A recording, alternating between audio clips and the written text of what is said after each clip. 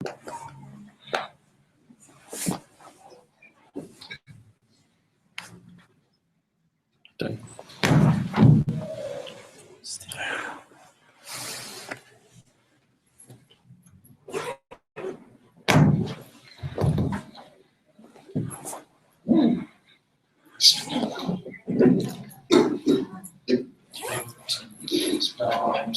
على سيدنا محمد وعلى آله أجمعين. اللهم علمنا ما ينفعنا وانفعنا بما علمتنا وزدنا علما على الإخلاص من قلوبنا إنك أرحم الراحمين. Assalamu alaikum warahmatullahi wabarakatuh. Vamos a cerrar, vamos a empezar sobre este intensivo sobre Ramadán, los diferentes puntos que tienen que ver con la jurisprudencia, específicamente las leyes, las reglas. Vamos a pasar sobre también, antes de esto, una introducción sobre lo que es el MES y diferentes apuntes. Vamos a pedirles el favor de escribir las preguntas en camino y de guardarlas para el final de la sesión. Las sesiones van a durar cada una por asuntos de tiempo, no vamos a parar como hacemos en otras ocasiones, más de una vez esta mañana. Significa, paremos una pausa y después será el momento del almuerzo. Entonces, por favor, pues le pedimos concentración. Intentaremos hoy hasta el final del día, hasta las 5, pues por lo menos haber terminado la mayoría de la obra. Si queda algo será para mañana por la tarde. Entonces se tiene que llegar aquí, inshallah, en punto, porque ya mañana es para terminar, de 2 a 5, inshallah, 3 horas para poder terminar todo y hacer la sesión de preguntas. Seguramente hay muchas cosas que no se van a tocar aquí por asuntos de tiempo, pero ustedes las tendrán como preocupaciones, inquietudes, cosas que no han entendido, o también preguntas que no han aparecido en el texto, entonces, que tienen que ver con nuestro contexto, nuestra situación, con el trabajo, con muchas cosas. La gente pregunta a veces cómo manejar su ayuno. Entonces, por favor, mañana va a ser muy importante. No crean que porque hoy han dicho la mayoría que lo que viene mañana es menos importante. ¿Sí? Lo mejor es asistir, claro, durante toda la sesión, hoy y mañana. Entonces, voy a devolver la palabra al Sheikh Hamza, que nos visitó para esta ocasión, para darnos este resumen extraído de la risala de Al Qurtubi, resumida y explicada, inshallah, comentada por él, inshallah. Bismillah, أعوذ بالله من الشيطان الرجيم بسم الله الرحمن الرحيم الحمد لله رب العالمين صلى الله تبارك وتعالى وسلم على سيدنا محمد وعلى آله وأصحابه وأزواجه وذرياته ومن تبعهم بإحسان وبعد. Inshallah, before we begin, like Sheikh Riyaz said, the content of today's and tomorrow's lecture will be taken from a book called the Risala of Ibn Abi Zayd al-Qayrawani. Ibn Abi Zayd was a great faqih, scholar of the law, and a great muhaddith, scholar of hadith of the Prophet ﷺ, who lived in North Africa in the 4th century after Hijrah. He was an expert of the school of Imam Malik and fiqh, so much so that he was given the title of Malik al-Saghir, the lesser or the little Malik. And who is Imam Malik, rahimahullah ta'ala, upon whose fiqh and upon whose interpretations of the law the book is based. It's a hadith of Imam Tirmidhi, rahimahullah ta'ala, that he narrates about the Prophet sallallahu alaihi wasallam, that he said, a time will come when the people will ride their camels in the east and in the west seeking knowledge. فَلَا يَجِدُونَ أَحَدًا أَعْلَمَ مِنْ عَلِمِ الْمَدِينَةِ. They will not find anybody who has more knowledge than the alim of Medina. And the muhaddithun, almost to a man, all of them say that this was a prophecy of Rasulullah sallallahu alaihi wasallam that specifically refers to Imam Malik. Entonces empezará el Sheikh hablando del compendio que vamos a ver que es el Risala. Ya algunos de ustedes conocen la obra. Vamos a ver entonces la Risala, pero queremos hablar antes del autor y del madhab, o la escuela sobre la cual se basa esta obra. Hablo del Imam Ibn Abi Zayd al-Qayrawani, que es un gran sabio de la tradición islámica, especialista en hadith, especialista en la jurisprudencia, un faqih, y desarrolló entonces las diferentes obras sobre el madhab de Imam Malik. Y este sheikh vivió, este sabio vivió en el siglo IV del Islam, significa aproximadamente el 12 para ustedes. Tiene muchas obras muy profundas. Este es un compendio realmente sobre las reglas las más importantes. Y cuando hablamos de la escuela del Imam Malik, muchas personas pues no han tenido una idea de quién es el sabio. Se relata el hadith del Tirmidhi en el cual el profeta sallallahu alaihi wasallam dijo: llegará un tiempo en el cual la gente no encontrará más sobre la tierra más conocedor que el sabio de Medina. Claro, el profeta Muhammad sallallahu alaihi wasallam no mencionó el nombre, no mencionó muchos hadiths sobre los cuatro grandes imames, que son Abu Hanifa, Malik, Shafi'i y Ahmad, que son los padres de estas escuelas de jurisprudencia. Para Malik, que es la escuela de Medina, es el hadith que está relatado, que habla sobre la importancia del imam que va a poner las reglas y los fundamentos de este madhab, de esta escuela del Islam, escuela de jurisprudencia. Vamos entonces a basarnos sobre esta escuela para hoy. So this book, like I said before, is one of the oldest books written on the topic of fiqh. There are differences of opinion in the Ummah regarding many legal matters. A person shouldn't focus on the fact that there's a difference of opinion on an issue or not. Rather, it's important just to learn one valid form of practicing the Sharia. Afterward, they can investigate the differences of opinion of the ulama. But one shouldn't take the fact that an issue has a difference of opinion and focus on the difference of opinion to the point that they don't learn any of the valid opinions. There are a number of valid ways to worship Allah subhanahu wa ta'ala within the deen, and the most important thing is that you find and you learn and you practice one of them, not that you obsess about the differences of opinion. Entonces dice, es una de las obras más antiguas sobre el fiqh y sus diferentes capítulos conocidos para aprender en el comienzo. Dice, es una escuela, la tradición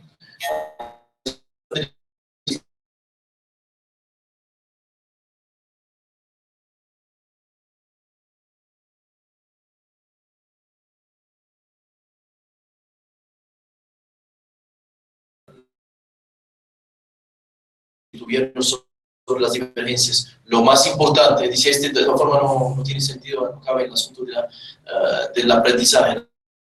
Tiene que ver con una opinión válida, tomarla y practicarla. Es lo que tiene que hacer un musulmán en sus comienzos. Después, pues sí se va a abrir más a las cuestiones de divergencia, pues después de haber tomado la base. Pues la base se toma de cualquier escuela. Aquí se eligió la escuela malikita, pero se puede elegir cualquier escuela y empezar con y tener un conocimiento válido, una opinión en una tradición de jurisprudencia islámica. Y es lo que tiene que uno buscar en la vida, no tiene que estar preocupado de las divergencias. Bismillahirrahmanirrahim. Babu fi siyam wa sawm shahr Ramadan faridatun. The chapter regarding fasting, and to fast the month of Ramadan is an obligation. Pues primer punto, la obligación de ayunar el mes de Ramadán. يصام لرؤية الهلال ويفطر لرؤيته كان 30 يوما أو 29 يوما فإن غم الهلال فيعد 30 يوما من غرة الشهر الذي قبله ثم يصام كذلك الفطر. The month starts by seeing the new moon, and the month ends by seeing the new moon. And so a month in the lunar calendar is either 30 days or 29 days. And so what happens is after the 29 days of every month pass, a person goes to see the new moon. Who here has seen the new moon before? Anyone? Raise your hand, right? So just like the sun rises and sets, it rises in the east and it sets in the west, just like that the moon rises in the east and it sets in the west. And so you have an issue, which is that the solar day is 24 hours even, the lunar day is somewhere around 10 minutes shorter than the solar day. So what will happen is that the sunrise, sorry, the moon rise and the moon set, the time of day that the moon rises and that the moon sets will move back about 10 minutes every day you proceed through the month. And the time it takes for the moon rise and moon set to come back to the time that it was before is somewhere around 29.5 days. Entonces, empezar hablando de la visión de la luna es lo que marca el comienzo, y la visión de la luna es lo que marca el final de Ramadán. Esa es una obligación pues, poder ver para empezar el ayuno. El mes lunar empieza con la visión, y la luna dice que tiene el mismo vamos a llamar órbita que el movimiento del sol. Se levanta también al oriente y se baja al occidente. Dice, excepto que hay un decalaje entre los meses de la luna y los meses del sol. Los meses de la luna son más largos, ahí hay un decalaje de algunos 10 minutos en cada día. Estos 10 minutos en cada día, claro, al final del año, pues, forman días completos, ahí hay un decalaje entonces en el tiempo. Es por eso que, verán que el año lunar tiene menos días en general. So the new moon is when the moon is first visible after a couple of days that the moon becomes invisible. Because if the moon is rising and setting exactly at the same time that the sun is rising and setting, the sun is so bright that it blocks out your ability to see the moon. Entonces, dice que la salida de la luna es como la salida del sol. Al mismo tiempo no se permite por el brillo del sol de ver la luna en su momento real, después que aparece después. So what happens is, after the moon is not visible for a day or two, what will happen is that you'll see that the sun will set, and right after the sun sets and all of its light is gone, you'll see that the moon is right by the sun and it's also about to set. And it's very small, it's like a thread. Y dice entonces, como hay este asunto del brillo, cuando baja el sol aparece este creciente en el cielo. Dice, son momentos en el cual aparece una línea muy delgada que aparece en el cielo. ¿Sí? Esa es la visión de la primera efecto de la luna. So when you want to see when Ramadan starts, you wait for the month before, which is Sha'ban, that 29 days have passed of that Sha'ban, and then you go at Maghrib time. Which direction should you face? You should face the west, because that's where the sun is setting. And wait until the sun sets and see, do you see this small crescent or not? If you see the small crescent, that means that that night is the first night of Ramadan and the next day is the first day of fasting. Nos acerquemos del lugar para poder observar los momentos del último tiempo de Sha'ban, en el cual vamos en los últimos momentos mirar esta aparición de la luna. Cuando baja y que se aparece entonces este creciente, sabemos que empezó la primera noche del mes de Ramadán, significa pues que el día siguiente es el primer día de ayuno. Just for your, I guess, interest astronomically, then what will end up happening is that the second day of Ramadan, you'll see that after the sun sets, the moon is a little higher and it will be there for a little longer and it will be a little bit thicker. As the month goes on, near the 15th of the month, what will end up happening is when the sun sets, that's when the moon is rising. So the sun will set in the west and the moon will rise in the east and it will be a full moon. These are all things because we live in the city and we live indoors so much, we don't see them anymore. We're not cognizant of them. Otherwise, on a night there's a full moon, the moon gives so much light that you actually cast a shadow in the moonlight. Because of city lights, you'll never see that. And whereas on a night that there's no moon at all, if there's no lights outside, it's kind of like space. You can't see anything around you. These are all ayat of Allah subhanahu wa ta'ala. They're all organic things from which a person should learn how to worship Allah ta'ala in connection with the nature that Allah created him on and in connection with the world around him. And that's why the deen chose, rather than having a very mechanistic, very artificial calendar like the solar calendar, the deen chose a calendar like the lunar calendar, which is something closer to the nature of a human being. Now look, what's the word for month in Spanish? Nice. Right? What's the word for month in English? It's moon, month, right? They all come from the same word, moon. And the same thing in Urdu, mah means what? It means moon, right? The idea is from the languages of human beings, you can tell that the concept of a month and the concept of moon, they're connected with one another. The solar month, quote unquote, this is like a bid'ah, this is something that happened afterwards, something that happened later, because it's not observable. You can't know which month you're in by looking at the heavens and looking at the stars. It's just an arbitrary way of cutting the solar year into 12 pieces. Dice, durante el mes, cuando va a empezar, ya empieza a quedarse más tiempo la creciente y a aparecer como más grande. Dice que en general ya es normalmente el segundo día. Y va así avanzando el mes, y cuando llega a la mitad del mes, aparece la luna de la parte occidental, oriental, saliendo. Y ahí es que se ve que estamos en la mitad del mes, y así, hasta que se va decreciendo y pues va desapareciendo otra vez. Esa es la manera pues de observar los movimientos de la órbita de la luna que nos permite dar el tiempo.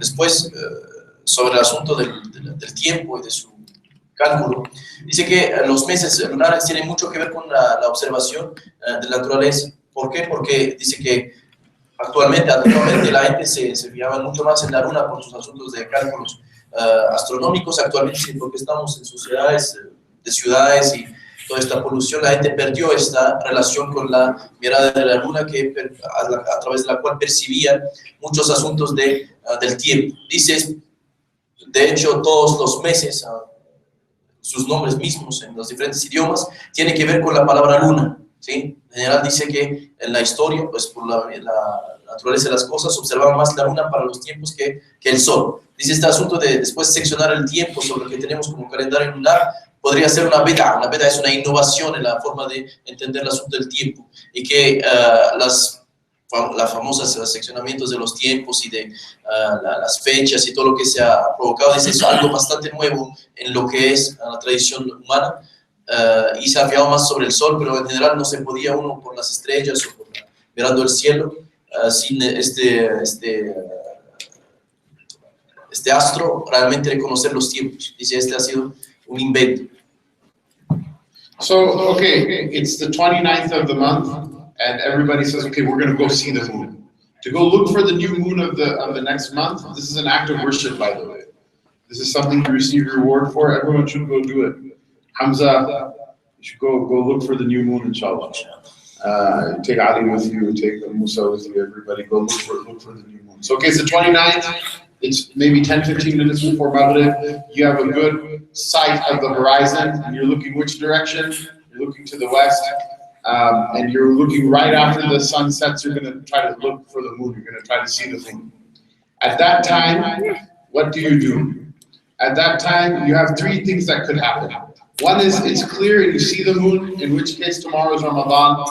The second possibility is it's clear and you don't see the moon, in which case tomorrow is not Ramadan. The third possibility is there's some sort of cloud cover, and so you don't know what you can see or what you cannot see.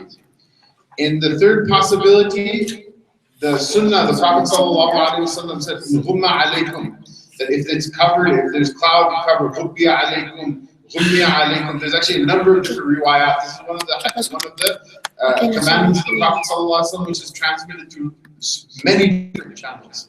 That if it's covered, if there's cover and it's not clear, it's obscure what's going on in the horizon, then you should count it as if nobody saw the moon and just count 30 days for the previous month, and then start Ramadan not that night but the night after.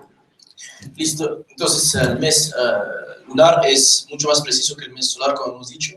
Puede ser 29 o 30 días. La observación misma de la luna en el comienzo del mes de Ramadán es una adoración. Es un acto de adoración. Allah subhanahu wa ta'ala lo cuenta como tal. Por eso es que es una necesidad de ir a ver la luna. Entonces llamo a los niños, a Hamza, Musa, a Ali, a todos los que están ahí, llamarse entre ellos e ir a ver la luna este día para saber del mes. Dice, hay tres posiciones para saber del mes. O van y realmente, aparentemente, no se ve la luna, totalmente no se ve. Entonces sabemos que mañana no es Ramadán. Segunda, es que se vea la luna, se ve entonces el creciente, y que sabemos que mañana es Ramadán. Otra situación puede ser, como dijo sallallahu alaihi wasallam, si la luna se esconde. ¿Por qué? Porque la luna puede haber aparecido o no, no sabemos, pero hay nubes, el cielo no es tan claro para poder saber si la luna ha aparecido o no. En tal caso hay que contar el mes completo. Hay que hacer el mes completo y agregar el día que faltaría. Entonces al nivel de, si son 29 o 30, tendríamos que contar los días como 30 si no lo hemos visto y saber que el mes ya había empezado su tiempo, pero que no pudimos observarlo. So a person at this point is probably wondering, well, mashallah, we're modern people and we have all the science and technology and all this other good stuff. Why is it that we're going to see the moon, this, difficulty and all of this, seemingly imprecise methodology for seeing the moon? And this has to do with the hadith of the Prophet sallallahu alaihi wasallam. There's a hadith narrated in Sahih Bukhari in which he says sallallahu alaihi wasallam, "Nahnu ummatun ummiyatun, la naqra wa la nahsibu. Ashahru hakada wa hakada wa hakada, wa hakada wa hakada wa hakada wa ashara biyadihi sallallahu alaihi wasallam 29 و 30." So, وكما قال عليه الصلاة والسلام كما روي عنه صلى الله عليه وسلم. The Prophet sallallahu alaihi wasallam, he said something very simple. He said, we are a ummah of people who are ummi. Ummi, the word ummi generally is translated as someone who's unlettered, someone who doesn't read or write. But the literal meaning of the word ummi is what? It's a nisba al-um, right? It's a nisba al-um, right? Someone's from Colombia is Colombian. Someone who's from Pakistan is Pakistani, someone who's from his is Ummi, meaning everybody, this ummah is an ummah of everybody at some point being equal with one another. It's my mother. Yeah, well no, it's not, it's ummiyun, it's not ummi. It's not ummi with a sukun on the ya. With the sukun on the ya, that would be my mother. Ummi means that we belong to just mothers. We're basically the children of our mothers. Meaning what? That everybody, when it comes to the basic practice of Islam, everybody's equal. If you're a rocket scientist, if you're a millionaire, if you're poor, if you're rich, if you're black, white, makes no difference. The basic practice of Islam, everybody should be able to do it the same. So meaning what? It's not a prerequisite to be a Muslim, it's not a prerequisite to be literate, nor is it a prerequisite to be numerate. You don't have to be a professor of mathematics in order to be a good Muslim. And so he said the month is like this, and so he made a sign with his hands either for 30, meaning 1, 2, 3, or he made a sign with his hands for 29. 1, 2, and then the third time he held a finger back, meaning the month is either 30 days or 29 days. It's a very simple system, and it's a very self-correcting system as well. What do I mean by self-correcting? The Gregorian calendar, which the Christians, the Roman Catholic Christians use, and the Julian calendar, which the Eastern Orthodox Christian use. Do you know what day Christmas is? In the Gregorian calendar, Christmas is the 25th of December. In the Julian calendar, Christmas is on the 7th of January. So you have what? You have a disparity of 13 days between the two calendars. Why? Because the solar calendar isn't based on observation. There's no thing you can look for and say, oh look, it's a new year or it's a new month. It's based on seasons, but there's no discrete change that, okay, now it's not summer anymore, now it's fall. It's not based on any sort of observation, whereas the lunar calendar is based on objective observation. The new moon, is it there, yes or no? So maybe in Colombia they see the moon and they don't see it in Venezuela, so you have Eid on Tuesday in one place and Eid on Wednesday in another place. People say, oh look, there's no unity, we should have unity. What happens is if there's a disparity 1 year or 1 month, it corrects itself the next month, and the maximum difference that you have is 1 day. In the solar calendar, what ends up happening is they make arbitrary markers. So they say, okay, fine, a year is 365 days, and then every 4th year is 366 days, and then after every year there are leap minutes and leap seconds and all this other nonsense. This is something that only people who have a very precise technical understanding of engineering will be able to follow properly. And if you don't have people with this precise understanding, a villager out in the middle of Africa or in the middle of Asia or whatever, they're not going to be able to figure these things out. So you have these disparities between different calendars, that one person is celebrating Christmas on the 25th of December, and the other one is celebrating Christmas on the 7th of January. That type of disparity is impossible in this system. This is a very simple system, and it's a system that corrects itself in case any mistake is made. Entonces, unos dirán que tenemos una problemática sobre como musulmanes, que en un tiempo de tantas tecnologías todavía estamos mirando la luna y molestándonos a ir a ver y todo este asunto. Dice, es por una razón muy simple. La razón es que Allah subhanahu wa ta'ala facilitó esta religión y la hizo simple para todos. Dice el profeta Muhammad, nosotros somos una comunidad de ummi. Ummi, dice el Sheikh, significa que se devuelve a sus madres, que tiene relación con la esencia. Esta esencia significa que todos los seres humanos tienen que ser iguales ante la ley y que tienen que estar en capacidad de practicarlo. No podemos ser matemáticos, astrónomos para poder practicar el mes de Ramadán. Tiene que facilitarse para todos al mismo nivel. Después que el profeta Muhammad facilitó la regla para que todo el mundo pueda practicar su fe. Ese es el asunto de la belleza de esta tradición. Es por eso que el profeta en Hadith sallallahu alaihi wasallam va a hacer un signo y contar los días del mes haciendo signos. Puede ser 30 días y después la segunda vez puede ser y saca uno. Entonces el mes lunar les dice que puede ser o 30 o 29 días. Así todo el mundo es igual, tratado por igual.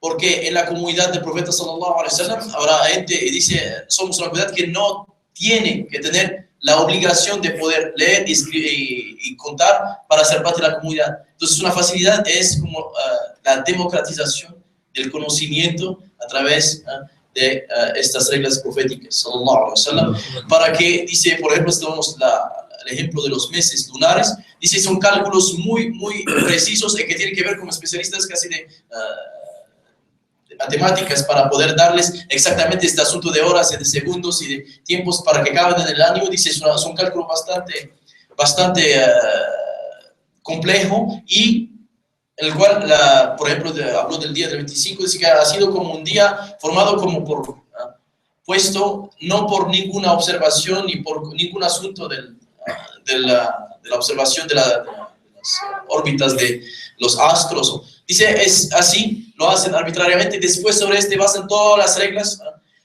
matemáticas alrededor de un día fijo, que es el día en el cual tenemos que saber que es el comienzo de un año y el fin de otro. Dice, es un asunto bien más basado sobre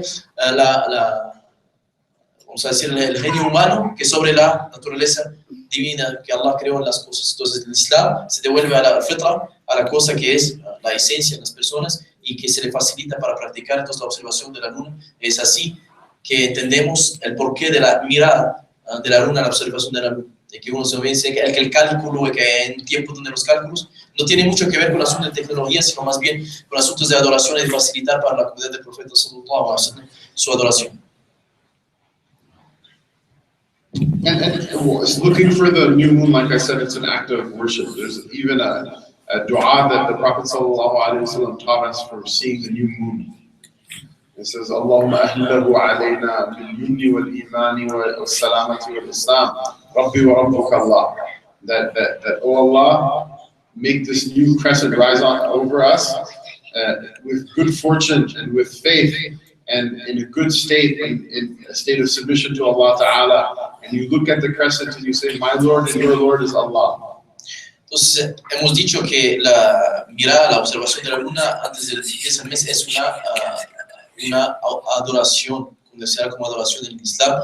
Y el profeta Muhammad, cuando miraba la luna, se expresaba con un dua que hacía, sallallahu alaihi wasallam, Allah, denos este mes con bendiciones y fe y buen estado en nuestros seres y un buen estado general en nuestras vidas. Y decía, y hablaba con la luna así, se diría a la luna y hablaba, Rabbu Rabbuka Allah, mi Señor, tu Señor es Allah, hablando de la luna, que es el creador de toda cosa en los asuntos.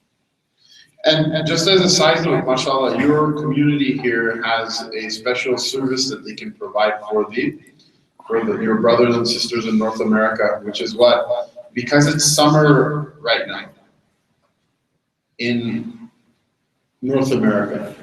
Remember we said that as long as the sun is out, we won't be able to see the new moon. So for example, in places where we live in Chicago right now, Maghrib comes in when? 8 o'clock. And in like Seattle, where I used to live, Maghrib comes in maybe like 9:30, 9:45 at certain times of the year. So if the sun is out, no one will be able to see the moon. Whereas here, because it's winter time in the southern hemisphere, The sun sets early, so there's more time to see the moon before the moon sets. So if you go, inshallah, make a group of people on the 29th of Sha'ban, go sit in a car, you guys can pack some sandwiches or mashallah or something, and then, yeah, alhamdulillah, mashallah, sit in the car or sit in a couple of cars and then go up to a mountain somewhere where it's clear, where you can see things clearly, and just, you know, look toward, you know, 10, 15 minutes before the Maghrib time, look toward the west and see for the moon. And if you see the moon, then you can text your old friend Hamza, inshallah. You can email Hamza, your friend, put it up on Twitter or whatever, and say, we saw the moon. And this actually happened. The brothers from Centro Al-Qūrtubi, they gave the good news. I remember in 2015, the Ramadan in 2015, you saw the moon, and I hadn't come here yet. So we said, who are these people? We have no idea. And there's a picture with the telescope behind it. So I thought, well, maybe they saw it in the telescope. And then a brother said, no, they saw it with their eyes. Just the telescope is just in the picture, but they didn't look with the telescope. Now that we know who you are, mashallah, and you know who we are, if we get the khabar, it will make life much easier for us in North America as well. So please go watch the moon. Allah Ta'ala give you the reward for all of the people fasting in North America as well. Entonces dice que el servicio que nos puede hacer este año, como estamos en el hemisferio norte en verano, en este momento que ustedes están en invierno, dice que se va a dificultar este año de ver la luna en el hemisferio norte por el asunto del tiempo, que el sol va a bajar después de un tiempo muy largo en el día, entonces no va a ser tan fácil ver la luna, para decir que va a ser casi imposible. Entonces dice que aquí, como están en este momento, en esta estación de invierno, se les va a facilitar, inshallah, para verlo. Entonces dice que pues invita al grupo a ir con algunas facilidades y sus medios para quedarse 15, 10 minutos antes que baje la luna para poder hacer la observación de la luna. Dice, en tal caso, pues podrían ser los testigos para la comunidad también en Norteamérica este año para que puedan empezar su ayuno si han visto la luna. Dice que si ven la luna, entonces me envían un mensaje a su antiguo amigo Hamza para decirle, para que decirle, hemos visto la luna. Me dice, pasó en el 2015, cuando en el hemisferio norte se había observado, se habló de un centro Al-Qurtubi en Sudamérica. Dice que quiénes son esta gente que han visto la luna, y después se supo que, después dice, antes de conocerlos, supimos que unas personas en Colombia habían visto la luna y se hizo entonces una investigación sobre quién era esta gente, pues después vino aquí, nos conocimos. Fue una razón de conocernos después, porque no sabían de la existencia de gente que observaban la luna en este hemisferio. ويبيد الصيام في أوله وليس عليه البيات في بقيته. The intention regarding the fast of Ramadan, according to Imam Malik, it's sufficient to make the intention one time in the beginning of the month, to fast all of the days of Ramadan. So for example, why is this important? What if somebody falls asleep before Maghrib time and then they don't wake up in time to make the intention for the next fast day? According to Imam Malik, it's fine. You can make one intention at the beginning of the month and it's for all of the days. What is the caveat, the thing to look out for? The thing to look out for is if you get sick in the middle, or if you travel in the middle, or if it's one of the sisters, they have their menses in the middle. For whatever reason, if that intention to fast all the days is broken in the middle, then you have to make another intention when you start fasting again. This is a difference of opinion. Some of the imams say that you have to make an intention for every single day separately, which is a sunnah. It's better for everyone to do it. But this is Malik's opinion that the bare minimum is that you should have one intention for the entire month. Entonces, necesitamos en el comienzo del mes tener la intención que vamos a ayunar, el mes de Ramadán. Esta cuestión en la tradición de la escuela maliki se dice que es suficiente tener la intención una vez antes de empezar el mes y decir voy a ayunar Ramadán, y será suficiente esta intención. Dice, claro que hay asuntos de excepciones, por ejemplo, si una de las hermanas está en su periodo o un hermano ha viajado, retomar después porque normalmente ha comido o ha cortado el ayuno, retomar el ayuno con esta intención, otra vez que va a ayudar el resto de los días de Ramadán, ya que volvió del viaje, aunque la mujer volvió a su estado natural de purificación, pureza. En tal caso, entonces, sería suficiente una sola vez. Dice, sin embargo, claro que hay una recomendación que es mejor de hacerlo cada noche. Cada noche, mañana voy a ayunar, otro día de Ramadán y así. Sí, pero en la escuela maliquita es suficiente una vez al comienzo del mes y otra vez, si cuando se rompe el ayuno en la mitad del mes, por las razones explicadas, retomar la intención otra vez para el resto del mes. Pero único todo el mes y no observa el asunto de la intención para cada día. ويتم الصيام إلى الليل, and the fast starts at the crack of dawn, at the first time of Fajr, and the fast will end at the time of Maghrib. The time of Fajr is when the first light appears in the east. If you have like an app or you're doing some sort of calculation, like some sort of app that calculates the times for the prayers, then the time for Fajr, the Sadiq that comes in according to the observation of centuries of ulama is 18 degrees. When the sun is 18 degrees below the horizon, that's when the first light comes up. 18 degrees below the horizon, it will rise, rise, rise, and then when it's at 0, that means this is the time the sun is rising. So if you're going to set the settings on your app, set the settings for what? For Fajr, 18 degrees below the horizon. You should write that down. This is something that is conforms to the observation of the Ottoman timekeepers that kept the time charts from the Ottoman times. It's also the observation of Ibn Abidin in his Hashiyah. He writes explicitly that the time for the sunrise is at 18 degrees. Every country in the Muslim world, I know, either uses 18 or 19 and a half degrees. It's either 18 degrees or earlier. For some reason or another, all of the people who program the apps, they're all in America, and they all program the Fajr for 15 degrees, and it's like almost a half an hour too late. I have no idea why that is. I'll tell people, okay, the suhoor ends at this time. They say, no, Sheikh, look at my app. I said, I didn't go halfway around the world and like spend so many years out of my home, like studying in Mauritania and Pakistan for me to tell you, you tell me your programmer who wrote your app is going to teach me that. I'm telling you it's 18 degrees. Whoever wants to follow it can follow it. But that's what the observation is. I've myself gone out to see the true Fajr time, and I see that it comes in significantly before the 15-degree time. You can see the column of light from which the dawn spreads in the east. You can see it before the 15-degree time comes in. And just like if you eat a minute before the fast ends, your fast is broken. Just like that, if you eat a minute after the fast begins, your fast is broken. So the sunnah is to, in fact, stop eating a little bit before the crack of dawn, because the crack of dawn is more difficult to observe than the setting of the sun. But if you want to set your time on your app or on your computer programs, make sure that the Fajr is set for 18 degrees. Entonces, sepan que naturalmente tenemos que empezar el ayuno en el momento del Fajr, en el momento de la salida del sol, y terminarlo cuando baja el sol, el disco del sol al horizonte. Dice esta cuestión sobre el Fajr, hay una discusión larga sobre asuntos de cálculos, y se sabe, pues, desde algunos sabios del fiqh que manejan algunas tradiciones, que el asunto de los grados de la llegada, de la subida, es 18 grados por debajo del horizonte. Es este momento que aparece el Fajr, pues. Dice, bueno, tenemos una problemática actual sobre las aplicaciones de los celulares, y creen que son fuqaha. Los celulares no son fuqaha ni sus aplicaciones, ni las personas que las han hecho. Dicen que pusieron la aplicación a 15 grados. Si 15 grados ya es muy tarde. Significa que hay mucha gente todavía está comiendo el suhoor y ya empezó el día. ¿Qué pasa con su día? Se perdió.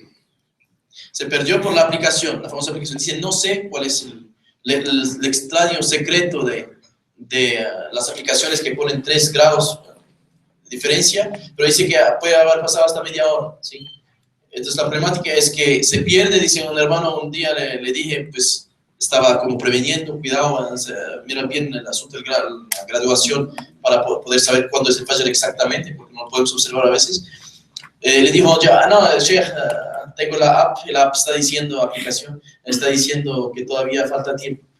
Dice, pues, tu aplicación pues está errada, ¿sí? Si no he pasado mi vida viajando a conocer hablándoles de astronomía en el cielo y pagando mis viajes, y para que me digas que con tu aplicación me vas a responder a la jurisprudencia del Islam. Entonces, una problemática muy moderna de creer que las aplicaciones, las tecnologías responden a nuestras necesidades a nivel del Islam. Es falso.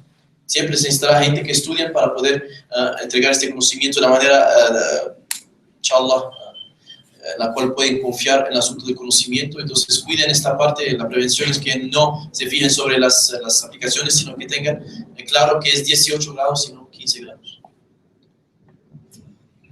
So the question comes up, how come you can use an app to tell the prayer time, but you can't use calculations to tell when the month starts and doesn't start?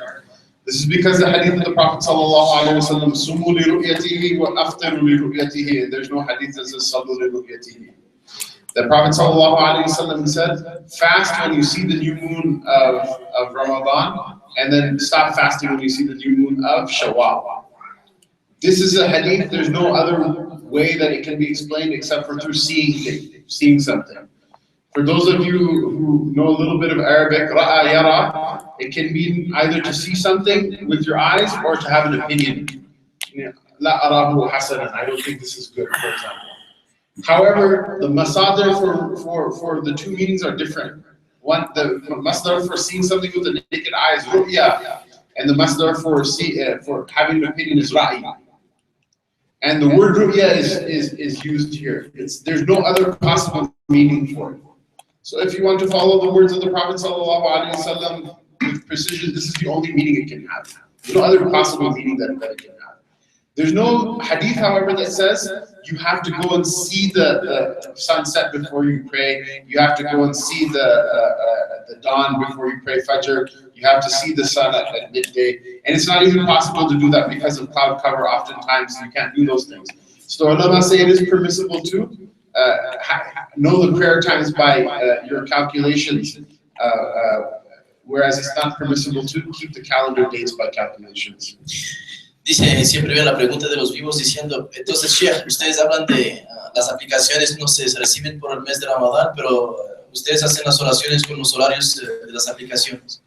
Dice, sí, y tiene que ver con el asunto de la precisión del mes de Ramadán. El profeta dijo, sallallahu alaihi wasallam, así explícitamente, ayunen cuando venan a la luna y se ayunan cuando ven también. Entonces, el profeta sallallahu alaihi wasallam ha marcado un asunto de precisión en la observación para el mes de Ramadán y marca bien el asunto del mes.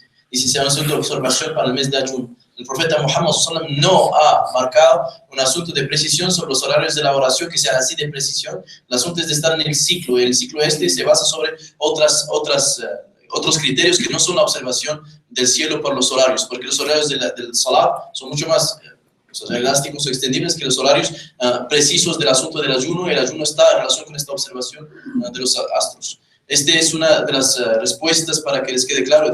Hablo de la idea de ver, la palabra ver en árabe, la visión, puede ser la opinión también, o puede ser también el asunto de la visión real, física, pero en este asunto que hablaba el profeta Muhammad no hay ninguna interpretación otra posible que la palabra de ver físicamente las cosas.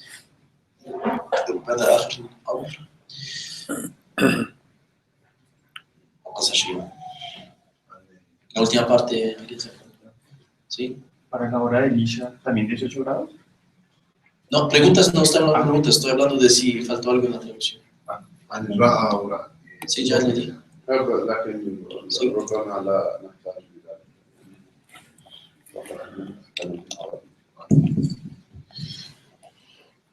ومن السنة تعجيل الفطر وتأخير السحور. It is a sunnah that once you know that the sun has set, that you open your fast as quickly as you're able to. The sunnah is what? Once you know for sure that the sun has set. If you have a doubt, or you're like, I think it might be this, I think it may be that, you have to wait until you're sure the sun is set.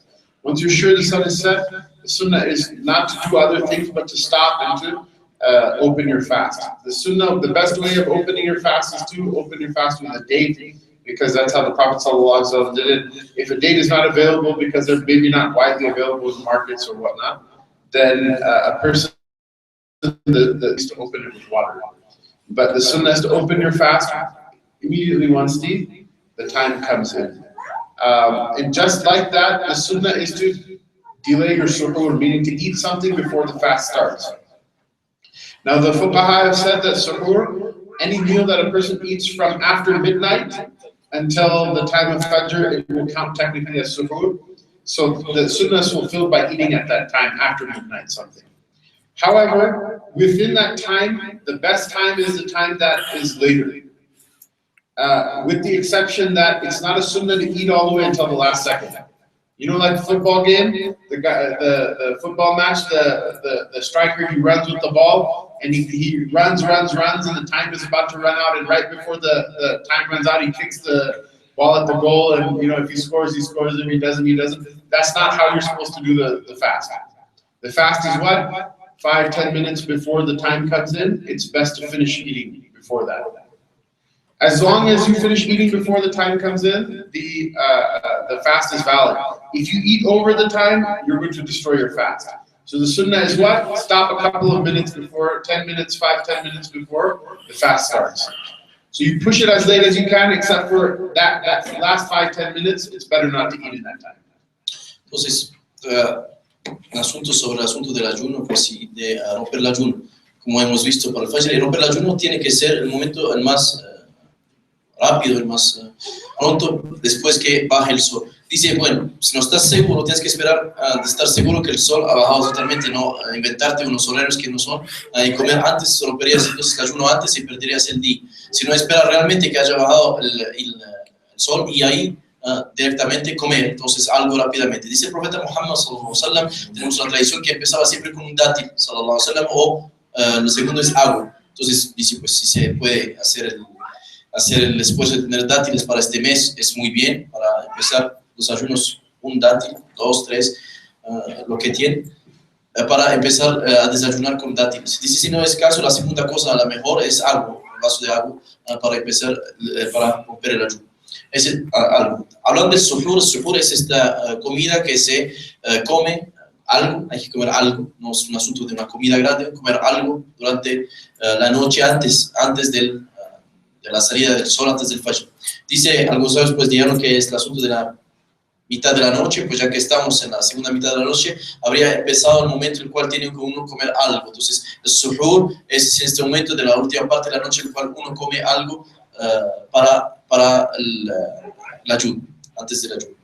Ahora dice que también el asunto del tiempo del suhoor no es comer hasta el último tiempo. Sí, hay que atrasarlo lo más posible, ser lo más cerca de los últimos momentos, pero no comer sobre los últimos segundos. Dio un ejemplo de, por ejemplo, estamos en un partido de fútbol y una persona pues pega el balón 2 segundos antes que del final y el balón todavía está en el aire y suena que se acabó el tiempo. Entonces si marcó, si no marcó, dice, no es así que tienen que ver el suhoor, ¿sí? Porque van a poner en riesgo su ayuno. La idea es de parar 5 minutos antes, por lo mínimo, ¿sí? Por lo mínimo, si puede ser 10, mejor, pero 5 minutos antes sabes que ya te lavaste la boca y ya estás listo para el ayuno por prevención. Si no, pues habrás perdido el ayuno y no se puede considerar que está como un acto serio. So, one thing that a person can do, this is a question people give me a lot.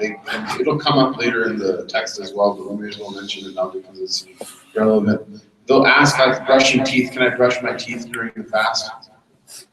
And I don't think you can use toothpaste while you're fasting. If you want to use toothpaste, it will probably break your fast.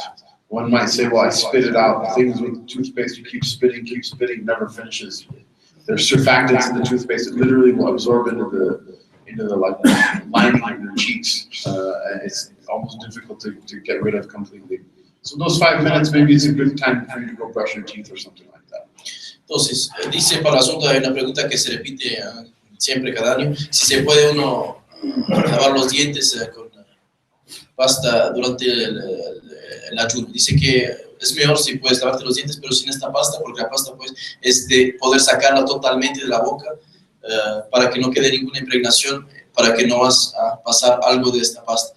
Dice por prevención es mejor no hacerlo y dejarlo para no perder el ayuno. Y si tienes que pues lavarte los dientes, pues lávate los dientes después del suhoor, durante los 2 minutos antes de los 5, toma 2 para lavarte los dientes y ya estar listo antes, pero no utilizarlo durante el ayuno por prevención.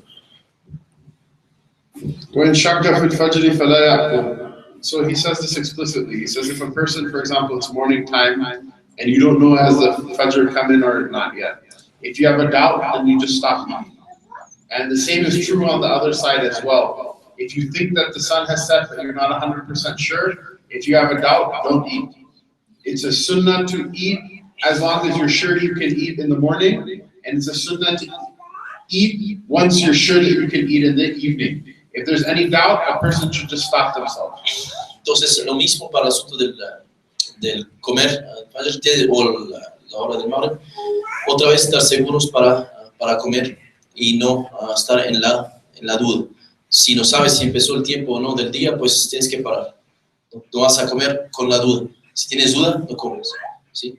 ¿Será que empezó el día o no y tú estás comiendo ahí tu pan? No se puede. Tienes que cortar. Si ya no sabes, ir a buscar el tiempo si eso no es. Si no, pues puedes estar en confusión y haber perdido otra vez el día. Entonces es muy importante cuidar. ولا يصام يوم الشك ليحتاط به من رمضان ومن صامه كذلك لم يجزيه وإن وافقه من رمضان ولمن شاء صومه تطوعا أن يفعل. So this is a question, for example, what if there's cloud cover and you're pretty sure that the moon is behind the clouds but nobody actually saw it? Then there's a doubt inside someone's heart that maybe tomorrow really is Ramadan. If I eat something, I'm going to miss it. This is called the Yom HaShak. This is the day of doubt. This is an issue in the law called the day of doubt. Rasulullah sallallahu alayhi wa sallam said, "Man sama Yom HaShaki faqad asa Al-Qurtubi alayhi salatu wassalam." The person who fasts on the day of doubt, that person has disobeyed Abul Qasim. Abul Qasim is the honorific title of the Prophet sallallahu alaihi wasallam. Whoever fasts on the day of doubt, that person has disobeyed the Prophet sallallahu alaihi wasallam. It is haram. It is a sin. Imagine you're keeping a fast because you want reward, and instead you get sin. It is a sin to fast on the day of doubt. The reason you're doing that fast on the day of doubt is because you think it might be Ramadan. If someone saw the moon, khalas, everybody fast that day. If nobody saw the moon, then there's no fast on that day. Just because of doubt, you don't fast. So the idea is whoever fasts on the day of doubt out of their misgivings, this is something that the Sharia doesn't encourage. However, the ulama say that if a person fasts on the day of doubt, not because it's the day of doubt, but because of some other reason. For example, somebody fasts every Monday and Thursday as a practice, and that day happens to be Thursday, or that day happens to be Monday. Then it's permissible to fast that day with the intention of what? With the intention of it being a nafil, an extra fast. The reason that's permissible is because if a person makes the intention to fast that day as a nafil fast, as an extra fast, that intention won't suffice for a person if they are for the first fast. So this is an issue as well. What if the day of doubt happens and someone fasted because it might be Ramadan, and then the next day they get a call from Venezuela saying, "Oh, we saw the moon." The fuqaha say that even then the fast is not valid. You cannot keep the fast of Ramadan except for based on certainty. If that certainty didn't come to you and you fasted on that day out of cautiousness, that fast is still not valid. So if you fasted the day of doubt as a nafil, as an extra fast, then the intention of extra fast will not cover the fard fast. However, if you fasted that day with the intention that it's fard, then you don't have the knowledge that it's fard, the certain knowledge that it's fard, that doesn't count either. So the best thing is to not fast it. Or if you're going to fast it, make the intention of what? That this is an extra fast day.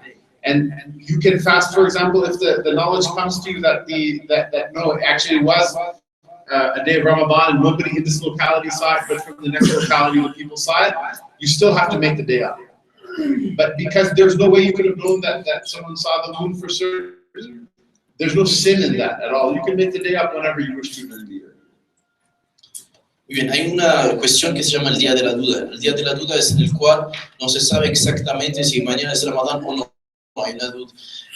El profeta Muhammad sallallahu dijo un hadith muy conocido que el que ayuna el día de la duda desobedeció a Al-Qasim. Al-Qasim es el título honorífico del profeta Muhammad sallallahu tuvo un hijo llamado Al-Qasim, entonces lo llamaban Al-Qasim, el padre del Qasim.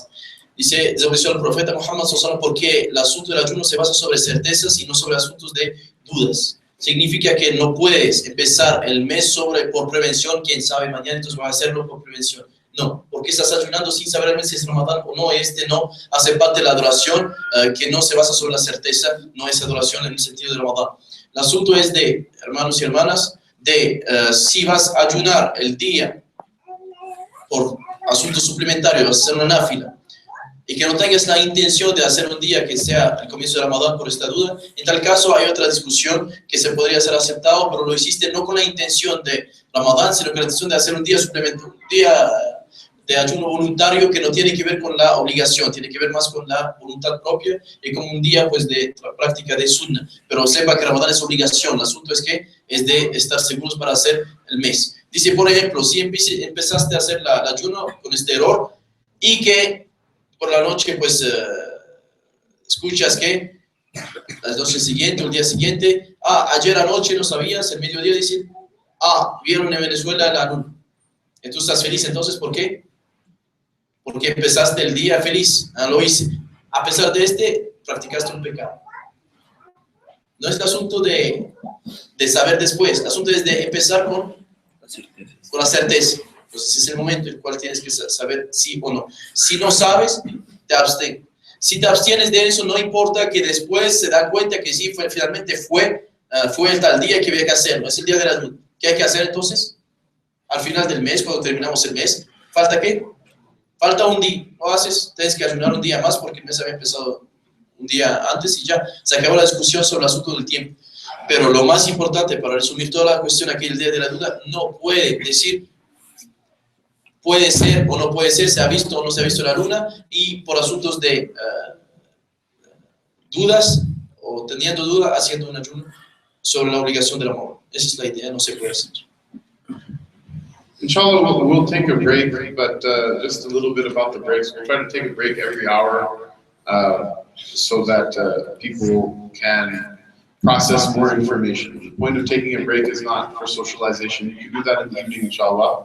The point of the break is to get up, walk around a little bit, refresh yourself, and then be back in time for the dars again. So depending on how tired people are looking, we'll make the break 5 or 10 minutes. But please, yourself, look at the time and try to be back in your seat and ready to learn again at the time that the break is over. Don't try to extend the break because that's going to cut into our time to learn. Again, the point of the break is so that we can learn more, not to socialize and things like that. Dice que vamos a hacer pausas, pero cada hora puede ser, pero que no, estas pausas no se consideran un asunto de socialización.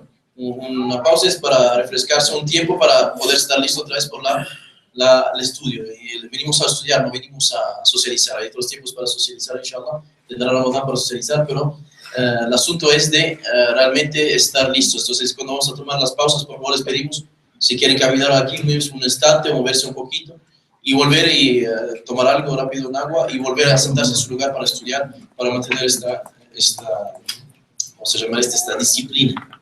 Dios sabe cuánto es difícil esta disciplina en nuestro pueblo colombiano. He's de Colombia. Okay, chao, 10:35. Chao. Él no habló de los colombianos, yo hablo. Y asumo.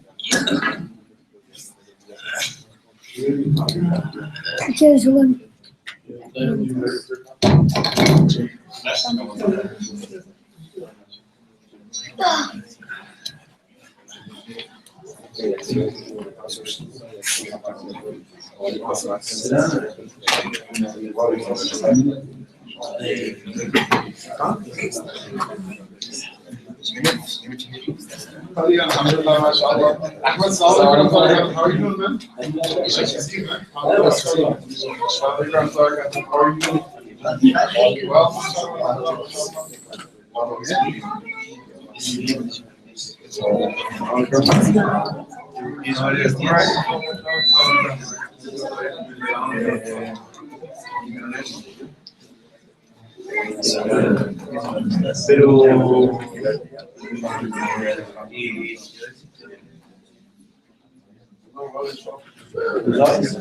Mira afuera porque...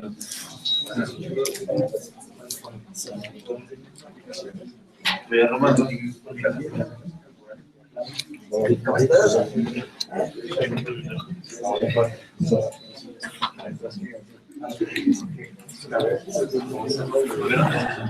You guys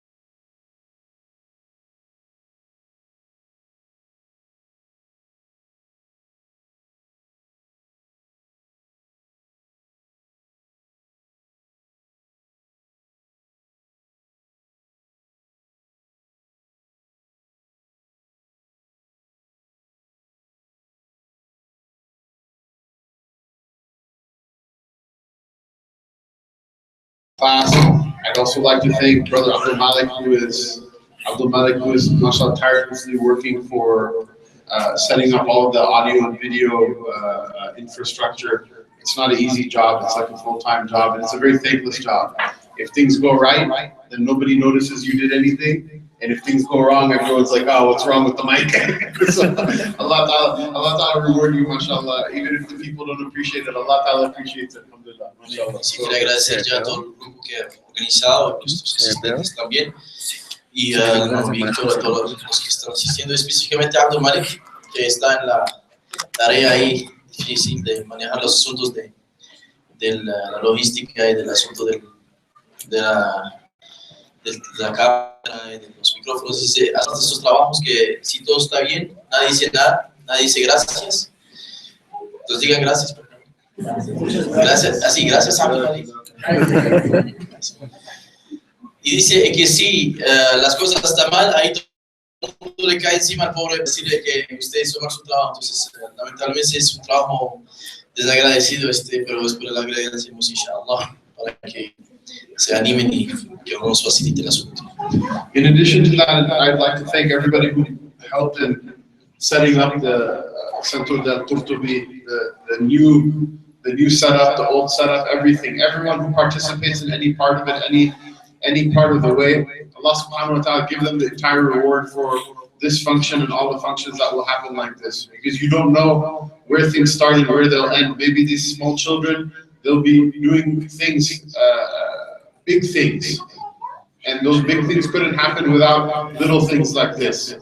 One day, all of us will be in our graves and they'll be doing these things. And the ones who help make this possible, Allah Ta'ala will give the reward to them. So I'd like to thank everybody, myself, and I ask Allah Ta'ala that anyone who had any part in participating in the making of any of these things, Allah Subhanahu wa Ta'ala give them the reward for all of this function and all those that happen afterward.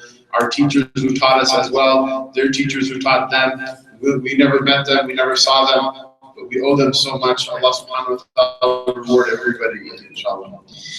Quiero también agradecer a todos los que participaron en esta nueva sede del Centro Al-Qurtubi, los que han puesto cualquier elemento en el trabajo, que han puesto su tiempo, su bien o cualquier asunto que han hecho en este lugar. Dice, pueden parecer cosas anodinas, pero hay que agradecer porque así empiezan las cosas grandes. Dice que hay un niño, Amir, que está aquí con nosotros, puede hacer después grandes cosas, y estas raíces tienen que ver con los primeros que habían puesto sus granos de arena en la expedición para esta fe, alhamdulillah, en diferentes lugares. Dice así, nuestros sabios tenían también la costumbre de hablar de sus sabios, ¿no? Vimos nuestros sabios con, por ejemplo, muchos estudiantes y muchas bendiciones sobre ellos, y había empezado por sabios que ni conocimos, pero sabemos que fueron la raíz de este bien. Entonces no menosprecian todo bien que se hace y agradecen todo lo que se hace en el nombre de Allah subhanahu wa ta'ala, y que hagan parte de este. Agradezco por los que han hecho parte de este trabajo y de esta obra. There's a story about Sayyidina Umar radiallahu ta'ala anhu, that while he was Khalifa, when there would be a battle, he would be very anxious to hear the news of what happened with the Muslims. And so Medina Munawwara has gates facing different directions. So when he was expecting the news from a battle, he would go out of his house and he would stand near the gate of Medina that faces the direction of that land. And he would pace back and forth. And so I believe it was either Nihawand or Qadisiyah that when the herald brought the good news of victory, he went straight to Sayyidina Umar and said that, alhamdulillah, Bashar, he gave him the good news of the victory from Allah Ta'ala over their enemies. The first question Sayyidina Umar radiallahu anhu used to ask is what? Is about people's sacrifices. He asked who was shaheed in this battle, who lost their life. And so the Bashir, the bearer of glad tidings, would say, so-and-so, son of so-and-so was shaheed in the path of Allah. So-and-so, the son of so-and-so was shaheed in the path of Allah. And then afterward he would say, وَخَلْقٌ كَثِيرٌ لَا تَعْرِفُونَ. That many people that you don't know who they are. خَلْقٌ كَثِيرٌ لَا تَعْرِفُونَ. There are many people also who lost their lives and you don't know who they are. So Sayyidina Umar radiallahu ta'ala anhu cried out. He says, ماذا يضرهم أن يعرفهم الله تبارك وتعالى ولا يعرفهم عمر. What does it harm them at all? That Allah knows who they are and Umar doesn't know who they are. So if there's sometimes somebody thanks people and they forget your name, don't worry about it. Allah Ta'ala doesn't forget. لا يضل ربي ولا ينسى. My Lord doesn't ever, He's never confused, nor does He ever forget anything. So whoever did anything for whatever, even sometimes, especially the sisters, they do things like they'll clean or they'll cook food or they'll do things without which events are not possible. Nobody knows who they are, nobody will take their name. But it doesn't, don't be bothered by that. Inshallah, Allah Ta'ala knows everything and He remembers everything. Everything is mahfuz, everything is preserved with Him. If nobody mentions your name Al-Qurtubi in this dunya, then Allah Ta'ala will mention your name ala ru'usul khala'at yawm al-qiyamah. Sí, hay una tradición que se menciona que el califa Umar cuando se acercaban los momentos de las batallas afuera de Medina, que salían los compañeros para batallar afuera de Medina, siempre se acercaba de los lugares de las fronteras de donde hacia donde se dirigían los que estaban combatiendo, por ejemplo, y se quedaba en esta orientación esperando que venga un mensajero diciéndole lo que había pasado con esta batalla.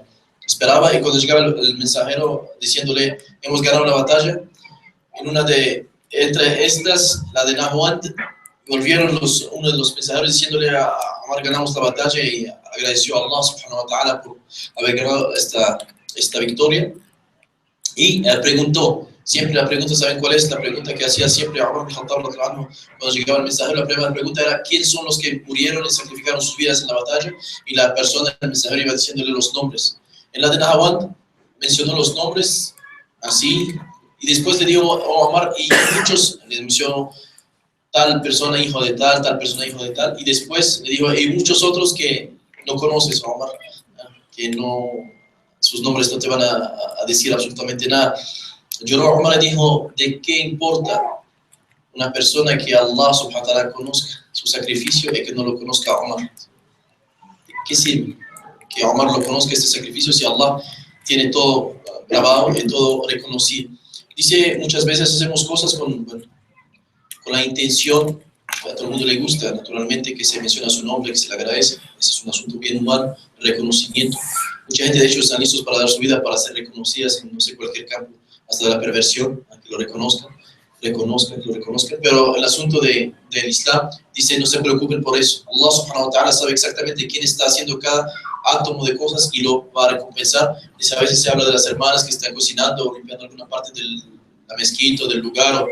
Dice, bueno, puede que no se mencionan sus nombres, pero Allah sabe exactamente lo que has hecho en tal día, en tal lugar, y es lo que importa por Allah. No es que te mencionen el nombre o que seas reconocido ante la gente en este mundo. Lo importante es que seas reconocido, inshallah, en el más allá ante Allah por lo que has hecho. Es con este espíritu que hay que hacer las cosas, con el espíritu de buscar favores y reconocimientos y ostentaciones en esta vida. Eso es muy importante para el musulmán. ومن أصبح فلم يأكل ولم يشرب ثم تبين أن ذلك اليوم من رمضان لم يجزه وليمسك عن الأكل في بقيته ويقضيه. So if a person wakes up in the morning and they haven't eaten or drunk anything yet, and they find out that today's Ramadan, the first day of Ramadan, but they didn't make the intention before the fast day started, then that person, that fast day doesn't count for them. Why? Because according to Malik, you have to have the intention before the fast starts. And this is a difference of opinion. Some of the fuqaha say that you can make the intention during the fast day as long as you haven't done anything to break the fast yet. But at any rate, if a person wishes for the most cautious route is what? Is that you should have the intention before the fast starts. That if a person wakes up in the morning and they haven't eaten or drinking anything yet, and then they find out that today is actually the first of Ramadan, that fast will not count for them, although they're still obliged to not eat and drink for the rest of the day. They're still obliged to not eat and drink for the rest of the day. They just don't eat or drink anything for the rest of the day, and then afterward, some other time in the year, they can make the fast out. So this is a mercy from Allah Ta'ala. Sometimes somebody misses a fast for whatever reason, legitimate or illegitimate. It's a mercy you can make the fast up some other time. Because you guys are close to the equator, all of your fast days are about the same weather, the same Like for us, for example, in Chicago, the fast starts at 3 in the morning and it ends at like 8:30, 8:45 in the evening. If a person, something like this happens, you can make the fast up in December if you want to. When the fast starts at 6 in the morning, it ends at 4. But like, yeah, you know, so when a person reads something like this, that, oh my goodness, I have to make the fast up, don't freak out. It's okay. You know, Allah Ta'ala will help you get through the deen so far. He'll help you get through the other things as well. It's not like such a big catastrophe or calamity. El asunto entonces sobre el asunto de que una persona, por ejemplo, se despierta el día de Ramadán, todavía no ha comido nada ni tomado nada, está totalmente en ayuno, y escucha que es Ramadán. A pesar de tiene que, claro, parar, no comer más durante el día, pero el día tendrá que recuperarlo de otra manera. ¿Por qué? Porque no tenía la certeza del día. Otra vez, esta precisión sobre la certeza en el ayuno es muy importante. Dice, algunas otras escuelas dicen que podría tener la intención después que haya empezado el día, pero en la tradición nuestra el asunto es de no mantener el ayuno como válido hasta que no fue empezado en un momento con la certeza. Listo. Esa es una de las problemáticas que tenemos que cuidar este asunto. Dice, no se preocupen por el asunto de recuperar, eso hace parte de los días, ya tendrán la capacidad de recuperar el día después del mes de Ramadán. Ese no es un problema, un día, pero dice, pueden hasta hacerlo en los días que son los más cortos durante el año y también es, por ejemplo, vas en Canadá actualmente, yo creo que a las 3 empieza y termina a las 8. Entonces de 3 a 8 va a estar ayunando, ya muy largo. Dice, podría recuperar el día de Ramadán en los momentos en cual en Canadá, por ejemplo, son 7 hasta 4 de la tarde. Entonces, mira que alhamdulillah, una misericordia para la comunidad del profeta sallallahu alaihi wasallam de recuperar. Pueden después, un día de Ramadán, recuperarlo en cualquier momento del año. Pero nada vale un día de Ramadán. And as a side note, because we mentioned that, don't you see that another hikmah of using the lunar calendar? That it's fair for everybody. So somebody is having an easy fast in the south, and somebody's having a difficult fast in the north, and the fast is in winter at this time, somebody's in summer at the other time. The people next to the equator, their fast is about the same, you know, middle length for the whole year. The people at the poles, some years the fasts are very long, but some years they're very short. All of it ends up becoming equal in the end. If we kept it during the solar calendar, what will happen is all the rich people will say, okay, Ramadan is going to be in winter for us. The poor people are going to have all the long fasts like every year. Entonces dice, mira la diversidad de esta comunidad, alhamdulillah, unos ayunan en cierto tiempo, otros en otra estación, otro periodo, y esta hace parte de las variedades que Allah subhanahu wa ta'ala quiso en su asunto del ayuno. Y las personas pues así, cada uno ayunando de otra forma en el mismo día, pero cada uno en su estado específico en cuanto a los tiempos de ayuno. Y esa hace parte pues de la variedad que Allah subhanahu wa ta'ala permite para la comunidad del profeta sallallahu alaihi wasallam. وإذا قدم المسافر مفطرا أو طهرت الحائض نهارا فلهما الأكل في بقية يومهما. So we know, for example, that a woman who's on her menses, she doesn't fast, just like she doesn't pray. And a person who's a traveler, and we'll talk about this in a little bit more detail in a minute, but a person who's a traveler according to a specific standard, that person is not obliged to fast. So if they wish to, they can fast, and if they wish to, they cannot fast on the days that they're traveling.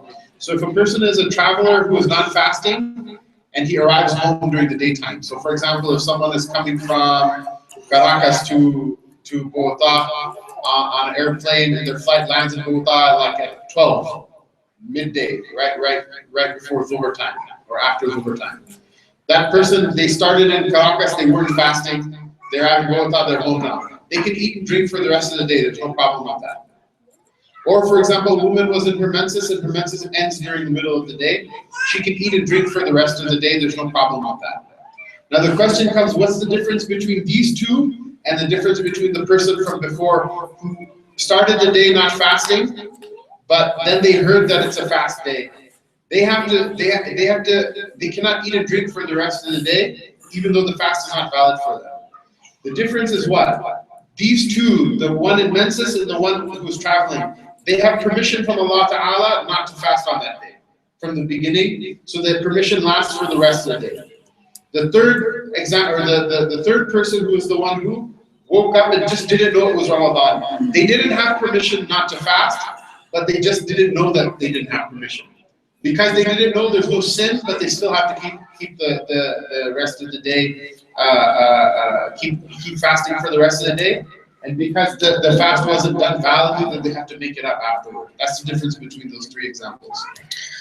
Entonces tomamos el ejemplo de los que tienen el permiso. Los que tienen permiso es la mujer en su estado de periodo y la persona con el hombre o mujer que esté viajando. Esos son los permisos para desayunar o no ayunar el día de Ramadán, siempre que esté al viaje un viaje halal, lo que va a practicar algo haram. Si va a jugar en casino de Las Vegas no puede desayunar. Listo. Es importante.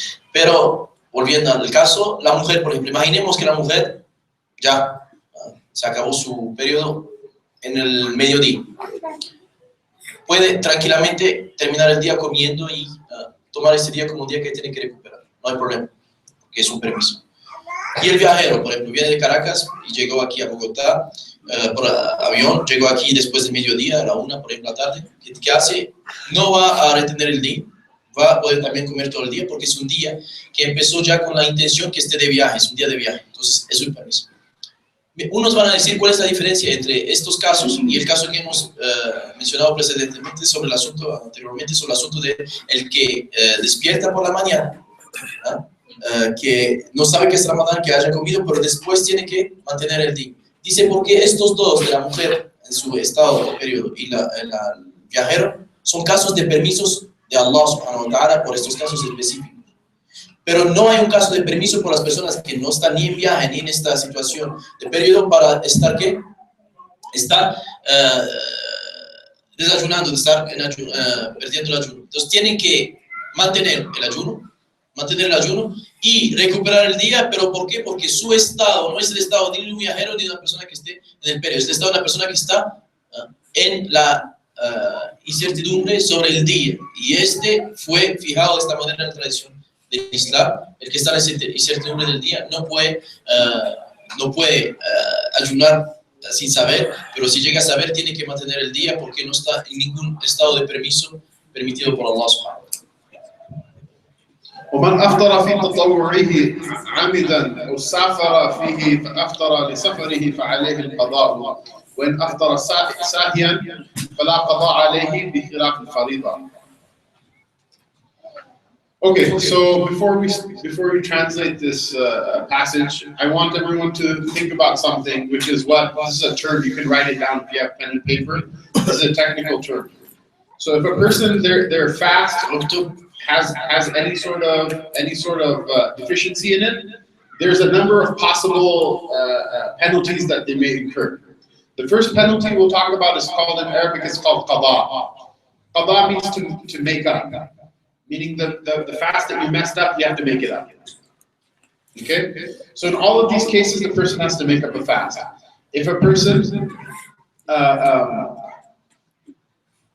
intentionally breaks their fast in a fast which is nafil, which is not Ramadan, not a fard fast. So for example, it's like, on Monday, on Monday the 22nd of May, it's not Ramadan, it's not fard to fast, you just chose to fast on that day. If you intentionally break the fast during the day, like you get really tired or you're invited to your relative's house and they insist so much and things like that, if you intentionally break your fast, the penalty for it is that you have to make it up. The qada becomes fard, even though the fast itself is a nafil, but the qada becomes fard. Why? Because when you start an act of worship, that act of worship, you make it fard on yourself. Once you say Allahu Akbar, you have to finish your prayer. You can't just bounce out in the middle of it. You didn't have to start it. If you didn't want to start it, then don't start it. But once you started it, you have to what? You have to finish that act. So just like that, the fast is like that. If you started it in the middle of it, you break it intentionally, you have to make it up. It's hard for you to make it up. So the first thing that requires qada is if you intentionally break up a nafil fast, or if you're traveling during the fast, right? We said before that there's certain conditions. If you meet them, you're considered a traveler in the Sharia. If you're a traveler in the Sharia, you don't have to fast. So if you elect not to fast while traveling, you have to make that fast after. فيه فأفطر لصفره فعليه القضاء.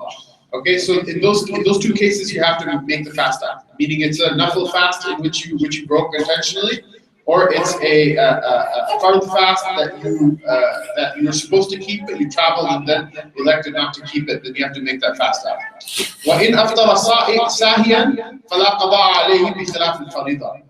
Now the question comes up is, what if a person is doing a nafil fast, meaning a fast which is not obligatory, and then they broke the fast forgetfully? Meaning what? Sometimes you forget you're fasting. It happens to people, you forget that you're fasting. So you woke up, you had your suhoor and everything, and then it's lunchtime, you see everybody else at work eating lunch, you forget it's Ramadan, you start eating with them.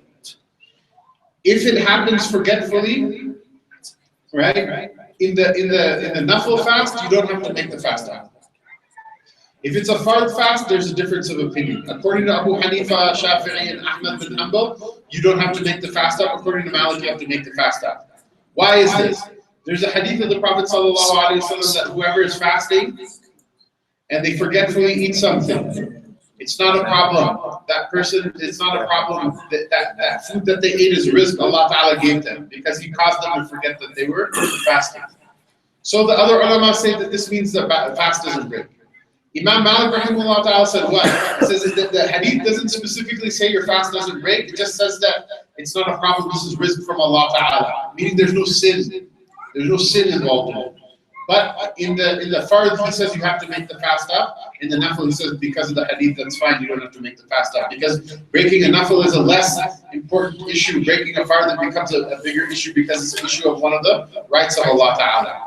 At any rate, if someone's like, but Sheikh, I heard Sheikh so-and-so say you don't have to make it up, that's fine. Both of them are legitimate opinions. Just know this is Malik's opinion that if you forgetfully eat during the fast of Ramadan, Malik's fatwa is that you have to make the fast up. You can follow whichever one of them you wish to. This opinion is definitely the more cautious of the two. Entonces hay un término aquí que es el qadá. El qadá es recuperar. El qadá es cuando pasa el tiempo de algo que se ha perdido, recuperar lo que se ha perdido y pues en el sentido con la intención de lo que no se ha hecho en el ayuno o la oración. Ese es un término técnico. Pero el asunto del qadá, aquí sobre el mes de Ramadán, hay diferentes cuestiones sobre el ayuno, perdón. En cuanto a la obligación, en cuanto al ayuno obligatorio, siempre que se pierde, uno tiene que recuperar el día del ayuno. ¿Listo? Y en cuanto al ayuno que es voluntario, si, por ejemplo, cortas el ayuno durante el día, por alguna razón, dices lunes yo voy a ayunar, pero desayunaste porque estabas cansado, porque te invitaron a comer, por la intención que tuviste de ayudar este día, ¿qué tienes que hacer? Reponer este día también, así fuera voluntario. ¿Por qué? Porque ante Dios, cuando prometes, ese es el Islam. Es muy importante asuntos culturales. Te digo algo, pero finalmente no me pareció, ni te llamo para decirte que ya no me parece. Ya no lo hago y ya. No. ¿Se recuerda alguna forma de pensar eso? ¿Dónde es que se vive así? En el Islam no tiene ningún sentido. Si prometiste algo, tienes que cumplir. Si no lograste cumplir en un instante, tienes toda la vida para cumplir, tienes que cumplir. Ese es el Islam. Se encuentra en la adoración lo mismo. Cuando prometes que vas a hacer algo, tienes que hacer. Entonces, ¿qué va a pasar? Por alguna razón, pues te enfermo o otra vez te invitaron a comer y dijiste, pues, no sé, una persona muy importante invitó, tu mamá dice, ven a comer. Bueno, pues, porque es voluntario, desayunar este día. Pero tienes que recuperar el día porque tenías este ayuno pendiente con tu propia, ¿qué? Tu propia promesa que ibas a ayunar. Ese es un asunto sobre lo voluntario. Lo obligatorio, la discusión, hay que recuperar. ¿Listo? Ahora, la discusión sobre el que come sahin. El que come sahin es distraído. Te levantas por la mañana, estás feliz, cantando y todo, ¿no? La esposa está feliz también, entonces no tienes ningún problema y te tomas un vaso de agua. Y tu esposa te dice, es Ramadán. ¿Qué pasó? No pasó absolutamente nada. ¿Qué tienes que hacer? Decir alhamdulillah, pero no tomar, ya se perdió el día, vas a tomar otro vaso. No. Pero si acabas de hacerlo, hermanito, ¿cómo el día pasa? No. Nos focamos, cuiden estas partes. siempre con este acento de las personas que tranquilo, fresco. No, nada de fresco. Tomaste el agua, es un regalo de Allah subhanahu wa ta'ala para ti en el día, te facilitó. Pero el día lo vas a mantener, lo vas a comer después y vas a ayunar. Claro que Allah subhanahu wa ta'ala, ¿qué hizo? Mantuvo el día para ti, tienes la recompensa del día, no perdiste el día. ¿Está claro? Pero la discusión sobre el asunto se recupera o no se recupera. Los tres madhab que son, no el nuestro. Abu Hanifa, Imam Shafi'i y Imam Ahmad, tienen un hadith que van a interpretar de una manera y que los malikitas van a interpretar de otra manera.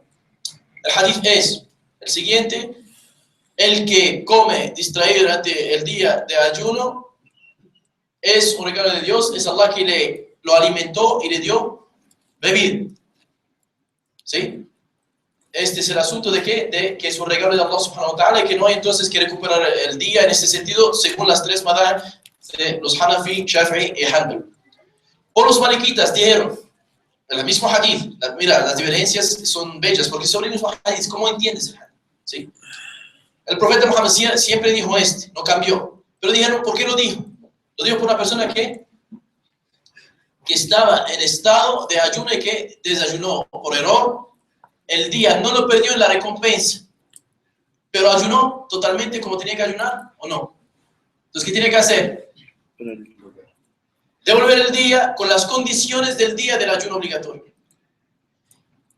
Cuando es voluntario y que desayunaste así, por distracción, dice Imam Malik, no hay problema. ¿Por qué? Porque no es Ramadán, no es obligación. Pero los malikitas tienen una precaución por lo que es obligación. Pero le ponen una línea. Hay una línea entre lo obligatorio y lo voluntario, una línea. Así como Ramadán es un asunto que tiene condiciones específicas, su especificidad tiene que mantenerse. No puede haber tomado durante el día y decir que estaba haciendo Ramadán.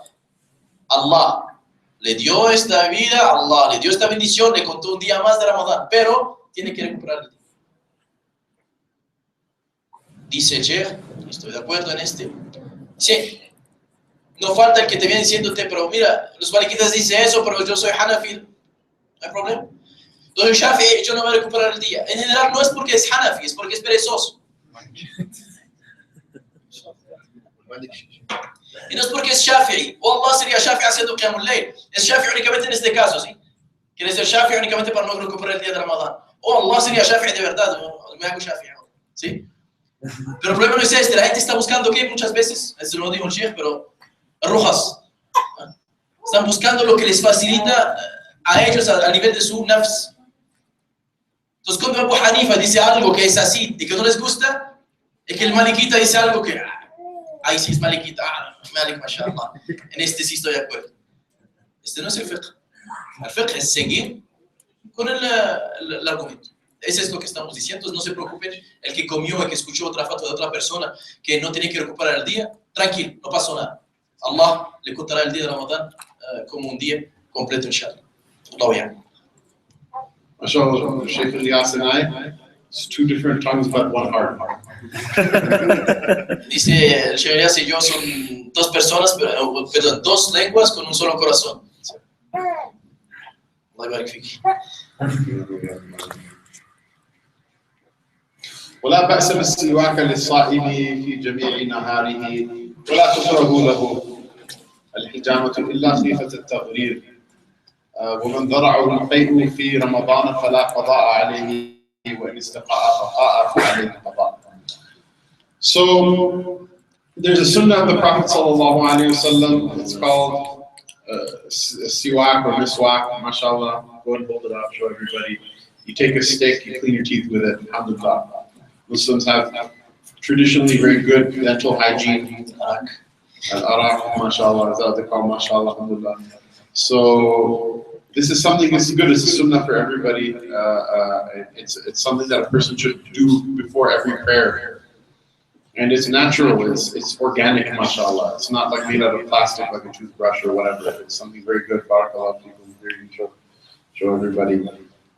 This is a really beautiful sunnah. As a strange side comment, there is a brother. Has anyone heard of Sidi Hakim Archuleta? He's a convert. He learned traditional medicine in Pakistan and in Morocco and different parts of the Muslim world. He said that when he was living in Morocco, he could tell which person is from the city and which person is from the village by looking at their teeth. So the people from the village, their teeth were amazing. He said the people who lived in the city, the teeth were horrible. Right. It is counterintuitive. One would think it's the other way around. So this using the siwak, there's a lot of benefit in it. There's a lot of benefit in it. Rasulullah sallallahu alaihi wasallam said that if it wasn't that I would worry that it would be difficult for my ummah, I would have commanded them that you should use the siwak. Meaning that when he sees the benefit, he says that I wish to command everyone to use the siwak. But I'm afraid that if I command them and that they disobey, then it will be sin against them Yawm al-Qiyamah. So he said, okay, just do it. I won't command you, but I'm just telling you that it's something very good. So the siwak, people should carry it. It is different than toothbrush. It's different than toothbrush and toothpaste. There's nothing wrong with using toothbrush and toothpaste as well. But the sunnah is what? The sunnah is using the siwak. Nos dice en la lección del siwak, por el asunto durante el día del ayuno. Vamos a ver el asunto del siwak. El siwak es este asunto de pasar sobre los dientes y las partes sencillas, todo lo que es la boca para mantener la boca siempre pura. ¿Sí? Dice pues el siwak es una tradición profética, primera cosa, el profeta sallallahu alaihi wasallam, y tiene que ver con la medicina profética. Muchas cosas que están en el siwak, en esta manera de limpiarse los dientes, no está en la parte de lo que se hace usted, pues si no hay problema en lavarse los dientes con pasta y lo que es el plástico ahí pero dice que por ejemplo, es una tradición, por ejemplo, que una persona que es aquí, Archo de España.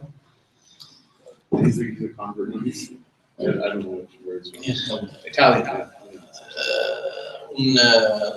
Un sabio pues italiano converso que se especializó en la medicina profética dice que podía ver en Marruecos cuando viajaba y aprendió muchas de las ciencias de la medicina en Marruecos y en otras partes del mundo.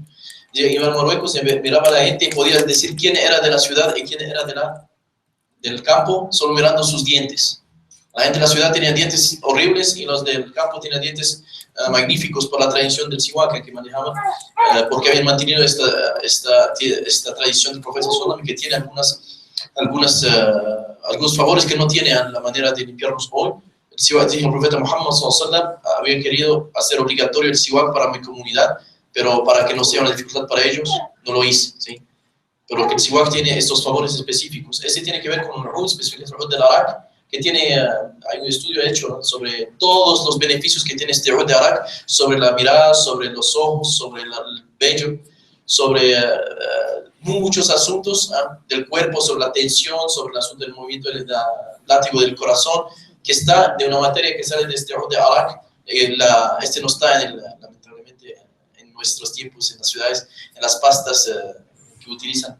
No tiene estos efectos, más bien efectos que pueden ser con el flúor, bien más destructivos que facilitadores por el asunto de la salud en general. So during the fast day, it's permissible to use the siwak for the entire day. What does that mean though? That means just the siwak. Some siwaks, mashallah, nowadays they make them like with flavors or with salt or with different things. That doesn't count. A person might not have a siwak. This happens sometimes. This happens at, like, for example, the fast starts and then you didn't brush your teeth and you feel like brushing your teeth. If you have a toothbrush at home, what I would say is take soap and water and wash the toothpaste out of it. You can use the toothbrush without any toothpaste as well. But you can use the siwak, but not the flavored ones. You can use the siwak during your whole fast day. This is a difference of opinion. Imam Shafi'i, they consider it makruh to use it after midday. And the reason for that is that they say the hadith of the Prophet sallallahu alaihi wasallam, that Allah Ta'ala says that the bad breath of the person who's been fasting the whole day is to Allah Ta'ala sweeter in fragrance than the good smell of musk. And so the Maliki and the Hanafi fuqaha, they said the point of this hadith is not that you should go and get bad breath. It's just that if it happens, Allah Ta'ala will reward you for it as well. But the idea is you can use siwak for the whole day, while you're fasting, that doesn't damage your fast. Just make sure that the bristles and things like that, if they come into your mouth, you make sure you just spit it out, that you don't swallow it. Entonces, el siwak se puede utilizar durante todo el día, no hay ningún problema en la tradición. Si tienen un siwak, lo puedes utilizar durante el día. Por ejemplo, despertaste y comiste algo el suhoor y ves que pues, quieres limpiarte los dientes, utiliza el siwak, no hay ningún problema durante todo el día. Dice que hay una discusión entre los sabios de la divergencia sobre utilizar el siwak durante el día. Dice, claro, que hay un asunto importante que ahora estos siwak están haciendo con diferentes sabores. Este dice no, le ponen sabores, le agregan cosas. Entonces, cuando le pones el siwak, también hay una materia que entra que puede ser, no sé, menta o que puede ser, pues es un sabor ahí que está mezclado. Entonces estás queriendo que estás tomando algo, pues sí. Entonces, este no se puede. Se aseguro que el siwak es natural, que no tenga ninguna materia, este no hay ningún problema. Hay una discusión entre los sabios sobre cuándo utilizar el siwak. La escuela Shafi'i dice que el siwak después de la otra mitad del día, mejor no utilizarlo. La segunda mitad del día. Porque por la mañana está cerca de ¿qué? Está cerca del ayuno, del momento de esfuerzo. Pero en la otra parte de la tarde estás más en el esfuerzo por el ayuno. Entonces hay mucha gente que más avanza el día y más el siwak se lo quieren comer casi, ¿sí? Sí, entonces la idea es por los Shafi'i de parar para que este asunto de poner algo en la boca no se encuentra ya no tanta sunna, ¿no? Durante el Ramadán. Nunca se le ve, pero durante el Ramadán el siwak no sale en la boca. La idea es por los Shafi'i de no caer en esta exageración, pero dice que los madhab, Hanafi, Malik no tienen problema que utilices el siwak, pero cuidado, que cuando lo utilices no cae, pues hay pelitos, ¿no? Que no vas tragando los asuntos, ahí está despertando el día. Esa es la discusión, hermanos y hermanas, pero no hay problema. Al hadith, como mencioné, hadith cual dice el profeta sallallahu alaihi wasallam, que el asunto de los dientes, de la boca, perdón, del aliento del que está ayunando, es más bello que la almizcle para Allah subhanahu wa ta'ala en el día de su ayuno. ¿Sí? La discusión es sobre ello. ¿Sí? Sí, puedes tener un aliento muy fuerte durante el mes de Ramadán porque estás ayunando y que por Allah tiene un olor que no sé el olor que huele la gente en este mundo. Es un olor, tiene que ver con la metafísica, ¿no? Asuntos que Allah subhanahu wa ta'ala percibe que no perciben los seres humanos. Allah ama este olor. Ahí discutieron los sabios, pero dijeron los sabios pues, de la escuela maliquita, pues el asunto no es de buscar a tener un mal aliento. El asunto es que si tienes un mal aliento un día por el ayuno, que pues, te cansaste mucho, que es un mal aliento, que no te preocupes por este mal aliento tanto, que entonces para pasar, que Allah subhanahu wa ta'ala para él, inshallah, su aliento es bueno, no te preocupes. Pero no es buscarlo, claro que es mejor tener un buen aliento. Y es la tradición del Islam, la belleza, la generosidad y todo lo bueno en la boca, porque generosidad es que cuando huelen de ti un buen olor es generosidad. So the next issue he mentions is cupping. I don't know if anyone is familiar with cupping. Cupping is a traditional, it's a form of practicing traditional medicine that Rasulullah sallallahu alaihi wasallam also he informed us that the technique of it is actually something that was sent down from the heavens. It's not something it's a part of the divine knowledge Allah transmitted to Sayyidina Adam alayhi salam. And so what cupping is that the body has certain pressure points. There are points of positive pressure in circulation and points of negative pressure inside the body. And so places where there's negative pressure, impurities and toxins, they gather in the body in those pressure points. So what cupping is that basically you take a cup with a vacuum in it. Traditionally, they used to make the vacuum by lighting a match and heating up that cup so that the air expands out of it, and then sticking that hot cup on the pressure point, and then as the air cools, it sucks out what's in the pressure point. So you just cut the pressure point a little bit, and it sucks out like all the toxins and impurities from those points. So sunnah is to do it right here behind the ears. Don't do it, by the way, if you don't know how to do it. Learn from someone who knows. I don't want someone cutting themselves and they bleed to death or God knows what. There's a special way of doing it. It's a very superficial cut.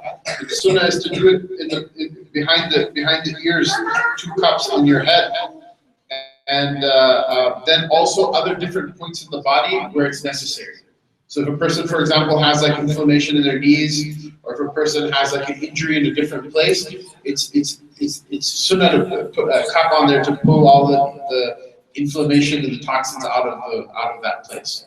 So this is a sunnah the whole year round. A person should get this sunnah cupping done once or twice a year. Does anyone here do cupping? We did it here. Yeah, you guys, no, so you guys know what it is. I'm sorry, I apologize. I waste all the time to explain. No, I think so. But it's a sunnah and it's very good. It's very interesting. Every system of traditional medicine has cupping. For some reason, the Western medicine that comes out of England, it's completely unaware of cupping. But it's something that you yourself will feel better after getting it done properly. At any rate, coming back to the issue with regarding to fasting, the fuqaha say it's okay to get cupping done while you're fasting, as long as you don't fear that the blood loss will cause you to faint or become weak. If the blood loss will cause you to become weak or to faint, then it's just makruh for you it's disliked for you to get cupping done. If it's okay, you've tried it before and it doesn't make you weak, then it's okay to get cupping done. It's interesting. You should see, like, sometimes if you get it done, ask to see the blood that comes out. It's not normal blood. It's like gross, it has like black spots in it. It's different than just regular blood. Really, one time, one brother, he showed me a YouTube video of him cupping someone in the head. I swear it looked like he pulled a weasel out of the guy's head. It was like so much like garbage came out of that person's pressure points. These things are inside the body. We don't know how to deal with them. Like Jello. Yeah, it's like what? Jello. It's like Jello. It's disgusting. So sometimes even weirder things like that come out, mashallah. But it's a sunnah. There's a lot of benefit in it. We should take benefit from these things as well. But don't do it yourself. Go to somebody who knows how to do it, inshallah. I don't want anyone to get harmed. Yeah, or like, for example, like someone's pregnant or certain, it's not something to do every day all the time, but for certain people it can be very beneficial.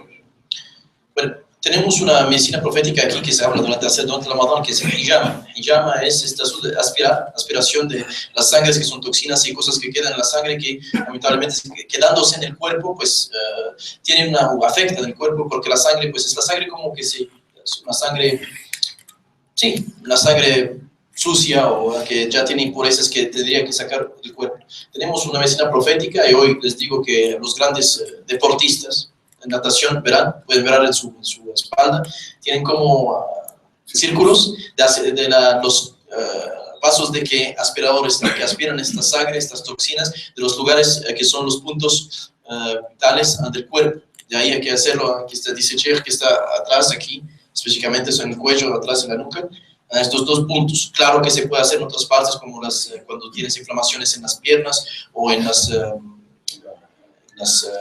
rodillas o en la espalda. Hay diferentes lugares donde se puede aspirar esta sangre y que se limpie este cuerpo de estas toxinas, de estas problemáticas de la sangre. Dice que Ramadán, pues, algunos lo practican, no hay una problemática específica y hay algunas reglas que hay que mantener para no caer en esta problemática. Si te debilita este asunto de Ramadán, no hay que hacerlo, porque la sangre a veces se aspira demasiado y pues no hay forma de recuperar, porque después el hijama en general se le da que Maher sabe hacer eso. Lo hemos hecho aquí en Bogotá, esta tradición. Se le da después un vaso de jugo, un jugo dulce. Nos hizo un jugo, nos dio dulces y todo, pues nos salió todo nuevo. Alhamdulillah. Y dice pues uno siente después la energía, ¿sí?, en el cuerpo, porque salió esta sangre mala y coagulada. Sí, y eso, una sangre coagulada sale como casi como un gel, ¿sí? Es una cosa ahí como, sí, lo que comen los niños, gelatina, ¿sí? Sale tinoso todo y está negro. Dice que una vez el chef vio a una persona que le sacaban de la cabeza y que le están arrancando todo el cerebro. ¿Sí?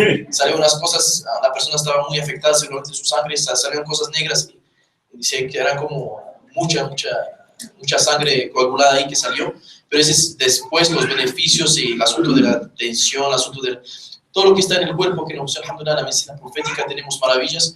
Dice se puede practicar para hombres y mujeres. Claro que las mujeres en estado por ejemplo, de embarazo, o personas que estén, por ejemplo, en algunas situaciones de salud, hay que cuidar. Hay que hacerlo en situaciones específicas y con personas que sepan del asunto. No, uno se va a cortar solo así, va a hacer la hijama profética y se va, nada que ver con el profeta. Todo el profeta es medicina y es ciencia y hay que saber.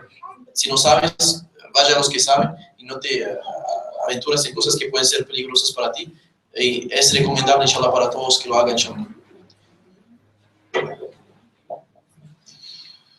Vomiting. If a person vomits during the fast, not because they initiated the vomiting themselves, but because they're overcome by it. You ate something, you have to throw up, or you're feeling dizzy or sick or something like that. Vomiting will not break the fast as long as a person spits out as much as they can. It sounds kind of gross, but what can we do? You have to spit it out. If you swallow any part of it again, the swallowing it will break your fast. As long as you spit out as much as you can, the part that goes back down, that part is forgiven for the one who the vomiting overcomes them. Entonces, el asunto de la persona que enferma o por una enferma de vómito, por alguna razón. Dice, no es buscar vómito voluntariamente, cuidado, es que vómito de verdad. Si vomitó y salió, y que no es no hay problema, solo que no se le devuelve algo de porque en tal caso, si salió, que él perdió el ayuno. Porque, si llega a un cierto lugar que no podía sacarlo y que devolvió, normalmente el ayuno quedó intacto, inshallah, no hay problema.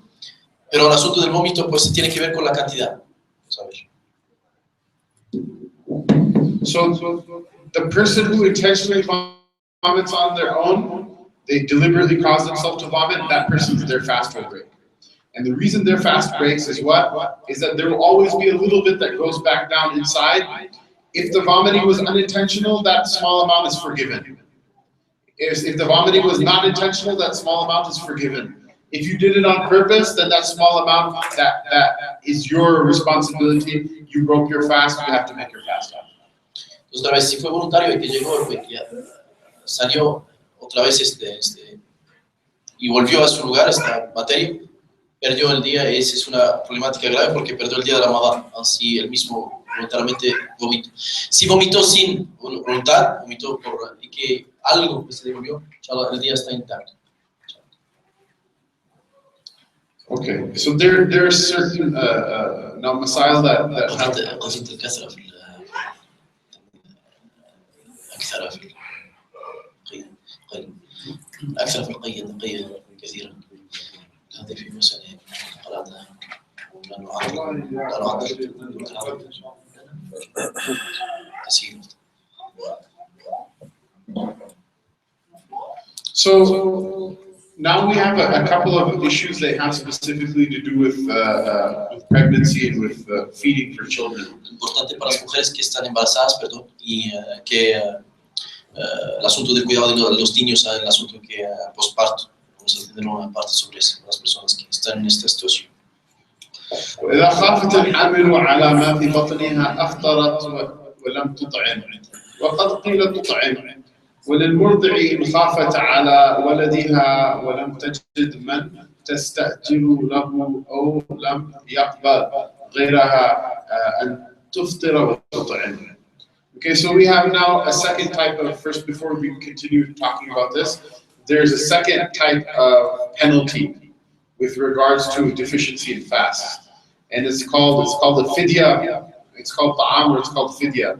Fidya, if you write it down, fidya is a monetary penalty that a person pays.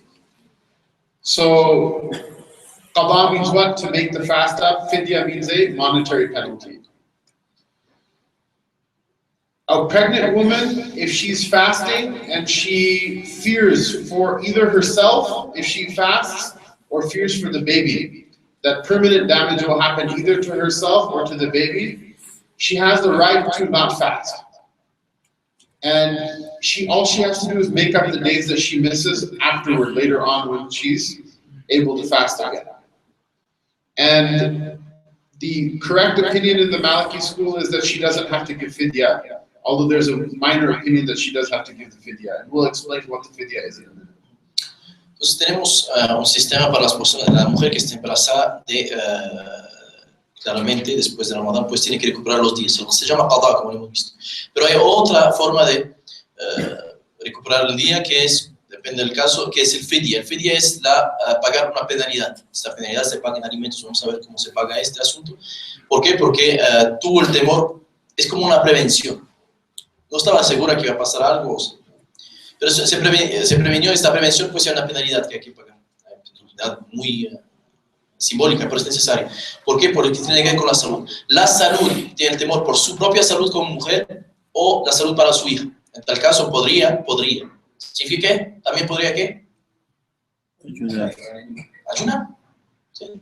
Podría significa, perdón, aquí el sheikh, pues en la tradición colombiana, cuando se puede, no importa, no hay esfuerzo. No, es que se puede, entonces se puede también ayunar. Nadie busca, ¿sí? Cuando se puede, es que el día de Ramadán es importante. Un día de Ramadán nunca te lo devuelve nada en su momento. Es importante. Entonces, no estoy diciendo a las mujeres que es obligación, ellas saben. Pero si siente de ayunar, que ayune. Si no siente, que no ayune. Y si tiene temor por su hijo. Es importante este asunto también en la voluntad de la persona y en su tradición como musulmán. No todo lo que se puede se hace. Poder es una posibilidad, hay otras opciones. Eso es lo que quiero mencionar y vamos a continuar sobre el tema. So that's for a woman who's pregnant and she fears either for herself or for the baby. And when a pregnant woman fears for the life of the baby, the ruling of that is also the same ruling as her fearing for her own health. Because if the baby dies within her womb, that's a health problem for her as well. Entonces dice, la problemática que la mujer tenga temor para ella y su salud o para el niño, realmente se une, porque el niño se está alimentando el cuerpo ¿de quién? De la mamá. Y la mamá está en peligro. La mamá, ustedes saben, un embarazo es un peligro para la mujer muchas veces. Si se muere, llega a morir, Dios no quiera, nunca ver eso, pero que se llegue a morir el niño en la matriz, puede ser un problema grave de salud para la madre. Se afecta su salud. So now we move to a woman, the baby is born and she's just feeding the baby. She's breastfeeding the baby. So if a woman is breastfeeding the baby and she is afraid that by fasting she's either going to harm her own health or that the milk will not have enough nutrition in it to feed the baby properly and she'll harm the baby's health, in that case the first thing that she should do is try to find someone else to feed the baby. And so this happens, different people they deal with fasting differently. Some people are strong enough that they can fast themselves and they can feed the baby as well. And some people, if they fast, it becomes difficult for them to feed. So if a woman can find another woman to feed her child, even if she has to pay them. If she has to pay them and she can afford to pay them, that's the first solution. Entonces, ahora pasamos al asunto del niño. Este niño, cuando la mujer pues ya se pasó el asunto, alhamdulillah, nació el niño y todo, tiene que darle su pecho. El asunto es que durante llega Ramadán, tiene que ayunar, naturalmente. Este ayuno puede afectar, pues, si está dando de su pecho, puede afectar también su salud si no tiene la fuerza. Y ese depende otra vez de la salud de la persona. Las mujeres en la historia, como los hombres en la historia, tenían un físico mucho más fuerte que los cuerpitos que tenemos hoy, que se cansan por cualquier cosa, ¿sí? Entonces, este es un asunto de la vida, pero hay personas que se enferman, hay personas que no se enferman. Hay que ver uno a cuál nivel está. Dice la primera opción que es que si sabe que puede ayunar, pero que si va a dar la leche se va a cansar, la primera opción, ¿cuál es? La primera posibilidad es que dé el niño, que lo amamante, ¿quién? Una mujer que ella no le afecta este asunto del ayuno, si es musulmana mejor, pero que no le afecta el ayuno. La primera opción es que este niño se alimente para que ella pueda cuidar su ayuno y hacer su Ramadán si le afecta el ayuno. Esta es una primera posibilidad. Dice, si tiene que pagar, es una tradición antigua del Islam, si tiene que pagar a alguien para que lo haga, porque es un servicio de todas maneras, se puede pagar a alguien para que lo haga, para que ella cuide su día de ayuno. Es una primera posibilidad en el Islam. So if a woman can neither feed the child herself, nor can she find somebody who will feed the child even if she pays, then she is allowed to not fast in order to be able to feed the child properly. And she has to do both qada and fidya. She has to both make up the fast day, and she has to give the monetary penalty. And the difference here is the following, because one might say, well, how come a pregnant woman doesn't have to give the fidya and the woman who's nursing does? The difference here is the following, that when the pregnant woman doesn't fast, it's because of her fear for her own health. And the fear for the baby is the same as for herself at that point. Now the baby is separate. Now the woman can fast if she wants to when she's feeding the child. And if she, for example, cannot fast because of her own health, then she doesn't have to give the fidya. But at this point, she can fast on her own she just doesn't want to, she needs to not fast what? For the health of the baby. And so the baby is an external factor, it's an external consideration, so it has a lower priority in the hierarchy of who doesn't have to fast. So she's allowed to not fast, but she has to give the fidya. We'll describe what the amount of the fidya is. She has to give the fidya for every fast day that she misses for the baby, if she can afford it. If she cannot afford it, then that's forgiven as well. En cuanto a la mujer que va a dar la leche, entonces, va a dar la leche. Le quiere dar porque no encontró quién le puede otra vez servir, hacer el servicio de él. Entonces, quiere dar al niño su leche. Si yo haré un paréntesis, hay muchas ejecutivas que no dan ninguna leche al niño. El segundo día de su embarazo ya está en la empresa. Entonces, parece que a veces que con el Islam sí digamos, pero hay muchas musulmanas hoy que no dan el pecho. Le dan directamente polvo. Entonces, es muy importante, cierro paréntesis, ¿para qué? Para otra vez ver nuestra moralidad en cuanto a nuestra fe, en la moralidad en cuanto al mundo. Cuando es dunya, nada le importa. Bota al niño con cualquiera y comerá lo que quiera. Es importante, pero la mujer en el Islam tiene que dar, es un punto que tiene que dar la leche, eso es lo mejor, es lo recomendable. Entonces, si quiere dar y que tiene el temor para el niño, pues para su alimento puede dar y en tal caso no ayunar, no hay problema, no ayunar. Y cuando termina de dar la leche, pues recupera los días de ayuno. En tal caso, si va a ayunar y recuperar días de ayuno, en tal caso tiene que dar una fidya. La fidya ahora sí hay que dar hay una penalización, una penalidad que tiene que dar después de otra vez recuperar el día de ayuno, dar algo más, que es, vamos a hacer una parte de alimento a un pobre. Esa es la fidya. Y no es algo muy importante otra vez, simplemente simbólico, es por día. Este tiene que dar. Listo, el fidya tiene que dar. Pero sí puede hacerlo sin, otra vez, sí no puede cuando está embarazada, dice la diferencia entre cuando está embarazada, que puede no dar la penalidad, y dar la penalidad cuando está dando la leche. ¿Por qué la diferencia? Sí, porque la diferencia, cuando el niño estaba en su matriz, que estaba necesitando de su propia salud, este niño, su salud y la salud de la mamá estaban en relación, era una sola relación. Lo que afectaba al cuerpo de la mamá, afectaba al cuerpo del niño y viceversa. Entonces, ahí es por eso que se facilitó en Islam, alhamdulillah, de no se da penalidad, solo recupera el niño. Pero en el caso en el cual está dando la leche, ya el niño es independiente del cuerpo de la mamá. ¿Qué significa? Que ella no está en peligro y que el niño tampoco está en peligro absoluto porque hay otras maneras de alimentar. Es una recomendación que ella quiere cumplir y lo está haciendo, alhamdulillah. Es una gran bendición para el niño y para la mamá. Ustedes saben que amamantar tiene efectos sobre la psicología, sobre la empatía, sobre muchas cosas del niño. Es por eso que hasta hoy el UNICEF dice 2 años es lo mejor. ¿Y quién dijo 2 años? Allah del Corán. Para cerrar el capítulo de ellos, siglos después, 2 años era el mejor para el niño después de estudios psicológicos. ¿Qué dijo hace Muhammad sallallahu alaihi wasallam? 2 años hay que dar la leche al niño para su formación. Es un punto. Entonces, en tal caso, tiene que dar la penalidad para recuperar este día. Es por eso que está haciendo algo que es una opción y no está haciendo algo obligatorio, por eso tiene que dar una penalidad. So, by the way, mashallah, you know, those young men who are not married yet, Ahmad and Imran and whoever else, pay attention to these masail. You'll be married one day, then you're going to come to the sheikh. Remember you said that one thing, this and that. Remember it from now. This is your responsibility as well. This is your responsibility as well, to remember these things. Dice el sheikh estas problemáticas sobre el fiqh, la jurisprudencia islámica que tiene que ver con los asuntos de la mujer. Es un asunto de familia, no es la mujer. El papá, tiene un papá, tiene una mamá, tiene el niño. El embarazo lo viven los dos en la pareja islam, no lo vive únicamente la mujer. Claro que la mujer lo vive de una manera especial, no tiene que ver con la madre y el padre en este asunto, pero saber de estas leyes no es únicamente para las mujeres, es también para los hombres, dice los jóvenes que todavía no están casados. Mañana su esposa estará en esta situación y va a venir preguntando cuando ya haya asistido a un curso, ¿por qué no ha hecho la atención? No puso la atención porque ese era de las mujeres, ¿no? Pero en el Islam no hay algo que es de las mujeres, de los hombres, es de todos, y todos tienen que saber las leyes para poder en el futuro, inshallah, recuperar los días y saber cómo manejar los asuntos de Ramadán y de los ويستحب للشيخ الكبير إذا أفطر أن يطعم. It's also recommended for a person who's become very old. And like the person who's become very old is that person who has a terminal illness. An illness that they fear that they'll never recover from, that doesn't allow them to fast.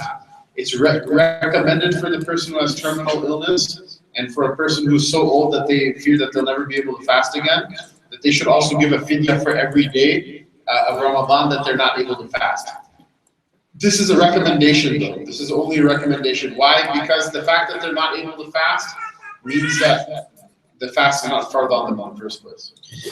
También hay el caso de las personas ya que empezaron un estado avanzado en su salud y que los afecta el ayuno. En tal caso pueden no ayunar y dar también esta penalidad, ¿sí? Ellos ni podrían recuperar los días porque están los enfermos, ya no están en la posibilidad de adorar. Es por eso que hay que adorar cuando uno está en la capacidad. Ya pasan tiempos en la vida de uno y su cuerpo ya no responde. Si quiere hacer qiyamul layl, se le hinchan las piernas. No puede hacer qiyamul layl de pie, tiene que sentarse. Y así. Entonces, ¿por qué hay que aprovechar las adoraciones cuando uno tiene la fuerza? Estas personas que están en esta edad avanzada y que no pueden ayunar, tienen este sistema de penalidades para dar penalidades y no están en obligación de ayunar para cuidar a su salud y lo que queda de su salud. والإطعام في هذا كله مد عن كل يوم يقضيه. So the amount of the fidya is what? It's a mud. Mud is a volumetric measure of the sunnah. Nabi sallallahu alayhi wa sallam, his mud was what? His two Mubarak cupped hands. The volume that fits inside of that. And so this is an interesting thing that Rasulullah sallallahu alayhi wa sallam, I think I mentioned it also in the previous class. He told the ummah that when you buy and sell things, buy and sell by volume, not by weight. Why? Because volume is something you can visually, you can see, whereas weight, you cannot see it visually. So someone might cheat with the scales and it's easier to get away with. And so by buying and selling in volume, you'll see that that there is more honesty in the sales. Unfortunately, the marketplaces in the Muslim world, they used to buy and sell by volume. I don't know how it is in Tunis, but in some continents, because the British came, they changed everything to weight. But at any rate, so you'll see that a lot of these things regarding trade, buying, selling goods in the books of the Sharia, they have to do with volume. At any rate, the mud is the volume of the two cupped hands of the Prophet sallallahu alaihi wasallam. It's standardized. It's standardized. Actually, one of the gifts, you know, Imran, your cousin, Faraz, Abu Marid is your cousin, right? He gave me, he brought me, I think it was him, he brought me from Medina Munawwara. It's a mud measuring cup from Medina Munawwara, and it has the sanad of its transmission, the unbroken chain of transmission back to the Prophet sallallahu alaihi wasallam, verifying the volume. That this is verified against another cup that was of the same volume, and it's like that all the way in an unbroken chain of the Prophet sallallahu alaihi wasallam. So the idea is what? Is that the fidya is a mud of food. So if in a place they eat wheat, then it's a mud of wheat. If they eat barley, it's a mud of barley. If they eat rice, it's a mud of rice. Whatever the basic food of that place is, that you give a mud of it in charity to a poor Muslim that is eligible to receive zakat. So this is one place that, even though I think Sheikh Ilyas does as well, that we actually take the Hanafi opinion. The Hanafi opinion is what? Is that if it's difficult to give, for example, if you see a poor person at Centro Al-Qūrtubi, there's a brother you know doesn't have a lot of money, so here's a bag of rice. So what am I supposed to do with this? It becomes a difficulty for him to accept. What will help him more is probably the cash equivalent, how much money it is. So if you want to know the cash value of a mud, then it's 1/4 of the price of the Zakat al-Fitr. Zakat al-Fitr is set every year. How much do we set over here? 20. So give it like generous, but like $7. Yeah, something close to $7. So 1/4 of the amount of Zakat al-Fitr is the amount for a fidya for one day. Entonces tenemos la cuestión sobre dar esta penalidad. Ahora tienen que saber qué es la penalidad, qué es lo que se da. Se da un volumen de mud, que son 2 veces las palmadas del profeta sallallahu alaihi wasallam en volumen. ¿No era en qué? No era en peso. Es muy importante esta idea en el Islam. Dice que los procesos coloniales en diferentes países musulmanes han cambiado el asunto de la tradición en asuntos modernos, de cálculos modernos, que han llamado modernos, de peso. Eso no es peso, en el Islam es bien más volumen. El profeta Muhammad enseñó el volumen para dar. El mud es 2 veces las palmadas del profeta sallallahu alaihi wasallam al pobre. claro que se ha hecho pesos más o menos, son aproximadamente como 450 gramos de arroz o de una materia que se va a dar para... aquí será arroz más que todo porque se come en esta materia. Dice el Sheikh, a pesar de eso, pues tenemos, alhamdulillah, hasta hoy, dice que, ¿cómo se llama el... How is name of you? Faraz.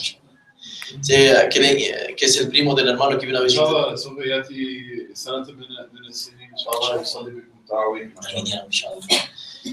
Dice que en un año llegará el Sheikh inshallah Faraz para hacer el trabajo con nosotros aquí, inshallah, para guiar este lugar.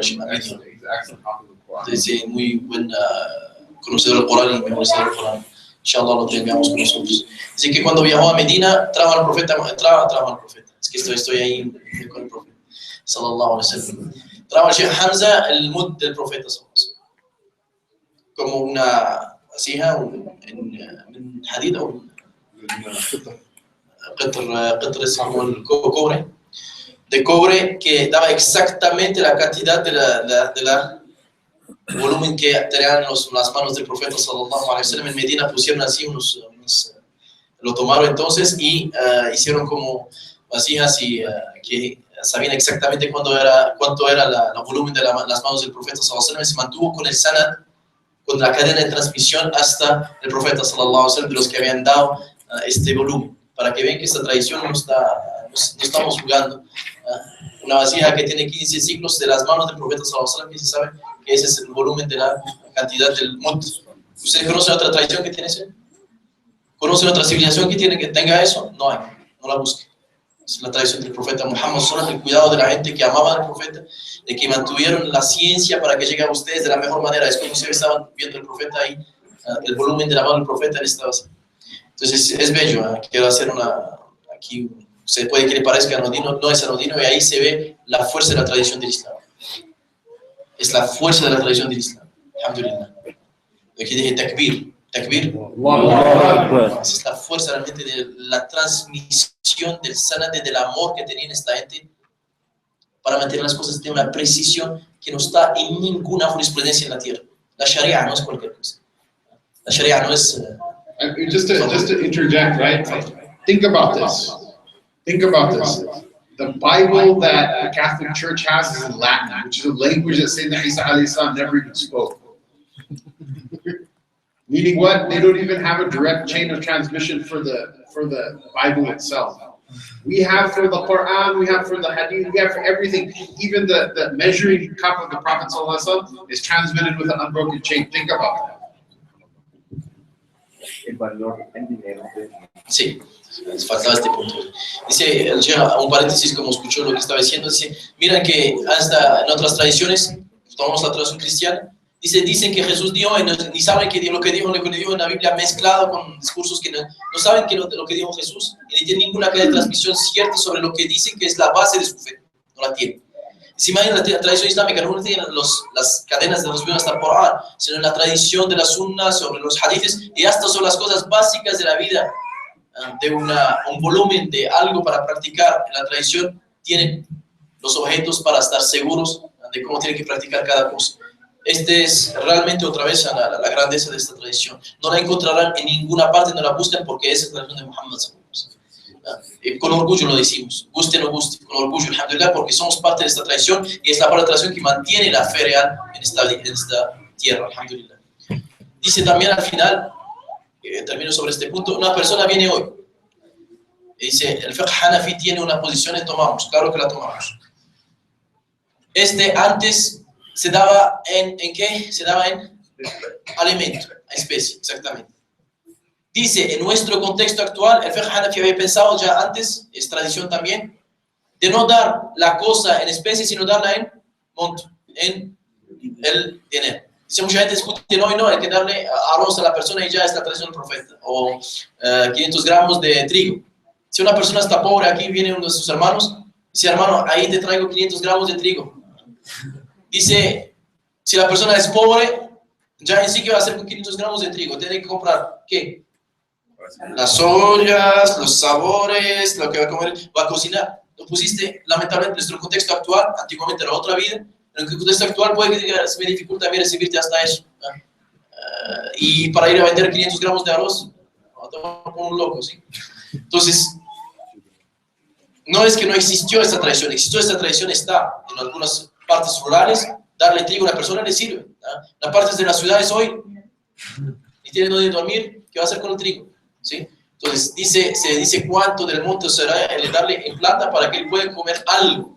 Con el monto, al final, ¿qué es? Es que llega la ayuda a la persona y que pueda comer, alimentarse.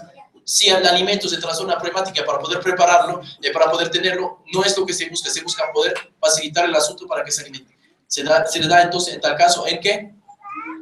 En el precio de esta cantidad diariamente para la asunto de la penitencia. Y es lo que hay que hacer en nuestro contexto. Y mucha gente ha preguntado el año pasado, no, es que usted está cambiando la sunna. No, la sunna ¿qué es? Es entender el objetivo de por qué el profeta dijo de hacer la cosa, al-maqsad. No estar sobre el punto, es que el profeta dijo, ¿por qué el profeta dijo tal cosa? Es para alimentar a la persona. No es porque hay que adorar al trigo, adorar al arroz, no hay adoración de las cosas, sino hay que buscar los objetivos de las cosas. Los objetivos de las cosas, la penalidad es de dar a comer a un pobre. Entonces, si lo que das de comer no se va a poder consumir, ¿qué estás haciendo? Nada. Vale, termino este punto para que se entienda bien que el fiqh es inteligencia, no es cerrarse sobre puntos que la gente no captan a veces, sobre hay que dar trigo, hay que dar trigo, hay que dar... Aquí la gente no come trigo. Aquí no hay trigo, de hecho. O hay, pero sí, no es la tradición. Él dice que es un cuarto del zakat al-fitr. Un cuarto zakat al-fitr. Dice que el zakat al-fitr aquí, ¿qué es? Es 20.000 pesos. Tú dijiste $7, que nos da actualmente 7 por 3 son $21. Sí, $21 son $20. ¿Es un qué? 5.000 pesos. Esa es la penalidad, 5.000 pesos el día. Son por 30, una persona antigua que no, 29, 3 por 5, 3 por 5. 150.000 pesos por todo el mes de Ramadán, una persona antigua que no puede. ¿Cómo les parece? وكذلك يطعم من فرط في قضاء رمضان حتى دخل عليه رمضان آخر. So just like that, just like all these people, we've listed these different people that they owe fidya, which is what, a woman who's breastfeeding who cannot find another woman to breastfeed her child. And then it's a recommendation for a person who's terminally ill or who's very old. Just like that, for example, a person went on a trip and they missed like 3 fasts. Or a woman had her menses and she missed whatever, 7 fasts or 5 fasts or 10 fasts or whatever. You have to make up those fasts before the next Ramadan comes.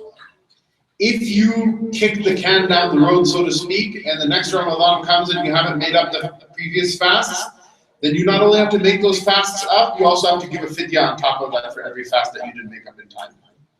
Aquí el asunto de recuperar los días que no se han hecho. Una mujer que estaba en su periodo 10 días, no sé, 10 días, sí que recuperar, sobre todo un hombre que viajó también 5, 6 días, 7 días. Tiene que recuperar estos días de ayuno antes que llegue el otro mes de Ramadán del año siguiente. Después de eso, ¿qué se considera? ¿Qué se considera? Se considera una persona, lamentablemente, de poco escrúpulo. De poco escrúpulo en el Islam. Tuvo todo el año para ayunar y llegan los días, te dicen, por ejemplo, que Ramadán es el próximo sábado y todavía le faltan 10 días. ¿No va a poder hacerlo? Es una persona de poco escrúpulo. Los días que tiene que recuperar, los recupera antes, pero si le quedó días, después, lamentablemente, tendrá que hacer Ramadán, no va a poder recuperar. Tendrá que recuperar los días del año precedente, pero pagando por los días, le faltó 3, por ejemplo, fedia. Tiene que pagar. Esta fedia se paga ¿por qué? Por su negligencia, es la palabra. Se paga por su negligencia. Y no se hace en el Islam. Tienes todo el año, no dejas las cosas hasta el final. Y es lamentablemente, ¿usted conoce personas como estas? ¿Sí? Yo no. ولا صيام على الصبيان حتى يحتلم الغلام وتحيض الجارية وبالبلوغ لازمتهم أعمال الأبدان فريضة قال الله سبحانه وتعالى وإذا بلغ الأطفال منكم الحلم فليستأذنوا. So there's a concept right now. There's a hadith of the Prophet ﷺ which is that your children, when they become 7, you should command them to pray. And the point of that is not just the prayer, the point is that all of the deeds of the Sharia, when a child becomes 7, you should start to expect them to do them like the adults do them. And then at the age of 10, if they don't do it, then you should do negative enforcement as well, meaning that they should be punished. At 7, you should just tell them, when it's time to pray, tell them to pray. When it's time to do any of the other parts of Deen, tell them do them as well. At the age of 10, if they refuse, then you should also punish them for refusing. And the idea is what? That all the actions of the Deen become farther on a person when they become an adult. And adulthood in Islam is from the age of puberty. Ahora vamos a mencionar un momento en el cual se hace obligatorio el ayuno. Las personas que tienen que ayunar son las personas que tienen sus facultades necesarias que Allah subhanahu wa ta'ala puso como las condiciones para poder ayunar. Tomamos el asunto del niño y la edad adulta. Por ejemplo, tomamos el ejemplo de la oración. El profeta Muhammad nos enseñó que uno tiene que enseñarles a partir de 7 años. Tiene que empezar a enseñarles la manera de orar y todo eso. Y que cuando llegan a 10 ya tienen que estar respondiendo a hacer la oración. Si a los 10 dicen, no, yo quiero orar, tienes que castigarlo por eso. Pero tiene la obligación, ¿cuándo? Cuando llega a la pubertad. Ya ahí sí, está en la obligación. ¿Sí? Entonces, entre 10 y 13, por ejemplo, 14, no rechaza la oración, pero tiene que estar haciendo la oración de una manera. Si lo hace, alhamdulillah, es mejor. ¿Sí? Pero ya que llega a la pubertad, ya es responsable y tiene que hacer. Es el mismo caso por el ayuno. Nosotros, como musulmanes, consideramos que el primer tiempo del ayuno, lo que llaman niño, ya no es niño. En nuestra edad de adulto, el adulto que tiene 45, 44 todavía no. ¿Les recuerdan? Este no es en el Islam, cuando tiene 14, ya que llega a 14. Depende de las personas que llegó a su pubertad y que se tienen las marcas de la pubertad, que sabe que pasó ya, es adulto para los musulmanes, y se considera responsable de sus actos y tiene que responder a la ayuno.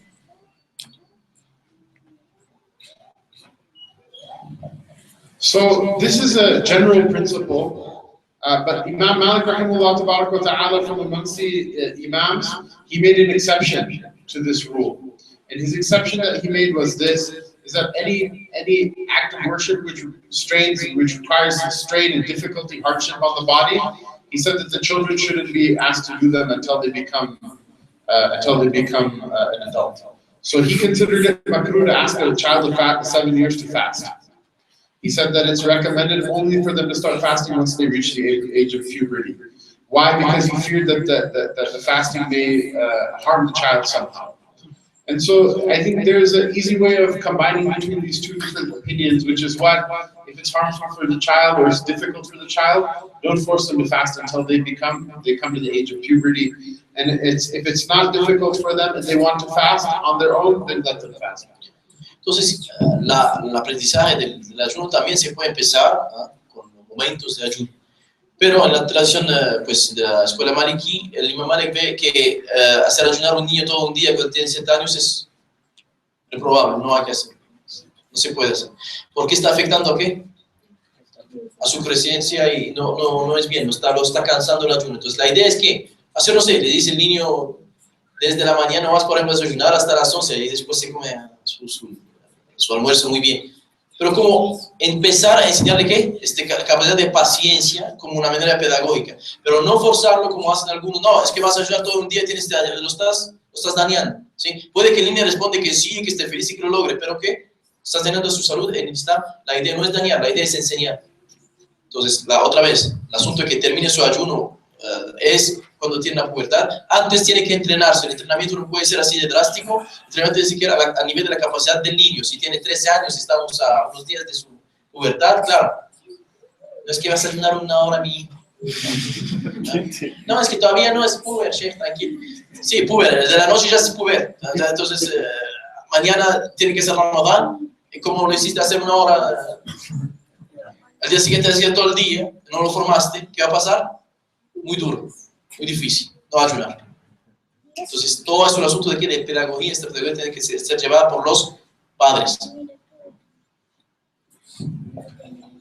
And then he mentions a text of the Quran. Actually, one of the interesting things about this book is that a lot of the text of it is either ayat of the Quran or wording of the hadith of the Prophet sallallahu alaihi wasallam.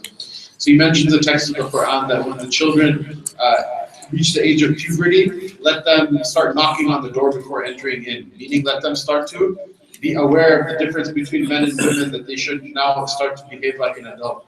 So he said that the obligation of fasting is not the only thing that changes when a child becomes an adult, meaning when the child reaches the age of puberty. In fact, there are a whole class of rulings of Islam that then become obligatory upon that child. Entonces aquí dice que esta obra, lo bueno de esta obra es que tiene en bases, hadiths y versos del Corán muy accesibles y fáciles para todo el mundo a entenderse. Es una forma pedagógica de enseñar, y aquí se menciona el asunto de la responsabilidad del niño con el verso coránico cuando llega la persona a su pubertad. Es ahí que tiene que empezar su ayuno. ومن أصبح جنوبا ولم يتطهر أو امرأة حائض طهرت قبل الفجر فلم يغتسلا إلا بعد الفجر أجزأهما صوم ذلك اليوم. So this is an issue that if a man or a woman goes to sleep in a state of janaba, in a state of major ritual impurity, which happens how? If they had relations with one another, or if a woman was in menses, and the menses ended at night, but she didn't take a bath yet. If the menses ends during the day, then she doesn't fast at all anyway, right? But what if the menses ended during the night and she didn't take a bath yet? So they wake up in the morning in a state of what? In a state of janaba, in a state of major ritual impurity. Does that affect the fast? The answer is no. So if a husband and wife, they make love with each other, and then they wake up once after the fast has started, that's fine. They can just go and take a bath, but the fast is still valid.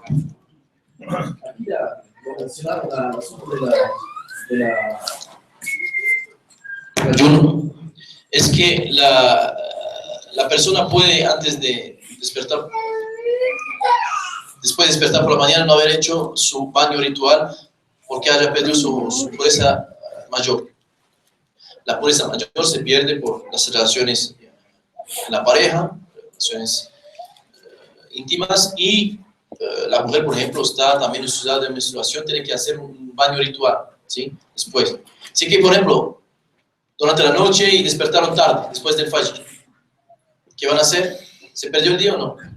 No se perdió el día. Hace su baño ritual después, mantiene su ayuno, hace su baño ritual después de la hora, y no hay ningún problema, mantiene su ayuno y no se perdió el día absolutamente. Entonces, no es porque no hizo baño ritual que no está en estado de ayuno. Esta es la tradición del profeta para facilitar a la gente. So inshallah, we'll break for lunch. Just a couple of things. One is that the time that we're going to start again, please be on time. Don't be late. If you want to be on time, you have to be early. If you try to be on time, you always be late. So come back early, have your pencil, paper, all of these things ready. The second thing is the lunchtime as well. If you're feeling sleepy or you're feeling tired or whatever, go buy a cup of coffee, inshallah. The money you spend on buying a cup of coffee will count as like a good deed for you. There's some things you should be cheap about, some things you should spend money for. This ilm is something that, mashallah, Sheikh Ilyas, people like Sheikh Ilyas, people like myself get to leave our homes for years at a time and travel thousands of miles from this continent to the other continent in order to get it. And here it is, mashallah, come straight to your home in Bogota, Colombia, mashallah. So value that knowledge. If you need to drink a cup of coffee to stay awake, inshallah, drink it, stay awake, come back prepared, ready to learn, inshallah. There's a lot of information to go through. Maybe it's just me, but whenever, even though this is something, I translated this packet myself. I think I've taught this course probably 10, 12 times by now. Still, I'm so happy the time flies so quickly, I don't know where it goes. So if it's inshallah, just make sure that you come ready to absorb the information. Inshallah, then you learn it once, maybe you can teach it to someone else after it again, inshallah.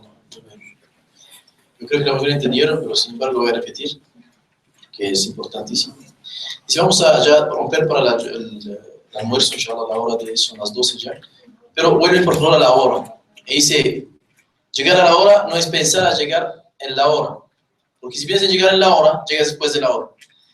Si no, pensar a llegar antes de la hora para estar en el lugar, en el momento, en la hora. ¿Está bien? ¿Está claro? No es mucha filosofía. Listo. Para el colombiano puede ser mucha filosofía, pero es necesario que yo lo aplique en el Islam. Cuando digo colombiano, hay unos que se sienten mal, no hablo de todo el mundo, claramente. Los colombianos muy a la hora y puntuales, pero una idiosincrasia que está en el país de llegar una hora después y decir, es que el trancón. Aquí no habrá trancón porque esta es la escalera que tendría el trancón en la autopista, no tenemos tanto tampoco. Listo. Entonces vayan y comen y se devuelven. Dice que si iban a cansarse, naturalmente uno después de comer durante el mediodía,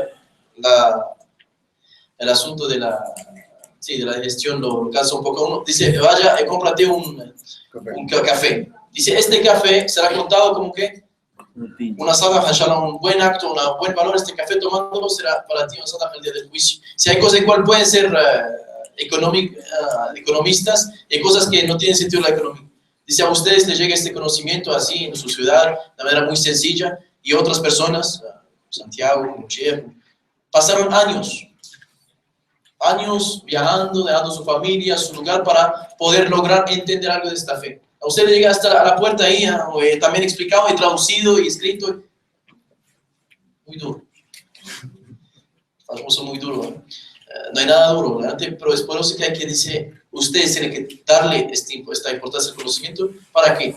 Para que lo aprendan a ustedes mismos. Dice este libro que he escrito yo, lo he resumido, lo he enseñado más de entre 10 y 12 veces. ¿Sí? Cada vez uno sabe que es un favor de Allah subhanahu wa ta'ala, puede ser, el tiempo pasa muy rápido. Entonces, ¿ustedes qué tienen que hacer? No únicamente para resumir su tiempo, es un buen llamado, yo no lo he hecho, pero lo voy a hacer. Ustedes muchas veces asisten a los cursos. ¿Para qué es? ¿Para qué? ¿Por qué asisten a los cursos? Para aprender a ustedes. ¿Cuál es la prueba que están aprendiendo realmente? No, antes. Antes de la práctica. Normalmente tienes que devolverte a qué. Pasaste 2 días escuchando cosas. ¿Es posible que hayas memorizado todo? Entonces, ¿a qué te devuelves? ¿Dónde? Yo veo mucha gente sentada mirando. Lo pongo al desafío mañana que me repite todo lo que se ha dicho sobre todo lo que hemos dicho durante 2 días. No es posible. Pero hay mucha gente, miren. Esta es la prueba que no están estudiando. Están escuchando. A la hora del té, algo que estudió 2 días. Venga la problemática en 3, 4 meses. ¿Qué va a hacer? No sé. ¿Qué hacemos? Llamamos al chef. Molestamos al chef que dio 48 horas de su vida para... A los chefs, estabas ahí. ¿Qué estabas haciendo? ¿Dónde lo tienes? No lo tienes. ¿Prueba que están estudiando? Están estudiando. ¿Qué están haciendo? Están consumiendo el discurso. Este no lo digo chef, yo lo estoy diciendo a ustedes. Pero estudiar, ¿qué es? No únicamente para ti. Esos cuadernos que vas a dejar llenos, ¿quién va a aprovechar de eso? ¿Quién? Cuando has sido una persona seria y que también no escribiste bien las cosas, ¿quién va a aprovechar de esto? Tú primero cuando lo vas a repetir y tu familia, ¿qué significa? Que tú te transformaste en que, naturalmente, hermanos, ustedes hicieron con Sheikh Hamza, vino de Chicago, vino un hermano con él viajando, 6 horas de viaje, 6 horas de vuelo. ¿Cuántos son horas? Son 12 horas, más los días que pasa aquí sacrificando para que gente que viene... ¿Les parece serio? No es serio, tómalo en serio. Porque si lo toman en serio, será necesario que Sheikh Hamza vuelve cada año, inshallah vuelve cada año, para otras cosas y vamos elevándonos. Pero vuelve cada año para hacer otra vez los principios del ayuno. Y hay gente que ve asistir, ¿les parece serio? Podremos pasar a cosas de diferencias y otras cosas. Aquí no se ha podido nunca. Porque la gente hace vueltas. Hermanos, los voy a dejar ir a comer. Toman en serio, porque ustedes, si lo aprenden, ¿es necesario que el chef o que todo el mundo va a ser profesor? ¿Fue eso o no? En el 2017, un mes de qué? Hemos visto eso, las mujeres embarazadas, ahí está. Ahí, hermano. ¿Molestamos al chef? Ya tú eres en este asunto, tú eres el chef para esa persona, para tu familia, para tus amigos. ¿Crece la comunidad o no crece la comunidad? Crece. Pero esto es el chef lo matan y al final nadie sabe nada. Se pelean. No, es que dijo tal, otro dijo, ¿dónde está la prueba? No escribiste ni tú ni él. ¿Creen que tenemos que hacer algo? ¿Qué tenemos que hacer? Escribir. Tienen que escribir. No digo todo, pero escribir lo más importante, reglas. Sobre el mood, sobre cómo te vas a inventar. Digo 21.000 pesos, un cuarto. ¿Cuánto es? Sube mañana a 30.000. ¿Cuánto es? Supone que dijo un cuarto del zakat al-fitr. No dijo 5.000. Es que se escribió 5.000, pero en el año 2050 ya no son 5.000 pesos. ¿Son cuánto? Dijo un cuarto del zakat al-fitr. Te quedó una regla. ¿Dónde está escrita? Hermanos, todo hay que tomarlo en serio. Perdón la vehemencia siempre, porque no es porque soy así, es porque los conozco demasiado. Yo he sido una persona que durante los años en Siria no hablaba. 6 años no hablaba con nadie, ni discutía, ni hablaba, porque la gente hacía lo suyo, uno hacía lo suyo. Pero vienes aquí, tú haces, y la gente, ¿qué está haciendo? Observando. No, ustedes no son observadores. ¿Tienen que ser qué? Ya se acabó. Ustedes ya no pueden ser observadores. ¿Tienen que ser qué? Actores. Ya ustedes ya son responsables de sus familias, de su fe, de la gente que conocen. Son responsables ustedes de lo que aprenden para después divulgarlo ante la gente. Ya se acabó el tiempo de no sabemos. Ya son 8 años de enseñanza aquí en este país. Ya es suficiente, ¿no? Son 8 años. Semana tras semana. Excepto cuando no viajaba, y cuando viajaba se hacía hasta el curso por internet. Entonces, no, ya no puede decir nos enseñó. Ustedes ya son ¿qué?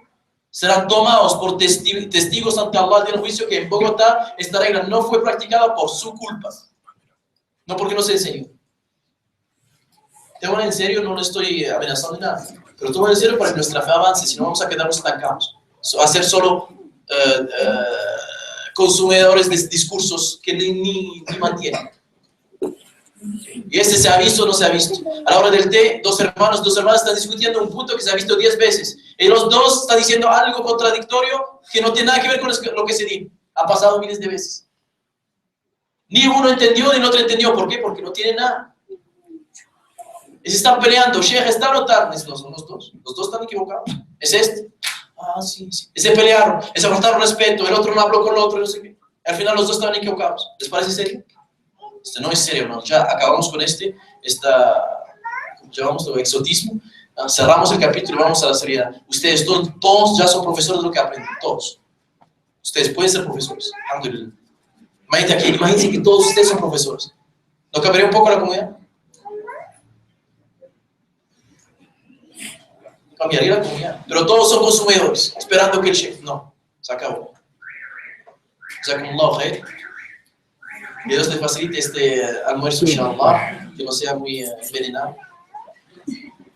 No es mi intención para nada, es por amor que les digo esto, lo que les digo, porque la comunidad tiene que avanzar más. Inshallah, jazakumullahu khair, y vamos a retirarnos. Wassalatu wassalamu ala sayyidina Muhammad wa ala alihi wa sahbihi ajma'in wa akhiru da'wana alhamdulillahi rabbil alamin.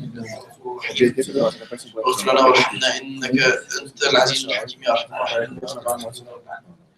Islámicos, hermanos y hermanas, escuchando muy brevemente, para que sepan, una persona titular hizo el esfuerzo de darnos tanto sus recursos como la comida, inshallah, para que todos podamos comer el día de hoy. Entonces no es necesario de que salgan a buscar alimento, inshallah, le vamos a proporcionar acá. Lo único que solicitamos, por favor, es que nos hagamos en círculos, hagamos especialmente desocupar las escaleras para poder transitar de la mejor forma y no estar...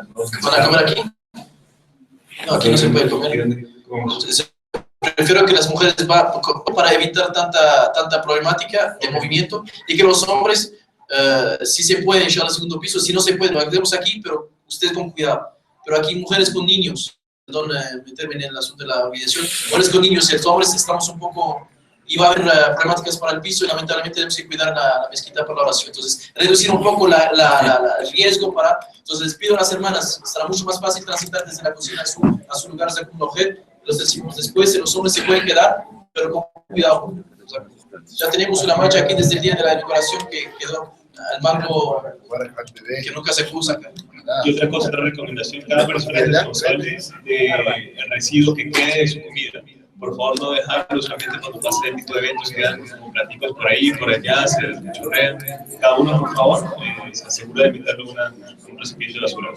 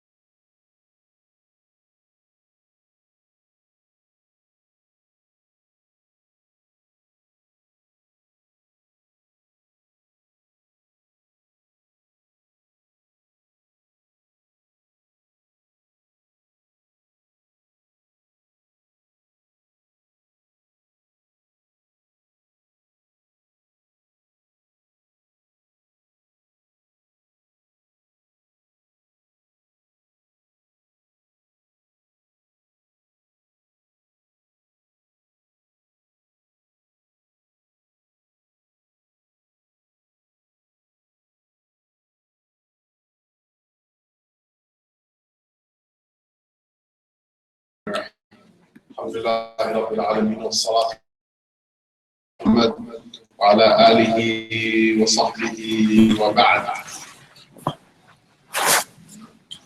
ولا يجوز صيام يوم الفطر ولا يوم النحر ولا يصوم اليومين اللذين بعد يوم النحر إلا المتمتع الذي لا يجد هديا، واليوم الرابع لا يصومه المتطوع ويصومه من نظره أو من كان في صيام متتابع قبل ذلك. So it is haram to fast on the day of Eid al-Fitr. It's haram to keep a fast on those days. Nobody will should ever keep a fast on those days. And there are certain other days, essentially, after Eid al-Adha, which is not the Eid after Ramadan, but the other one, the one that we do the sacrifices. You shouldn't fast for the 3 days after that. Entonces, aquí sobre las prohibiciones, los días de prohibición, página 5. La mitad de la página 5, entonces dice que las prohibiciones de los días de la Eid, Naha, pues es la pregnación, los 3 que siguen, y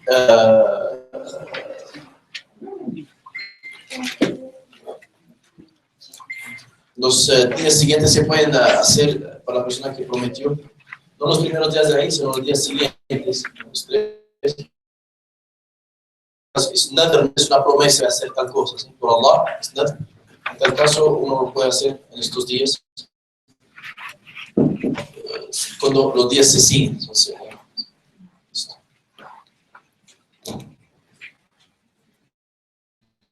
ومن أفطر رمضان ناسيا فعليه القضاء فقط، كذلك من أفطر فيه لضرورة من مرض، ومن سافر سفرا تقصر فيه الصلاة فله الافطار إن لم تنله ضرورة، وإن لم تنله ضرورة القضاء والصوم أحب إليه.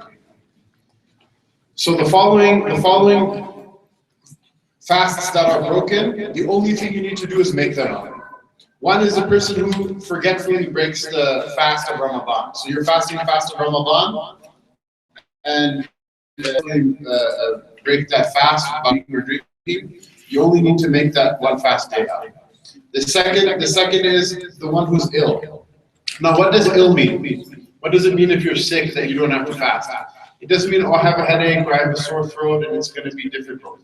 Sickness is specifically defined by the Sharia as something that will harm you permanently or something that will cause you an unbearable amount of pain, not just a small amount of pain. Otherwise, the fast causes everybody pain, even if you're healthy.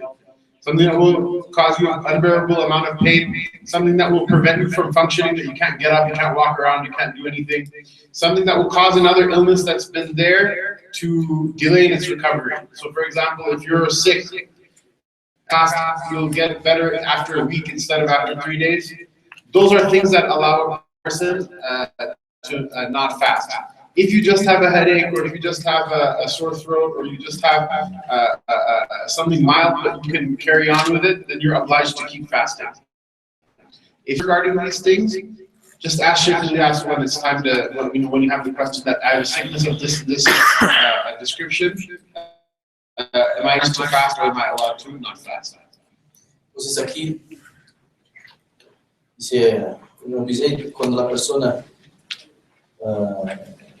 va a desayunar el día de Ramadán por alguna razón, que sea el viaje o que sea la enfermedad, o el que perdió el ayuno por olvido, como hemos visto hoy, puede reponer el día. Y el que está de viaje tiene también la opción de ¿qué? De ayunar.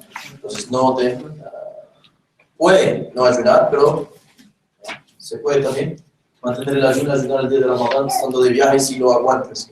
Puede hacer. Claro, dos posibilidades. Ahora, la hora de la persona enferma, la enfermedad puede tener diferentes características. No te está metiendo la cabeza antes de Ramadán, o cambió la voz, o no sé, cualquier cosita que no soy enfermo. Tranquilos, todos estamos enfermos diariamente, todos los días de nuestra vida. te duele algo, pero el asunto es que una enfermedad continua que si se mantiene te va a debilitar más. Sí.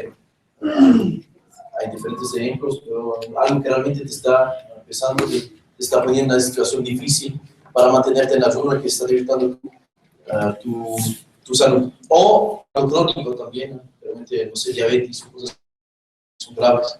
Entonces, no quiero que no puedes ayudar con esto, hay razones, entonces, en tal caso que después estés bien, repones los días, inshallah, Allah, normal, pero tienes que reponer los días.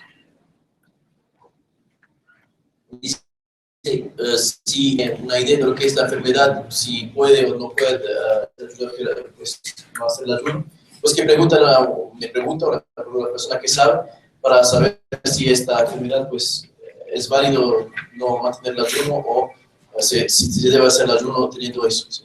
Entonces, a veces hay cosas un poco más que preguntan. So also the person who's a traveler, the definition for being a traveler who is allowed to elect not to fast is the definition given by the Sharia for a traveler for the purposes of Salat also, which is, there are two things. One is a person has to intend a journey that's longer than a certain amount of length, and two, the person has to have left the city limits. So for example, the length, there's a different ones that Malik's opinion, the journey has to be somewhere around 26 miles. The other fuqaha said 48, which is much farther, which is much longer. You can follow whichever of the opinions you wish, but the point is that that length, the total journey should be at least that length. The second is you have to leave the city you're living in. So if you're going 26, 27, 28 miles, but it's only inside Bogota, then you're not a traveler. But if you're going from Bogota maybe to a different city, and the total length of the journey is more than that amount, then once you leave Bogota, then you become a traveler. As long as you're inside Bogota, you're not a traveler. Once you leave Bogota, you're a traveler, then your 4 rak'ah prayers become 2 rak'ahs, and then also you're allowed not to fast. Now here's the important thing you need to understand, okay? If you're inside your own, the Fajr comes in, you have to fast. If you start a journey during the day, you have to still keep your fast. If the Fajr rises over you and you are still inside the city, even if you intend on traveling later in the day, you still have to fast. You start the fast, and once you started it, you have to keep it unless you're not able to keep it anymore because of weakness or whatever. This is different than the other madhab. Imam intends to journey during the day, that they can just not keep the fast in the morning, that's fine. Malik says no, once you start, you have to start the fast, you have to. If you're in the city, none of the reasons not to fast are there yet. So if you're inside the city and you have the dawn rises over you, then you have to keep the fast. And once you're keeping the fast, you cannot break it. And so that's the more cautious of the two opinions. And Allah, another opinion also. Sometimes people have these weird journeys where you're traveling westbound. So you could start, like I've done this before. I started the fast day in Turkey, and then I flew to England. And so I had a fast day that was maybe like 20 hours. Then I started the next fast day in England, and I flew to Seattle. Flew to Chicago.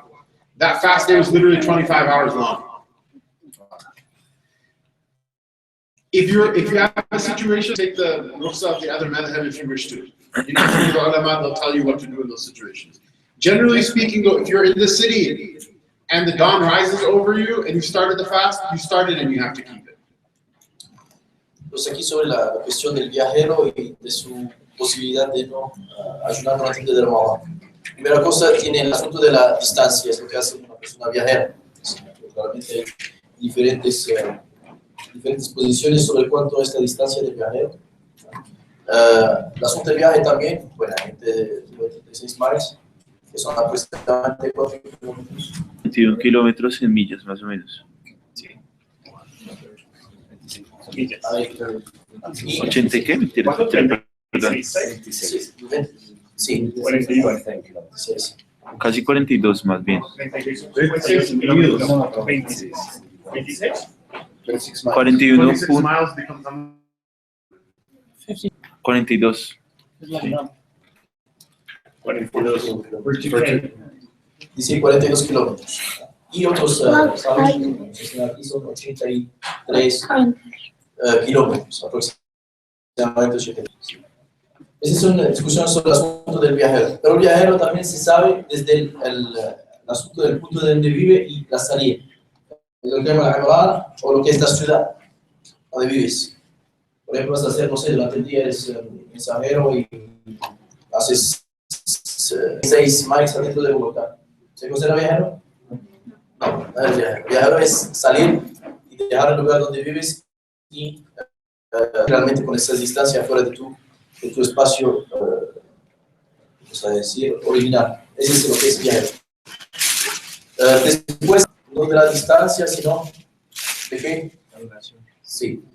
El asunto de ahí, pues puedes hacer, no sé, puedes hacer el ayuno, dar el ayuno, pero ahora son los momentos en los cuales sales de la ciudad. Momentos en los cuales sales de la ciudad. Dice normal que si empezó el Fajr, de que todavía estás en Bogotá, ¿qué tienes que hacer?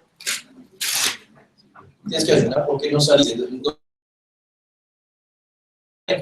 el viaje durante el día, entonces no eres viajero durante todo el día y no empezaste el día como viajero, empezaste el día como residente. Entonces, el asunto es eso. Otros madhab dicen, pues la tradición, como Hanifa, dicen que puedes durante el día, si vas a viajar, durante el día, ya que son las 12, vas tomando el avión, ya durante el viaje del mediodía ya puedes decir que eres viajero y puedes romper entonces el ayuno en este día, y se cuenta como días de viaje. Esa discusión dice claro que hay un debate, una divergencia sobre las diferentes definiciones de lo que es el viajero en cuanto a los tiempos, pero dice, él tuvo por ejemplo un caso en el cual desde Turquía hasta, salió entonces el primer día de Turquía hasta Londres, fue un día entonces, pero cuando viajó desde Turquía era el día de residencia en Turquía, entonces, y después salieron desde Londres hasta Seattle, Estados Unidos, y dice, duró el ayuno 25 horas. ¿Sí? Entonces, en su malequito tenías que haber ayunado todo el tiempo. Pero dice, en tal caso, pues, para facilitar también, se puede mantener otras escuelas para facilitar. Que tienen su relación con un contexto definido en nuestros tiempos hoy, las personas pueden atravesar con un avión, no sé, puede quedarse 20 horas en un avión, las dificultades ya son más, entonces también se puede facilitar con estas otras fatwas que están en otros madhab, y en tal caso, pues, considerar el madhab de Abu Hanifa en este viaje, y después reponer el día, y no habría ningún problema. Es para facilitar. So this brings up another issue. It's a discussion amongst the fuqaha about when you're traveling. Everyone agrees that you have an option not to fast while traveling. But the question is it better to fast or is it better not to fast? If everything else is equal. According to the Hanafi and the Maliki madhabs, it's better to keep the fast. According to the Shafi'i and Imam Ahmad's madhabs, it's better not to fast. All other things being equal. The reason that the Hanafis and the fast is the text of the Quran, أَن تَصُومُوا خَيْرٌ لَكُمْ. The person, Allah Ta'ala mentions the dispensation for the traveler in the Quran, that they don't have to fast, but then afterward he says, it's better for you to fast. The Shafi'is and the Hanbali, that there's other ahadith in which it says that the Prophet ﷺ says that Allah Ta'ala loves for the slave to dispensation, just like he loves for the slave to take hardship for himself. And they quote, for example, there's a hadith in which the Prophet ﷺ and his companions, they are traveling, they're marching from one place to another as an army. So he gave the companions the option, if you want to fast, you can fast, if you don't want to. So when they stop their march for the day and they had to pitch camp, the people who had fasted were so worn out, they fell asleep, they just were out of it, so they stopped. And the people who didn't fast, they pitched the tent, they started the fire, they cooked the food, everything. And Rasulullah ﷺ said, this day, the people who didn't fast, they got the reward for the people who fasted and the reward so they received even more reward today. So the point is what? The point is not necessarily one is right and the other is wrong. The point is, think about your situation. If you're traveling and it's not a big deal, then go ahead and fast. If you're traveling and it's going to become so difficult that you need to take help from someone else afterward, or it's going to become so difficult that you're just going to ruin your whole day and it's going to cause you all these problems, then don't fast. The Sharia doesn't make you fast. But if you can do it easily, it's better to fast. Sobre el asunto del ayuno durante el viaje. Vosotros, ¿verdad? Ven que durante el viaje hay que tomar más el permiso, es mejor, es más el permiso de no ayunar en este día. La escuela maliquita prefiere el asunto de ayunar, no perder el día de Ramadán. Este tiene que ver con el verso de Allah subhanahu wa ta'ala, menciona abiertamente, claramente, que si ayunan es mejor para ustedes. Así dice el verso coránico. Si pueden tomar rosa, pueden tomar permiso, pero si ayunan es mejor. Este es un entendimiento que está en el Corán. Y los sabios han tomado algunos casos en los cuales el profeta Muhammad sallallahu alaihi wasallam dijo que el asunto del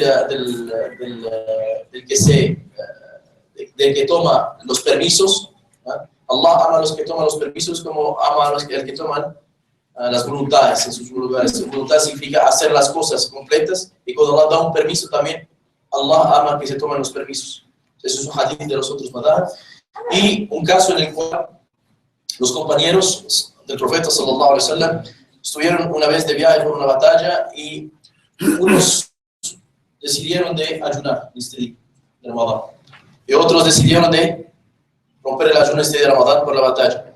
Entonces los que habían ayunado se cansaron este día y necesitaron pues ayuda y tomar fuerza o descansar un poco, durmieron, y los otros hicieron todo el trabajo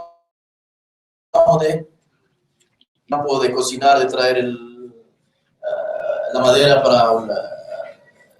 para el fuego y todo eso. Entonces, Muhammad dijo, sallallahu alaihi wasallam, en este día, los que hoy no ayunaron tienen el favor y la recompensa de los que ayunaron y su propia recompensa por haber tomado el permiso. Entonces, de ahí los otros madhab toman su argumento que es mejor tomar el permiso y no la voluntad o mantener el ayuno. ¿Cómo se juzga entre estos dos puntos? Dice Jeff. Es importante que ustedes vean, bueno, quiero decir algo aquí que es personal, pero creo que Jeff me va a acompañar. Hay ta'assub a veces en la gente, ¿sí? Ta'assub, ¿qué es? Es la prueba de la ignorancia. ¿Saben qué es ta'assub? Lo verán. Entonces viene un maliquita. Los maliquitas son mejores, son más cerca del asunto. Viene un hanafi. No, los hanafis son más cerca del asunto. Viene un shafi'i. No, es que los shafi'i tienen el conocimiento mejor del asunto. ¿Cuál es el mejor madhab? Esta cosa. Esa es una cosa de que cuando escuchas gente hablar así, o que sienten que es así, son ignorantes. No entendieron nada de la sunna del profeta Muhammad. Porque todos los sabios que intentaron hacer, si hablas de Ahmed Hanbal, de Shafi'i, ¿qué dicen todos? ¿Se siente alguien mejor que el otro? ¿Quién tienen eso? Los seguidores de los madhab van a tener eso. Nosotros somos mejores que estos. Es prueba de ignorancia, no es más. ¿Saben? Basado sobre argumentos, sobre el Corán o la tradición, sobre su entendimiento.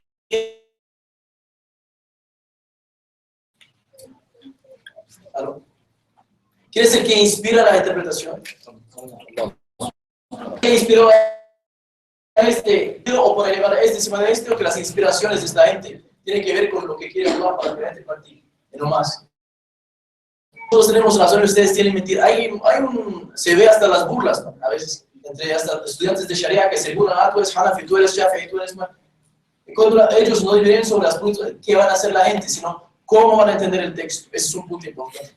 Entonces, cuando ustedes encuentran argumentos, no es decir qué es lo mejor, sino decir que, alhamdulillah, que uno lo entendió así, que me va a servir un día en mi vida, el otro lo entendió así, que me va a servir así un día en mi vida también. Así es la visión del Islam. Son complementariedades, no son grupos y divisiones. Eso es lo que hay que entender. No sé si me están entendiendo. Por eso que no se trata de, ahí maqsad, como dijo el Sheikh, no se trata de yo soy maliquita, entonces voy a ayunar 48 horas un día, ¿sí? Por ser maliquita. Entonces sigues al profeta Muhammad sallallahu alaihi wasallam, el profeta enseñó algunas cosas en los objetivos de la tradición. Oh, el Hanafi, no, hasta cuando pueda ayunar y que voy a dormir ahí de aquí a Barranquilla, voy a desayunar siempre. No importa, porque soy Hanafi y ya. No, no es Hanafi o Shafi, Malik. Eres una persona que busca ¿qué? La verdad en la práctica. Entonces, si un día tu viaje te cansa y sabes que te va a traer problemáticas en el ayuno, ¿qué vas a hacer? ¿Qué vas a hacer? Desayune tranquilamente. Y si realmente hiciste un día hasta Medellín, que son 45 minutos, un día de Ramadán, que saliste, no sé, saliste hasta, no sé, a las 8 de la mañana, llegaste allá a las 8:45, y que comiste todo el día, que realmente lo hiciste una vez, te diste cuenta que no había ningún cansancio, realmente no cambió nada en tu vida, era mejor que no me ayunar, y ya sacó la situación. What about the prayers? What about the prayers? You can have a different for that, inshallah. Like intensive on prayer, inshallah. Yeah, no, mashallah. Mashallah, Shaykh Ilyas, what he's saying is, mashallah, it's true. The madahib, they're like vehicles. The destination is Allah. So one is like Mercedes, one is like BMW, one is like Lexus, one is like Acura, Infinity. Mashallah, the four madhabs of the Sunnah, all of them, mashallah, are grounded in the haqq. The four madhabs, Hanafi, Maliki, Shafi'i, Hanbali, they're grounded in the haqq. Anything else other than them, this is like Mercedes, like Lexus, BMW, Infinity. All the other ones like burro. It's not good. Leave it alone. So, continuing the text, ومن سافر أقل من 4 فأفطر فلا كفارة عليه وعليه قضاءه. وكل من أفطر متأولا فلا كفارة عليه وإنما الكفارة على من أفطر متعمدا بأكل أو شرب أو جماع مع القضاء. So this is okay. So we learned two words for like penalties for something that happened in the fast. The first is qada, which means to make the fast up. The second is fidya, which is to pay. It's a financial penalty, which is a quarter of the zakat al-fitr amount. The third one is called kafara. It's the most difficult out of all three of them. So we'll talk about that in a second. So we say that whoever travels, for example, instead of going like 48 miles or 23 miles, they're just going to like Sipakira, and they thought, oh, I'm going on a trip and it's outside of Bogota. And then they come back and they see Sheikh Santiago. They say they're having a coffee and he's like, why are you fasting? He said, I learned today. He said, where'd you go? I went to Sipakira. Sorry, brother, you have to fast today. It wasn't far enough. Oh, I thought that's enough, right? This is what it's a mistake. One thing is if the person knows that they're just making it up. I'm not talking about that. This is genuineness. Somebody thought that it was allowed for them not to fast. For example, say, oh, I have a headache, that's why I didn't fast. Or I have a sore throat, that's why I didn't fast. And they thought that that's okay. Those mistakes, all you have to do is qada. You just have to make the fast after that. But if something's not a mistake, you knew, you just ate because you wanted to eat. Or you drank because you wanted to drink. Or a husband and wife, they had relations with one another because they wanted to do so and they didn't want to wait until the fast day was over. For the person who breaks their fast on purpose, the penalty is called kafara. Entonces aquí por el asunto de lo que es el error por ignorancia, pecar como se por ignorancia. A veces se mantiene la ignorancia para poder pecar todo el tiempo. La idea es saber. Entonces, el viaje, dice Sheikh, el viaje. Una persona, toma el ejemplo del viajero que no sabe la distancia. Entonces, viaja, no sé, va a cualquier lado durante el día y se devuelve. Aquí sale a las 8, a las 10:30, está tomando un café aquí al lado. Ahí pasa el Sheikh Santiago diciéndole, ¿qué estás haciendo? Es Ramadán, espero que todo bien. ¿Estás enfermo, hermano? No, es que hoy viajé, soy viajero. ¿En dónde fuiste tú en Sepaquerá? Dice que la persona asistió al curso intensivo. Y bueno, tendrá que pagar hacer el día otra vez, porque lo hizo por ignorancia. ¿Listo? No sabe. En caso de ignorancia también sobre qué, a veces hay también voluntades, lamentablemente, errores. Por no tener relaciones íntimas en el día, no Lo que pasó con uno de los compañeros, de hecho, no se mantuvo la paciencia y tuvo relación con la pareja en el día. Hay kafara por eso también. Kafara es uno de los términos de que tienes que pagar ahí una... Sí, no se piensa el kafara es alguna manera de caución, expiación, perdón. Expiar tu pecado porque es un pecado. Pasaste los límites del orden, estás pagar lo que has hecho.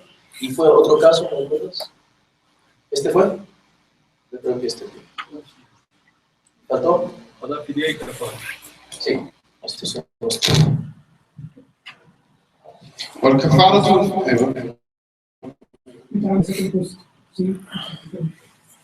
Sí, muta'ammidan es lo que hemos dicho. La persona que por voluntad tiene la razón, sabe que no tenía que provocarlo. En tal caso tiene que pagar el kafara los dos, hombre y mujer en tal caso, sí.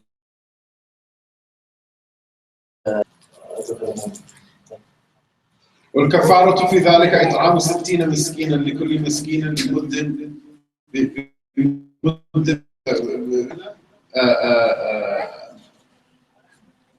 مد بمد النبي صلى الله عليه وسلم وذلك أحب إلى كفارة بعتق رقبة أو صيام شهرين متتابعين. So this describes what the kafara is. The kafara is that you have to feed 60 people, each of them the amount of the mud of the Prophet sallallahu alaihi wasallam. So that's basically 60 times the fidya. 60 times the fidya for every kafara. And that's the one of three options, and that's the one that Malik preferred the most. He thought that this is the best one, and this is based on the text of the Quran.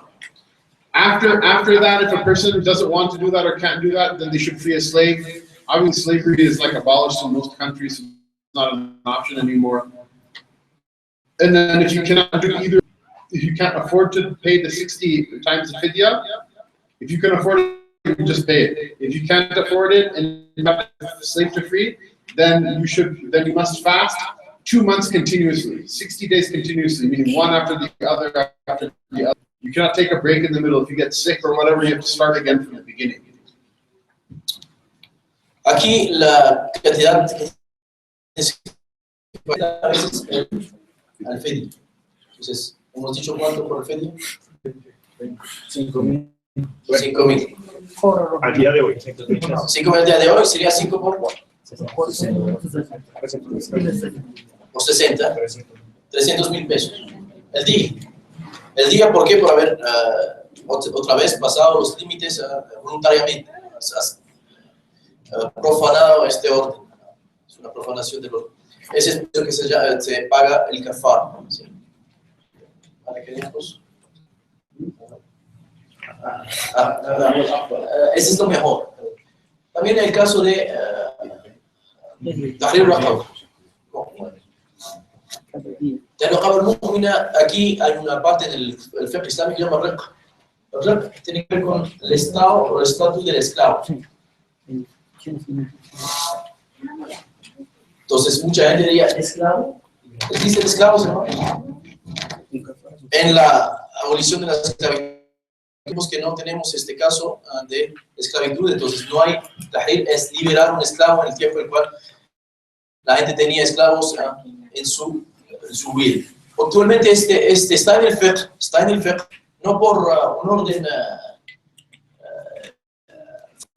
sino que lamentablemente la esclavitud continúa existiendo de otras maneras, ¿sí? Lo dejo porque no es el caso que tenemos aquí. Pero ustedes cuando van a leer el riq en el Islam, ya se ha escuchado a gente dice, tenemos que sacar capítulos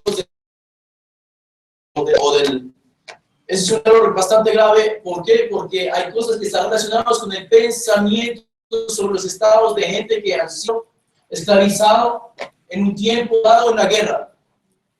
¿Quieren un ejemplo? Sí. ¿Quieren un ejemplo? Sí. Hay muchos ejemplos. No, tuvimos un ejemplo, por ejemplo, en el cual personas se encontraron en la historia musulmanes bajo la resistencia en contra de, por ejemplo, algunos imperios y terminaron siendo obligados de cambiar de fe de que los maten o que salgan de sus ancestros, los andaluces. Muchos de la parte del fiqh, cuando tuvieron que salir, dijeron: ustedes están en el estado de esclavos. Eran libres, no eran esclavos, pero hicieron analogía sobre el estado de esclavo porque el gobierno en sus tiempos los forzaba a leyes injustas en el lugar donde se encontraban. ¿Es posible que un musulmán viva este hoy? ¿Dónde vive este hoy? En China, por ejemplo, donde los obligan a tomar el mes de Ramadán, los con agua para que pierdan el día. ¿Es cómo se llama esto? Hoy actualmente va a pasar en este próximo Ramadán. Va a pasar muy serio. ¿Cómo se trata? Es una esclavitud, guste o no guste. Ahora el mundo está muy bello, no está pasando nada, pero el Islam es pragmático. El Islam habla de todos los casos. No estoy queriendo hablar de en cuanto a liberar un esclavo, no es que vas a comprar un uigur para sacarlo, no es eso. Sino tiene que entender que estas reglas son visiones mucho más allá de lo que piensan las mentes estrechas, pequeñas, que no entienden la realidad de nuestro mundo, ni de las civilizaciones, ni de la cultura, ni de la historia. Es lo que son gente estrecha. Lo que está en el Islam es porque habla de todos los casos que puede vivir un ser humano en esta vida. Una prostituta violada por la mafia italiana, vendida en Japón, es una esclava. Ustedes tienen trata de blancas en Colombia. Son esclavas. Las drogan todos los días, también todos los días, son esclavas. Se ven que es musulmana, ¿qué tienen que hacer en Ramadán? Están en estado esclavo, tienen que escribir para analizar su situación. No es para decir que tenemos que devolver la esclavitud. No lo entienden nada. El profeta Muhammad y los compañeros y la tradición islámica es la primera que vino al mundo a liberarla, no a forzarlos a ser esclavos de nada. Entonces no tenemos ninguna lección que recibir de ninguna otra tradición. La esclavitud sería la esclavitud económica. Muchas gracias.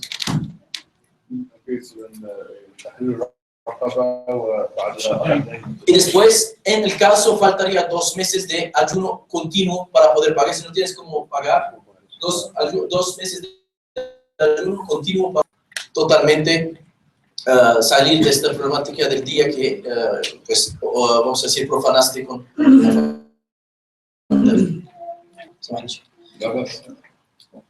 وليس على من أفطر في قضاء. So before we continue with that, I wanted to mention there's a hadith of the Muwatta of Imam Malik. All of these things regarding the kafara, they're taken from hadith of the Prophet sallallahu alaihi wasallam.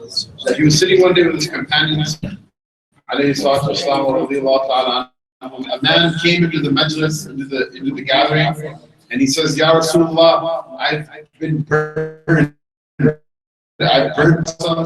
Just wait, be patient, I have other things I'm taking care of right now. I'll get to you in a minute. So what happens, he takes care of his other things, then he's one, we'll bring him. So they bring him forward, he says, what's your problem, what's going on? So the Sahabi, he said, Ya Rasulullah, it was a day of Ramadan, and I was fasting, me and my wife were fasting, and I couldn't control myself, and I had relations with my wife. Allah sallallahu alayhi wa sallam says to him, he says, okay, then go feed 60 people, you know, like sorry, so he says to him, he says, feed 60 people with, says, Ya Rasulullah, I don't have that much money that I can feed that many people. He said, then go free a slave. He says, Ya Rasulullah, I don't have a slave either. He said, then go fast for 60 days, continuously. He said, Ya Rasulullah, I couldn't even fast for 1 day. How am I going to fast for 60 days? And so Rasulullah sallallahu alayhi wa sallam, he smiled and he says, okay, this is the mercy, the rahmah of Rasulullah sallallahu alayhi wa sallam also. He smiled and he says, okay. He asked his other companions, go bring some tray of dates, enough for 60 muddah. So they came and brought a tray. He says, just go around from house to house, find the poor people of Medina Munawwara and give it to them. And he says, Ya Rasulullah, wallahi, there's no house in Medina more poor than my house. And so Rasulullah sallallahu alaihi wasallam smiled and says, fine, go ahead and take it. Now, you cannot take this on your own. The fuqaha said this is just an exception Rasulullah sallallahu alaihi wasallam gave to this one person. You cannot eat from your own kafara. But the point, this is where this comes from. It's from a hadith of the Prophet sallallahu alaihi wasallam. Even the hadith that shows the mercy of Islam. Entonces dice, se desprende de un hadith del profeta sallallahu alaihi wasallam, en el cual un hombre un día vino y dijo, oh profeta de Dios, oh profeta de Allah, me quemé hoy. El profeta dijo, espera un instante, y tenía algo por hacer, después llamó, dicen, llaman al quemado. se acercó al profeta sallallahu alaihi wasallam, entonces dijo, hoy era un día de Ramadán, como sabe, y no me controlé, tuve relaciones con mi esposa, caímos de romper el día de ayuno por nuestra falta de control. El profeta lo miró y dijo, bueno, hay solución, tienes que ir a pagar una kafara para 60 pobres, un mud por cada 60. Dijo el Señor, esta cantidad de comida o de alimentos para darlo a los pobres. Y entonces si tienes algún esclavo, pues libéralo. Hoy en día, perdón, digo, no tengo ningún ser que esté en este estado bajo mi orden. Y el profeta Muhammad entonces ayunó 60 días continuos. Dijo el profeta, Allah no puede ayunar un día controlándome, no voy a poder controlarme 60 días. Entonces dijo, bueno, está bien. El profeta Muhammad envió a los compañeros a traer una rama de dátiles para que vayan y a los pobres. Pues cuando las trajeron le dijo, toma esta rama de dátiles y por favor vaya en las ciudades de Medina y déla a las familias pobres que conozcas. Dijo, oh profeta de Allah, no conozco una familia más pobre que mi familia en Medina. Entonces se rió el profeta sallallahu alaihi wasallam, me sonrió diciendo, vaya, come tú de tu esposa estos dátiles hoy, que Allah te perdone. Dice, ahí se ve claramente la misericordia del Islam en cuanto al asunto de los errores de las personas, si vuelven arrepentidos. Dice, este no puede ser tomado por una regla, más bien los sabios dicen que este fue una excepción, que el profeta Muhammad sallallahu alaihi wasallam pues practicó con tal persona por su situación como persona, y que no se toma como regla de fe, más bien es como un rigor de esta sharia, que vean que las cosas siempre tienen solución. Todo tiene solución, alhamdulillah, excepto morir sobre el kufr no tiene solución. Esa es la idea del hajj.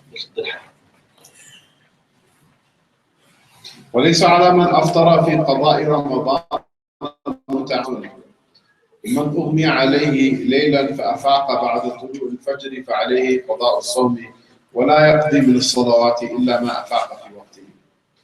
So the kafara as a penalty for the person who intentionally breaks a fast, it's only for the fard fast in Ramadan.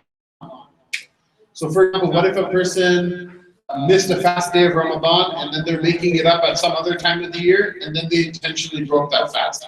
That fast is still a fard fast, but because it's not in Ramadan, there's no kafara in it. There's only what? Qadha. Kafara is only for intentionally breaking the fard fast of Ramadan, during Ramadan. It's not for any other fast outside of Ramadan, be it fard or ruling. Entonces aquí estamos hablando de reponer los días. Dice que reponer los días es únicamente con la kafara y tal que has profanado el día de Ramadán, pagar la kafara por los días que rompiste voluntariamente en el mes de Ramadán. Si estás reponiendo un día del mes de Ramadán después del mes Shawwal, estás reponiendo un día de Ramadán y voluntariamente rompiste el ayuno, ¿tienes que dar kafara? ¿Tienes que dar 60 o ayudar 2 meses? No. Es únicamente por los días perdidos en el mes de Ramadán. The person becomes unconscious, and then the entire fast day passes over them, and a person who's unconscious and they're not able to complete their fast, meaning they're unconscious all the way until the day of the fast ends. There's a difference between being asleep and being unconscious. With sleep, if somebody wakes you up, you can get up. Unconsciousness is like people cannot wake you up until your body allows you to wake up again. So we're talking about unconsciousness again. We're talking about the one who loses consciousness and gains it again after the break of dawn, that person must make the fast day up. Because if you're unconscious, your intention doesn't count. Because you cannot make any intention when you're unconscious. So if you don't start the fast day, if you start the fast day sleeping, it's okay. The fast counts. The fast up. This is for fasts. However, for the prayers, if you're unconscious for the entire time of the prayer, you don't have to make the prayer up.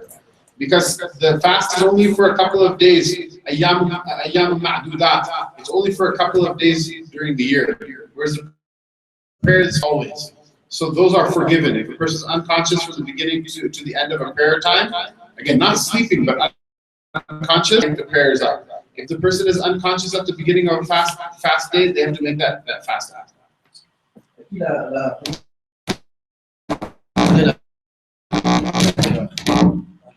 haber perdido la conciencia durante el día de Ramadán.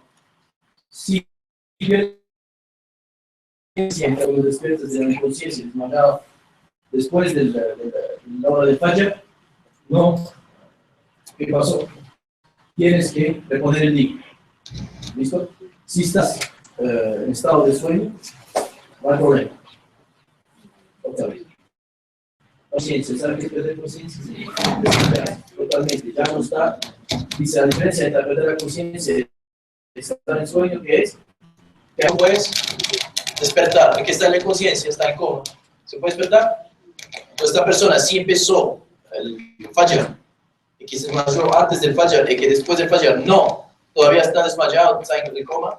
Esta persona su día, no es que cuando sale del coma, pues durante el día ya tiene que mantener el ayuno, no, se perdió el día, porque no estaba en su estado de normal para ayunar en este día, entonces el día tendrá que después del mes de Ramadán. Dice que el sueño es otra cosa, porque el sueño que es, está en estado de conciencia, sino que está dormido, entonces se puede despertar. En tal caso, pues no tiene que, si ha tenido la intención antes, no hay problema. Si durmió y que se despierta después del día del Fajr en el día, su ayuno es bueno. Y dijo también sobre el asunto de la oración y el ayuno, la diferencia entre la oración y el ayuno. Dice, por la oración es diferente. Cuando uno está desmayado antes y salió del coma después del Maghrib, ¿tiene que reponer la hora de la oración de la Asr?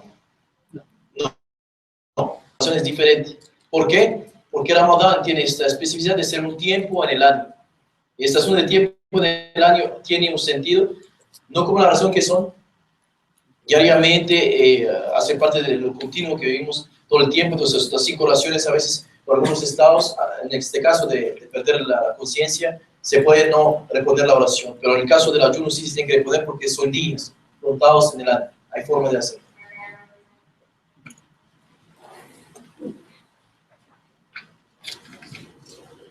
وينبغي للصائم لسانه وجوارحه ويعظم من شهر رمضان ما عظم الله سبحانه وتعالى. So it's imperative, it behooves the one who is fasting, protect his tongue and limbs from indulgence in evil, and to magnify in the month of Ramadan that which Allah has magnified, glory be to him. Meaning what? Meaning that when you're fasting, everything that is haram becomes even haram. Sin and doing things that are haram while fasting than there is while not fasting. And just like that, every good deed that you do while you're fasting, you receive your reward for it. So be careful, pray your sunnahs before your dhuhr and after your dhuhr and before asr. Pray your salat al-duha after the sun rises. Read Quran, make tasbih, make the dhikr of Allah subhanahu wa ta'ala. Do good things, be pleasant with others, help others, etc. In Ramadan, you're tired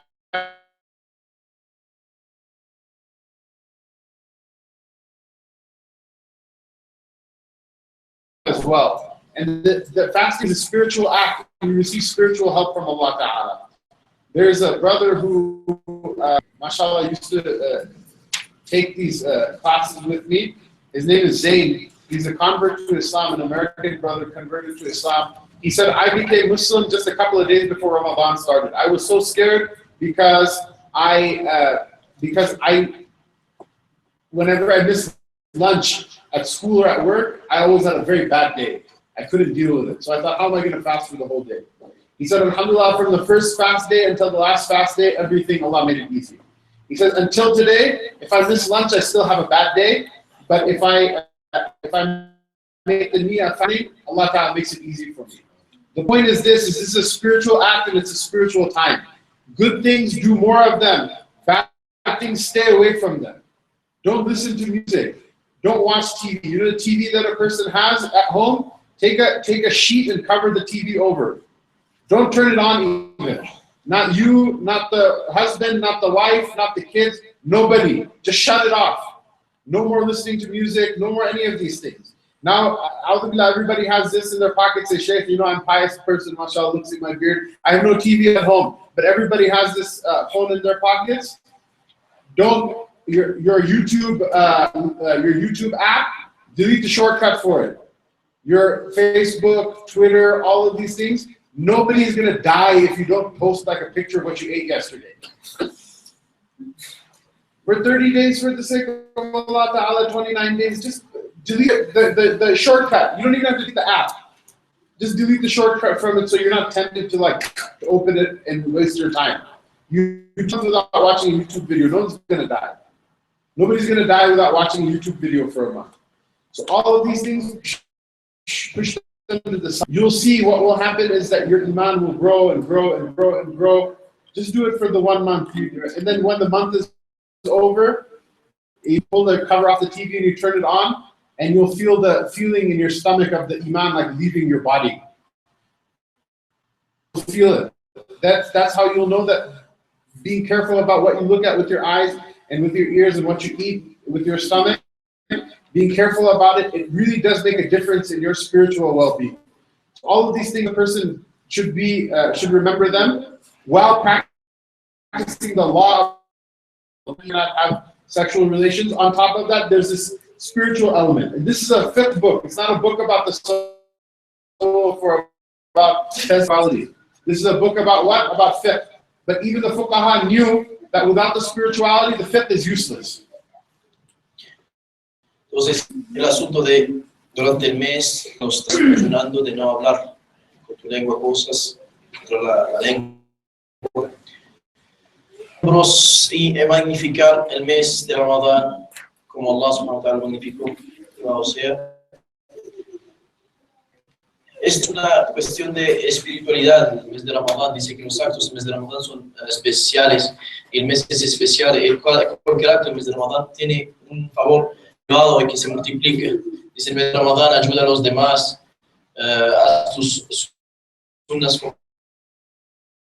su qiyam, para hacer dhikr. Hace todo lo que en los otros días del año lamentablemente no tenemos la fuerza o la capacidad de hacer o la voluntad. Realmente tienes que fortalecer esta fe y ir a Allah de una manera mucho más espiritual. Dice también que ayudar al otro es muy importante porque hay gente que se cansa durante el mes de Ramadán, necesitan tu ayuda. Si tú tienes capacidad o fuerza, cuando la gente pierde su fuerza, apoyarlos en este mes es un acto también de un hermano en Estados Unidos que se convirtió al Islam y se convirtió al Islam unos días antes de Ramadán. Estaba muy asustado pensando que después de su conversión al Islam que tendría que hacer Ramadán no podría o que iba a cansarse. Dice que encontró en Ramadán al contrario una capacidad de una multiplicación de sus energías que no tenía antes.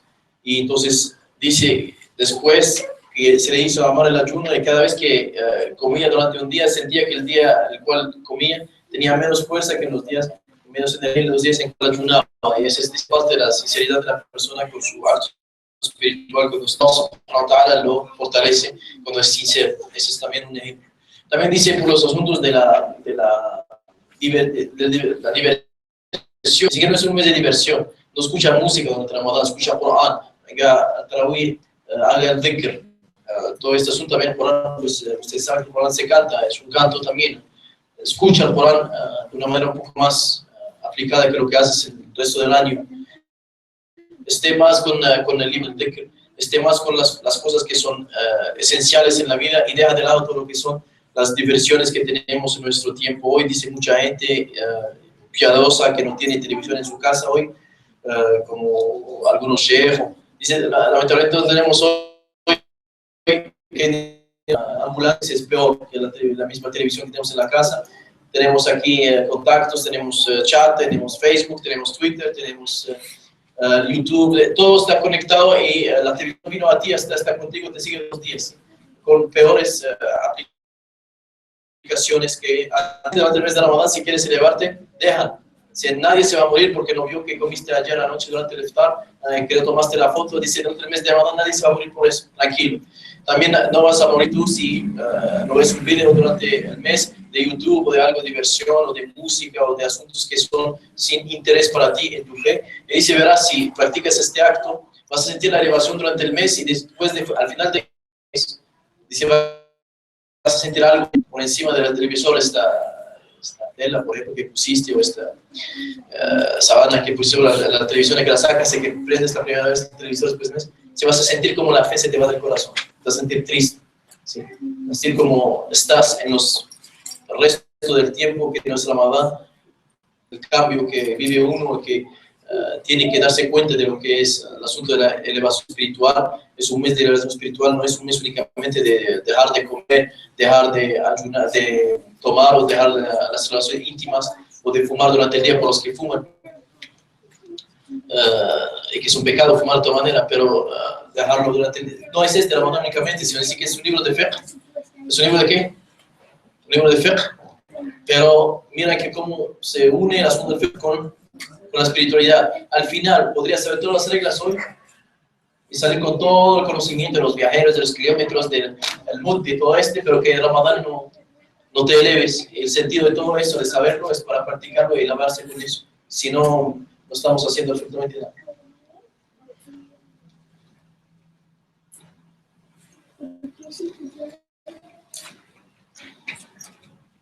ولا يقرب الصائم النساء بوطء ولا مباشرة ولا قلة من لذته ولا يحرم ذلك عليه في بيته. Men and women, obviously, if not, they should not even look at one another. If a man and woman are married, they should be careful. They should take cautiousness to stay away from one another. And this cautiousness is different for different people. If you have an old couple, they're 90 years old, 95 years old, and those, then it's not really that big of a deal. If you have some people are young, newlywed, just got married a week before Ramadan, that's different. Most people are somewhere in the middle. Most couples are somewhere in the middle. But in general, a husband and wife should stay away from each other in Ramadan. If they have sexual relations, they will break the fast. They should stay away from each other. They should not touch one another excessively. They should not kiss one another unless it's a custom. People, for example, when you kiss your daughter goodbye, that much is okay. It's tolerated. But anything more than that, it's in and of itself, it's a problem. Why? Because it's going to lead a person to destroying their fast. This is during the daytime of the fast. So the Sahaba radiallahu anhum, they knew this much, but they didn't know about the nighttime because Ramadan was such a spiritual time. They had this assumption in their mind that maybe at the nighttime it's also haram for man and woman to be together with one another as well. And so what would happen is that they would stay away from one another even at nighttime. But because there's some ambiguity, a couple of them, they kind of let themselves go. And they came to the Rasul sallallahu alaihi wasallam and told him, and then it was revealed that relations with one another during the nighttime. That's permissible. There's nothing wrong with that. It's not a sin, or there's no harm in that. Inshallah. It's better enough, or no, it's no harm in it. That's up to husband and wife, whatever they decide. If it becomes a distraction and they don't want to, that's fine. And if they want to do it, that's fine. There's nothing wrong either way. So that's okay during the nighttime, meaning when you're not fasting. But during the fast, you should be like brother and sister. That's it. There's no two times. One is fasting and one is Hajj. Right? When you're fasting, when you're in Hajj, you should be with each other like brother and sister. Inshallah, when those times are over and nobody else is looking, what's your business? Whatever makes you happy, alhamdulillah.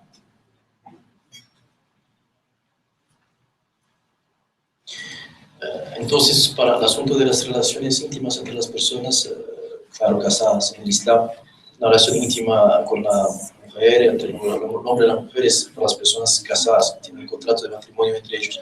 Dice, en el caso del ayuno, pues una persona durante el mes de Ramadán que no esté casado con una hermana o un hermano, una persona que no sea mujer, no tienen ni el derecho de mirarse para disfrutar uno del otro. Es un pecado.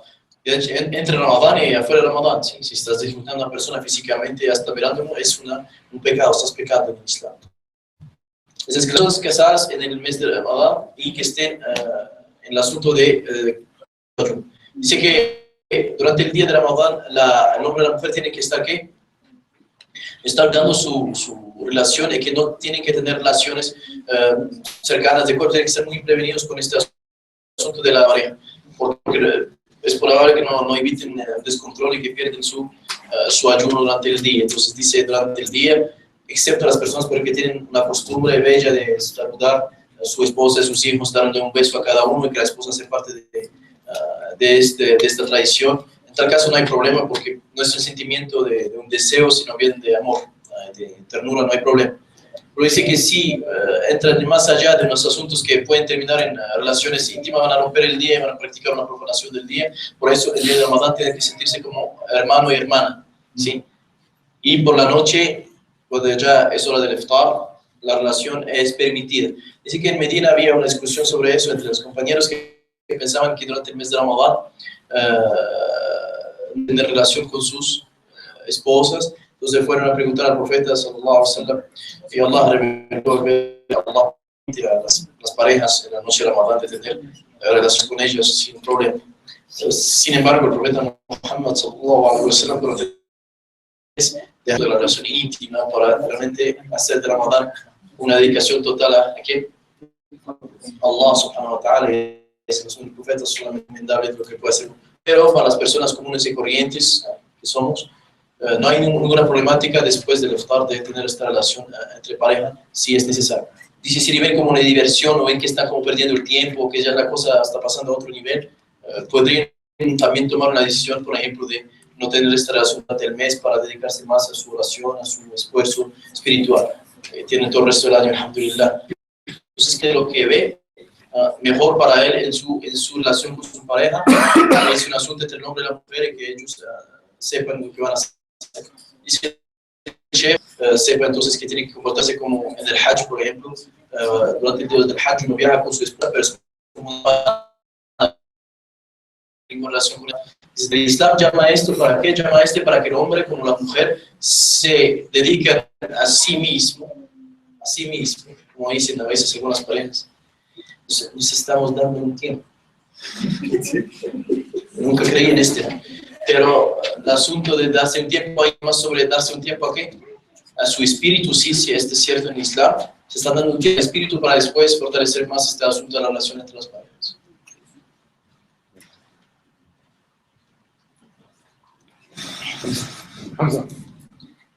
Darse un tiempo.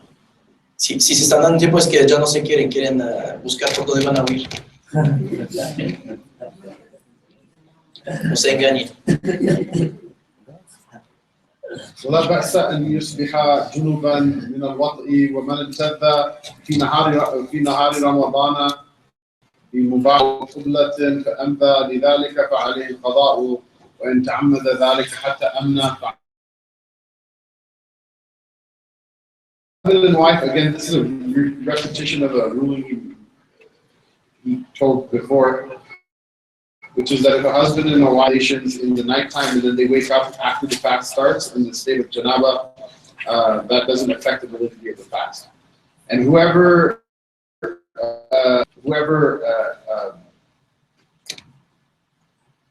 does some activity between a husband and wife or some activity in which there's sexual pleasure during the day in Ramadan, during the fast time, either by the husband and wife touching each other or kissing each other or something like that, and then they do so until the point that the pre-ejaculate fluid comes out, he has to make the rest of the day up. He has to keep the fast for the rest of the day, and he has to make qada.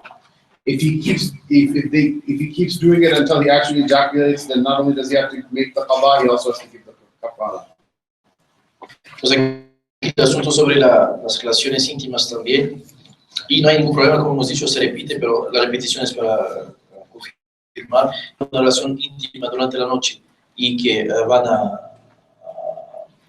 despertar sin su estado de purificación, no hay problema, están en estado de normal y toman su baño después. En cuanto al asunto de la relación, dice, a veces una pareja puede entrar en como juegos eróticos. Dice, hay dos posiciones, la primera, dos asuntos que pueden pasar. La primera es que sale un líquido que no es el líquido seminal de la mujer en cuanto al deseo que sale los fluidos. En tal caso, si han jugado voluntariamente, pero que no hubo eyaculación, ¿Qué tiene que hacer? Ayunar y reponer el día. Ayunar y reponer el día.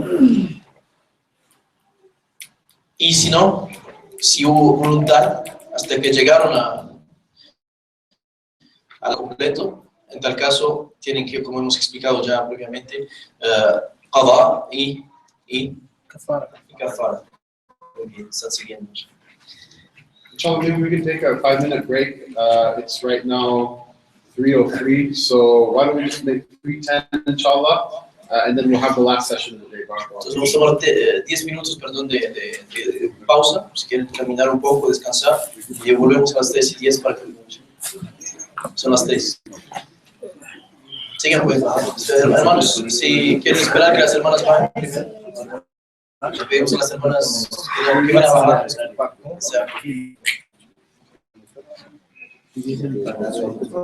Va a haber más tarde. Yo les vi. ¿Vuelve mañana? ¿Cuál es la pregunta? ¿Algo? Sí. Espero.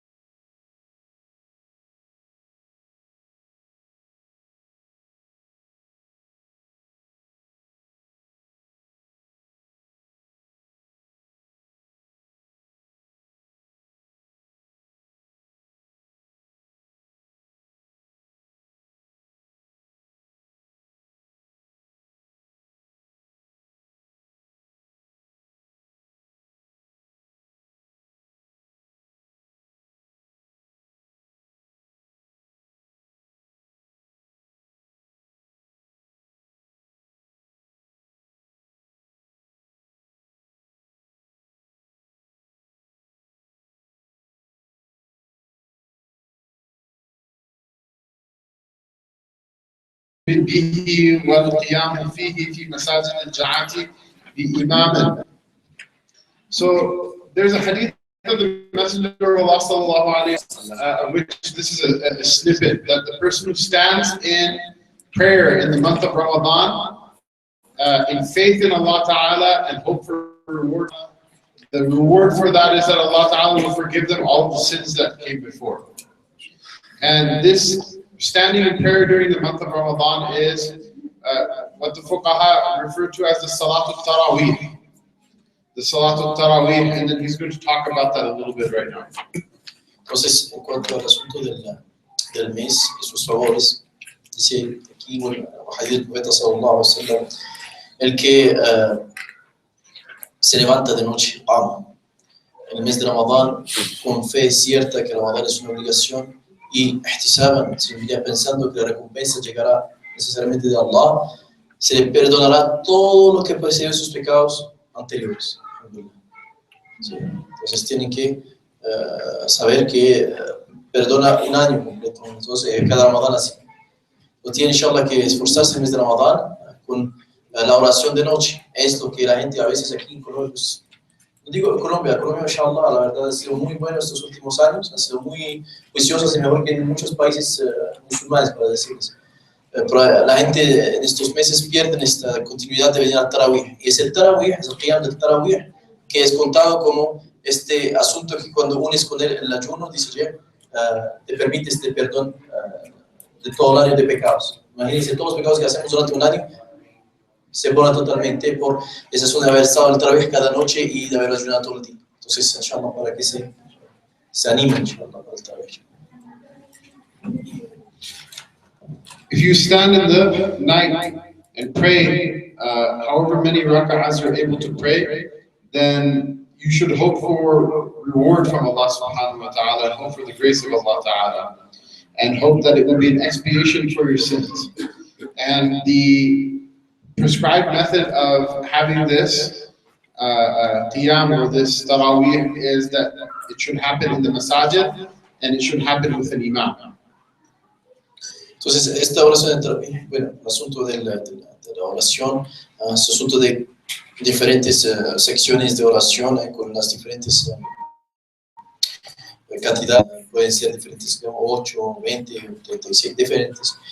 Rakat, este no es tanto el asunto, sino de asistir a la oración esta noche. Y dice, tiene que hacerlo ¿en dónde? Es favorable hacerlo, mejor de hacerlo en la mezquita. ¿Y hacerlo dónde? Con el imam. No solo, porque hay gente que va a la mezquita pero está hablando solo. Entonces, en este madhab es más, mejor venir al masjid y hacer tras del imam esta oración. ومن شاء قام في بيته وهو أحسن لمن قويت نيته وحده. If a person wishes to pray alone in their own home, there's more reward in praying alone in your own home on two conditions. One is that you're not going to just go home and say, oh, I'm going to pray alone and then like pray a couple of rak'ahs and fall asleep. This happens with some people because they are. So if you know for sure that no, you'll get through it, it's better to do it in your home. Why? Because then nobody else sees you. So there is no riyah, there's no showing off. You're protected from showing off.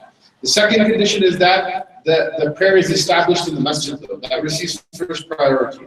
So if nobody's praying the tarawih in the masjid, it's better to pray it in the masjid so that the prayer is established in the masjid. If there's a jama'ah, though, like 40, 50 people there, and then you wish to pray at home and you know you're going to pray properly, then it's at home. Entonces aquí la idea que en la casa, cuando la intención se mantiene, que es mejor para el que está seguro de poder hacer la oración solo en su casa, es el mejor y los compañeros, pero este dice es para las personas que realmente tienen la intención de que tienen esta voluntad, esta capacidad. Si te conoces, no es que vas a hacer 2 rak'at, después que se otra vez en la casa, como dicen muchos, tranquilo, ya yo hago la otra vez en la casa. A veces no ha hecho ni eso, la oración mismo. Estás más cansado de qué? Estás más cansado de lo que pensaba, entonces no aguanta.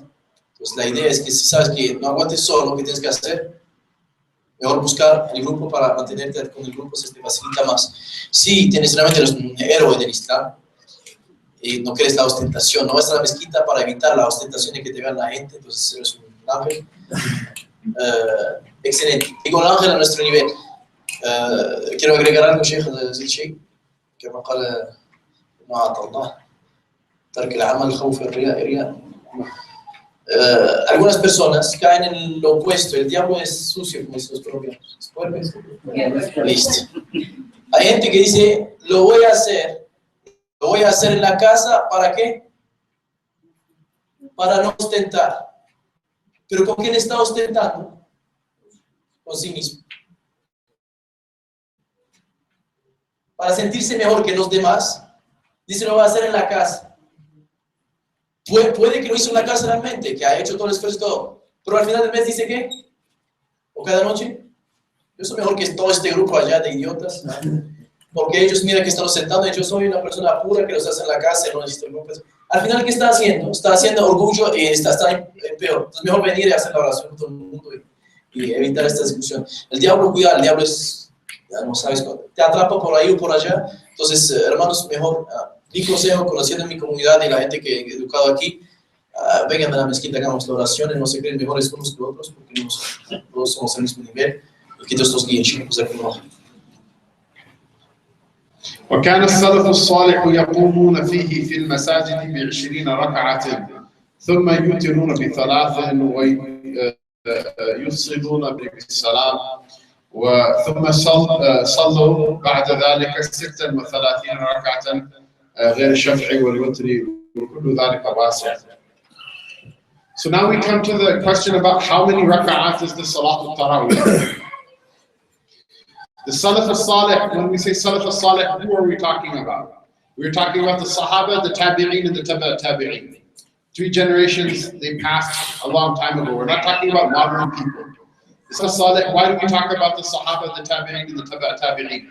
Maybe you remember from the time that you read the Aqidah, that this is the Aqidah of the Muslims, that the best of this Ummah are the first 3 generations. The Sahaba, the rak'ahs in their prayer, 20. The story with the Salat al-Tarawih is like this. That the Rasul sallallahu alayhi wa sallam, he gathered his Sahaba radiallahu anhum to pray in the masjid for one night, and they all prayed together. After Isha, they prayed in the masjid, and then they came a 3rd night and they waited for Rasulullah sallallahu alaihi wasallam to come out after Isha, and he didn't come out. They waited. Finally, they said to someone, go knock on the door and see if he'll come. And so all of them were so afraid that they should knock on the door and bother him, that he sees them with his eyes, sallallahu alaihi wasallam, he's bothered by them.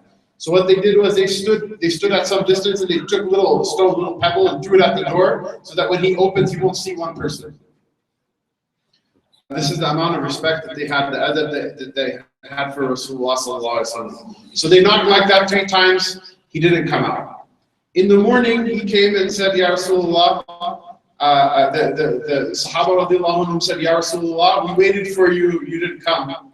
He says, I know. He said, I fear that if you kept doing this, it will become like an obligation on my ummah.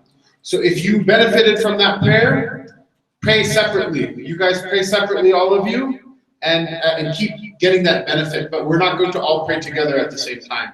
Why? Out of fear that it will become fard. So then if you fast forward, this is the way they prayed for the rest of the life of the Prophet ﷺ. Small groups of 2, groups of 3, groups of 4, one person alone like this, they prayed separately. And they did the same thing during the reign of Sayyidina Abu Bakr Siddiq radiallahu anhu. During the reign of Umar radiallahu anhu, he said what? He said that all of these people are praying separately. And the reason we didn't used to pray together is because Rasulullah sallallahu alayhi wa sallam was afraid that this Salat al-Tarawih would become fard. And this is not a possibility. So he says, now let's gather everyone together and pray like we did before, all of us together. How many rak'ahs did they pray? 20. Sayyidina Uthman radiallahu ta'ala anhu also used to lead the prayer. How many rak'ahs did they pray? 20. Sayyidina Ali radiallahu ta'ala anhu, how many rak'ahs did they used to pray? 20. The amal of the Sahaba, the Tabi'in, the Tabi'in, almost without exception is what? It's 20 rak'ah. The exception is what? Umar bin Abdul Aziz, the Khalifa Rashid, he was a great of the Tabi'een. He said increase it to 36. Why? Because they used to pray Tarawih in those days, so go all the way until the time of Fajr.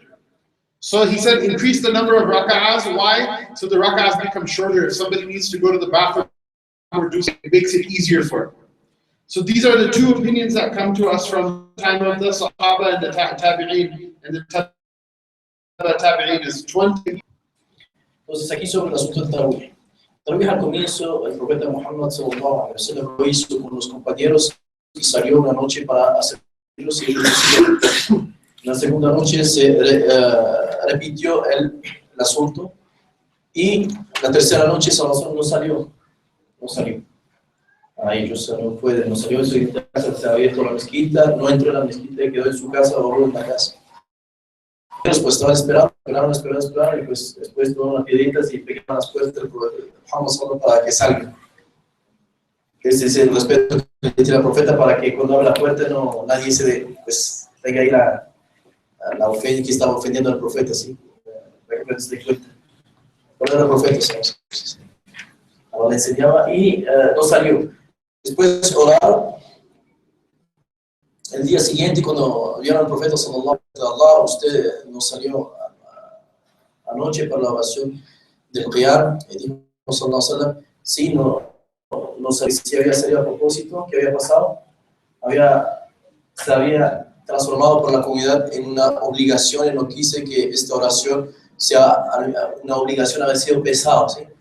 Pues claro que hay que ir y hacer el esfuerzo, pero si alguien tiene una razón de por qué no ir, está enfermo, alguien dice una obligación, había sido un peso por la comunidad y quise evitar eso. Entonces, por esta razón, el profeta Muhammad sallallahu alaihi wasallam no salió la tercera noche y después enseñó a los compañeros de orar solos a su oración hasta que sallallahu alaihi wasallam se fue a Allah subhanahu wa ta'ala. Y estas son las tres primeras generaciones. Nosotros siempre, cuando hablamos de la Aqida, hablamos de las tres primeras generaciones porque son más cerca del acto real de la tradición del profeta sallallahu alaihi wasallam y lo que tienen que hacer con esta fe. Dice ya en Tarawih, en cuanto al asunto de la oración, después cuando se murió sallallahu alaihi wasallam y se fue, Umar ibn Khattab, radiyallahu anhu, el profeta Muhammad sallallahu alaihi wasallam había prohibido la unión atrás de un imán. ¿Por qué razón? Para que no se transforme para la comunidad en una obligación. Ya que el profeta no está, va a bajar otro texto del Corán que va a decir que es obligación. Ya no tenemos este temor que se transforma en una obligación, entonces uno otra vez la gente para ordenarlas atrás de un imán. Porque el profeta así hizo el comienzo. ¿Sí? Entonces este orden no es que lo inventó Omar, lo retomó en el primer momento, pero como ya no va a ser obligación, no hay problema, retomamos porque estaba haciendo el profeta al comienzo. Pues todo tiene una raíz. Para que no escuchen a alguien que tal vez es bid'ah, ya Omar, escucharon eso, ¿no? Sí, unos dicen que el Tarawih es una bid'ah, pero chiitas no hablan de Omar, no son el profeta que hizo, y Omar que hizo, repuso lo que el profeta había hecho porque yo no veo este temor que se trata de una obligación. Todo tiene su raíz en la tradición del profeta. Y dice, las rak'at siempre oraban 20 rak'at bajo Omar bajo Uthman, bajo Ali, 20 rak'at. Si después vino Umar al-Aziz y lo hizo a 36 rak'at. Por un asunto de la oración que faltaba en Medina, hacían 20 y él agregó esta, que la gente pueda, vamos a decir, ampliar más su recompensa durante el mes. Este es lo que se practicaba, dice el Sheikh, en estos momentos. Entonces, 20 rak'at. احنا نوصل ل8 لما بالوقت لانهم ساعه ويقولون اكثر تريدون نتجاوز عن هذا الكلام؟ لا بين معلش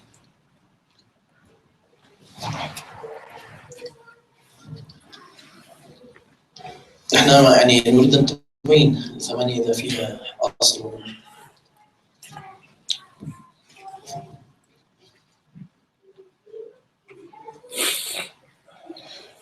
يسلم من كل وكل ذلك واسع ويسلم من كل ركعتين. قالت عائشة رضي الله تعالى عنها fix the Arabic if you read it. ما زاد رسول الله صلى الله عليه وسلم في رمضان ولا في غيره على 12 ركعة بعد الوتر. So the idea is that the way the Salat al-Tarawih works is you read it 2 rak'ahs and 2 rak'ahs, 2 and 2, not 4. You read them 2 by 2. 2, 4, 6, 8, 10, 12, 14, 20. And then every 4 rak'ahs you receive a break. This is what the break is called in Arabic tarwihah. Tarawih is the jama' of tarwihah, right? That you receive breaks. So after every 4 rak'ahs are done, the imam should sit for a little bit, long enough to pray 2 rak'ahs of salat in that break. So people, if they need to use the bathroom or if they need to stretch or whatever, they have a break from the prayer. So Ibn Abi Zayd, he brings a narration at the end of the chapter from Sayyidah Aisha radiallahu ta'ala anha. And it says that the Messenger of Allah sallallahu alayhi wa sallam, may Allah ta'ala be pleased with him, never prayed more than 12 rak'at with 1 rak'ah of witr, meaning 10 and then 3. He never prayed more than 13 rak'at inside Ramadan or outside of Ramadan. So one might ask the question, why is it he says 20 and 36 first, and now he's bringing this hadith about essentially about reading 8 rak'at and then witr, or 10 rak'at and then witr. And the reason for that is in the wording, that this was his practice in Ramadan and outside of Ramadan. Tell me, is Tarawih prayed outside of Ramadan? No. The reason he brings this hadith is he's saying that this hadith has nothing to do with the Prophet sallallahu alaihi wasallam. This is for his night prayer, for his tahajjud prayer. It's not a hadith regarding Tarawih, because you don't pray Tarawih outside of Ramadan. So I know that in Al-Qurtubi, I took permission from the Shaykh. I didn't want to cause problems. I know in Al-Qurtubi pray 8 rak'at Tarawih. With all due respect, the fatwa of all 4 madhabs of the Sunnah is for what? For 20. If you look at the Muftabihi books of the Hanafis, the Malikis, and even the Hanbalis, in the Muftabihi position is what? 20 rak'at. The opinion of reading 8 rak'at, with all due respect to those who do it, it's something that originates in the last century. It's not something that's a fatwa position of any of the madhab. It's a big deal. In one sense, it's not a big deal. In one sense, it is a big deal.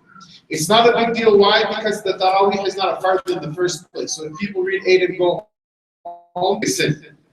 But it is a big deal in a different way. It affects how people think about the deen. Sayyidina Umar and Sayyidina Abu Bakr, Sayyidina Umar and Sayyidina Uthman, Sayyidina Ali radiallahu anhu are doing something, and then you think, oh, well, I opened a book and I know more about the Prophet sallallahu alaihi wasallam than those people who were there at Badr and there at Uhud, those people who helped the Prophet sallallahu alaihi wasallam his whole life. Nabi sallallahu alaihi wasallam said, if there was a Nabi after me, it would have been Umar radiallahu anhu. And he said that Uthman radiallahu ta'ala anhu is the person who has the most haya in front of Allah ta'ala, and he married 2 of his daughters to Uthman radiallahu anhu, one after the other. And he said if a 3rd daughter, when the 2nd one died, he said if I had a 3rd daughter, I would have married her to him as well. That's how much he trusted him. And then Sayyidina Ali radiallahu anhu, the one who he said about him that his relationship to me is like the relationship of Sayyidina Harun to Musa alayhi salam. If you think that you'll open a copy of a translation of Bukhari and read something and know something about the deen that those people didn't know, that's an aqidah problem. That's why, in one sense, it's not a big deal. In one sense, it's a very big deal. So I've seen personally from the mashayikh that they're very keen that they don't like this people say 8 rak'at, 8 rak'at. This is a very modern opinion. It's an opinion that's not into the tradition. And the idea that a person might have inside their head that they know a practice of Islam that's better than the one of Ramadan, that's a wrong idea. Afterward, if you want to pray 8, you can pray 8, but don't think that you're doing something better than what they did. That's the important part. Inshallah, este año vamos a hacer 20 ya. ¿Sí? ¿Están listos? De hecho, se va a hacer mucho más corta el momento de estar de pie, va a ser más sujud y más ruku. Y vamos a seguir los khulafa, inshallah. ¿Les parece? volvemos. 20 rakatas.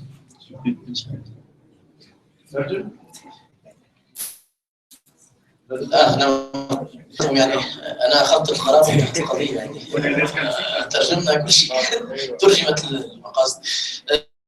Dice Novisei lo puso ahí en cuanto hablando del Tarawih, porque el Tarawih se hace en el mes de Ramadán específicamente, que nuestra madre Aisha hablaba de sus profetas en las oraciones que tienen que ver con el Tarawih. Entonces cuando Novisei lo puso ahí, el hadith tiene que hablar con el qiyam específico del qiyam del Tarawih.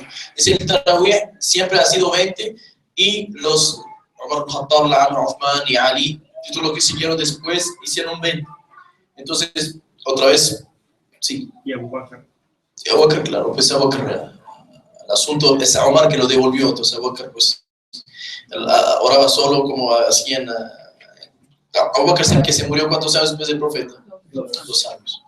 Entonces, mucho de la tradición como se estructuró y se retomó tiene que ver con Omar, es por eso.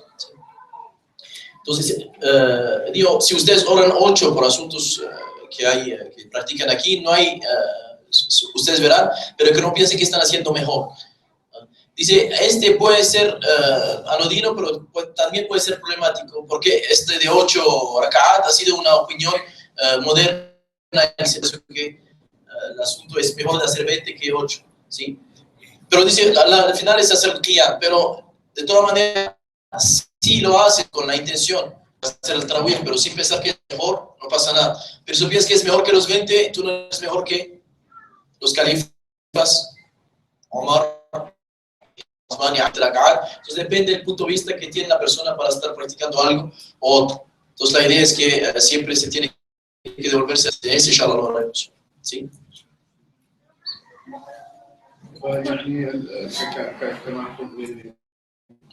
يعني من ناحية ليست قضية عظيمة جدا ومن ناحية هي قضية عظيمة يعني ليس بفرق لكن التصور يعني أن من يعني يفعل شيئا ويدرك شيئا لم يدركه وتعطون هذا عندهم مشاكل عقيدة. Dice, las personas que piensan que han entendido mejor los predecesores tienen un problema en su sí, los se imaginan mejores, no es el caso. Entonces, de su fe, ¿sí?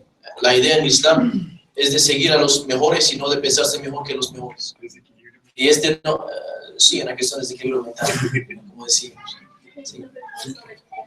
¿Dos?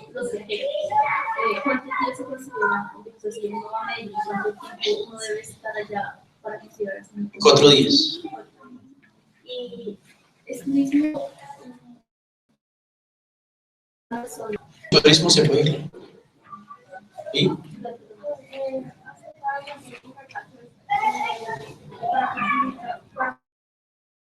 Una persona que estaba aprendiendo a usar el Corán, en caso, por ejemplo, que uno pueda desplazarse el hacer las 8 rakats con la recitación del Corán para facilitar por tips de cada luz. O sea, podría ser en correlaciones de la división de las fechas con los por los somos, sí. Pues se puede también hacer otra división ya. Entre los, puedes hacer una división en 2 ya. Puede ser lo mismo, entonces. Sí, es una sí, seguimos. So the Salat al-Tarawih, I want everybody to remember, come back to the asl, the origin, which is what? من قام رمضان إيمانا واحتسابا غفر له ما تقدم من ذنبه. The one who stands in the prayer in the nights of Ramadan in faith in Allah Ta'ala and hope for reward from Allah Ta'ala, the reward for that is what? That Allah Ta'ala will forgive whatever sins came from before. This is something everyone should remember. The nights of Ramadan are very few. People should not become lazy. It's one thing if you cannot come, you cannot come. You have some people they have to work at night or they have obligations that physically they cannot do it. Then Allah Ta'ala, inshallah, will reward you in other ways. There are other doors of Allah Ta'ala's reward that are open. But if it's just because it's a little bit difficult or just because a person, wants to go out with their friends or they want to see a movie or something like that, these things are completely not worth it. This is a sunnah that comes from who? From the Messenger of Allah sallallahu alaihi wasallam. And there are a number of sunnahs that are wrapped up in that tarawih. One is the fact that you're praying. The second, the fact that you are doing the same thing that the companions radiallahu anhum did. Another thing that's narrated about Rasulullah sallallahu alaihi wasallam is that the angel Jibril in the month of Ramadan and hear the entire Quran from him.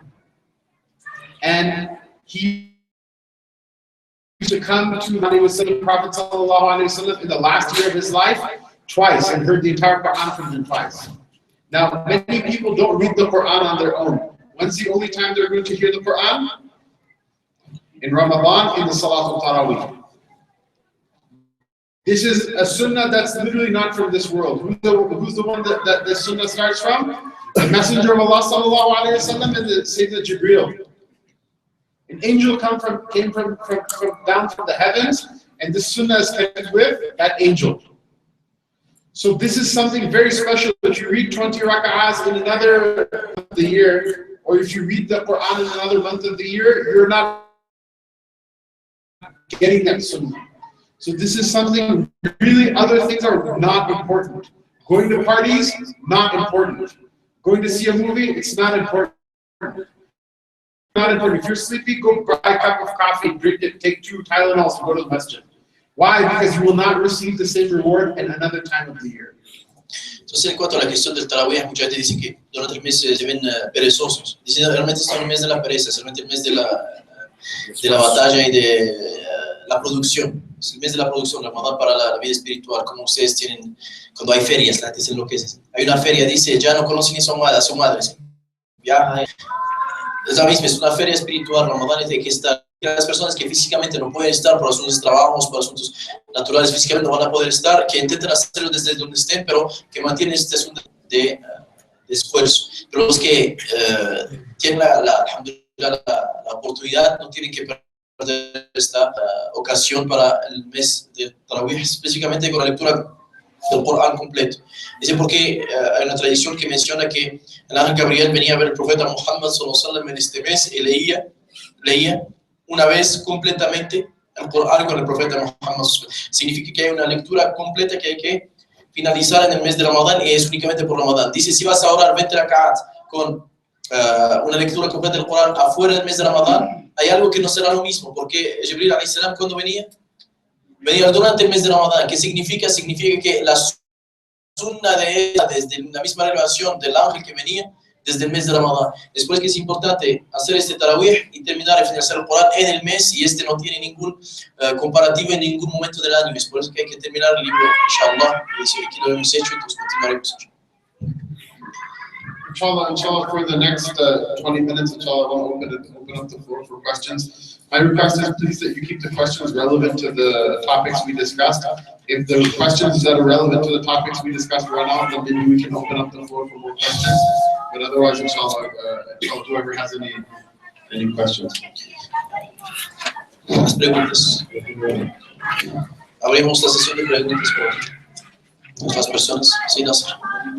Tengo 2 preguntas. Una, ¿qué es exactamente cómo se puede definir tener la intención? Que es algo de decirlo en voz alta, con relación a iniciar, digamos, el ayuno del mes de Ramadán. Por ejemplo, después de este programado, va a empezar Ramadán mañana, tengo que ayunar, pero eso cuenta como una intención, que exactamente es, digamos, la forma como se debe de intencionar las cosas. La intención es un acto del corazón. El corazón es un acto interno en el cual dices, hoy, inshallah, realmente no tienes que decirlo con la voz. Tienes la voluntad de hacer mañana, como esta noche, para el lunes vas a trabajar. Se puede definir como voluntad, precisamente. ¿Sí? ¿El lunes vas a trabajar? Sí, sí. ¿Cómo una intención? Bueno, ¿tú te dices cada noche, voy mañana a trabajar? No. ¿Qué sientes? La voluntad. La voluntad que vas a hacerlo y sabes, te preparas para eso. Y la otra pregunta es, usted decía que se decía en el punto de que una mujer puede, digamos, que tenga el temor por el niño cuando lo vaya a amamantar, lo puede dar a una madre, ¿cómo se llama? Nodriza, ¿eso? ¿Sí? Para que lo amamante, ¿sí? Usted decía preferiblemente musulmana. obviamente. ¿Se puede dar un niño a matar a una mujer que no es humana, que consume cerdo y alcohol? In English, please. The question is, it says here that in the text that if a mother is fierce for her child when she's breastfeeding, if this mother can only give the child to a Muslim woman, and not Muslim women, what about these women that consumes swine, pork? She doesn't have the halal diet, let's say. An effect on the child? So yeah, I think that I don't know the exact answer to this question, but what I can tell you is that the society in which this work was written was a society in which there were either Muslims or the non-Muslims lived according to the society of Muslims. They probably weren't eating haram and things like that. So if a person has fear, obviously, because if you send your child to breastfeed from a woman, and she drinks and her husband drinks, and there's not a good environment in the household, then they don't exist. You don't send your children to them. This is only for sending your children to a household that you feel safe with.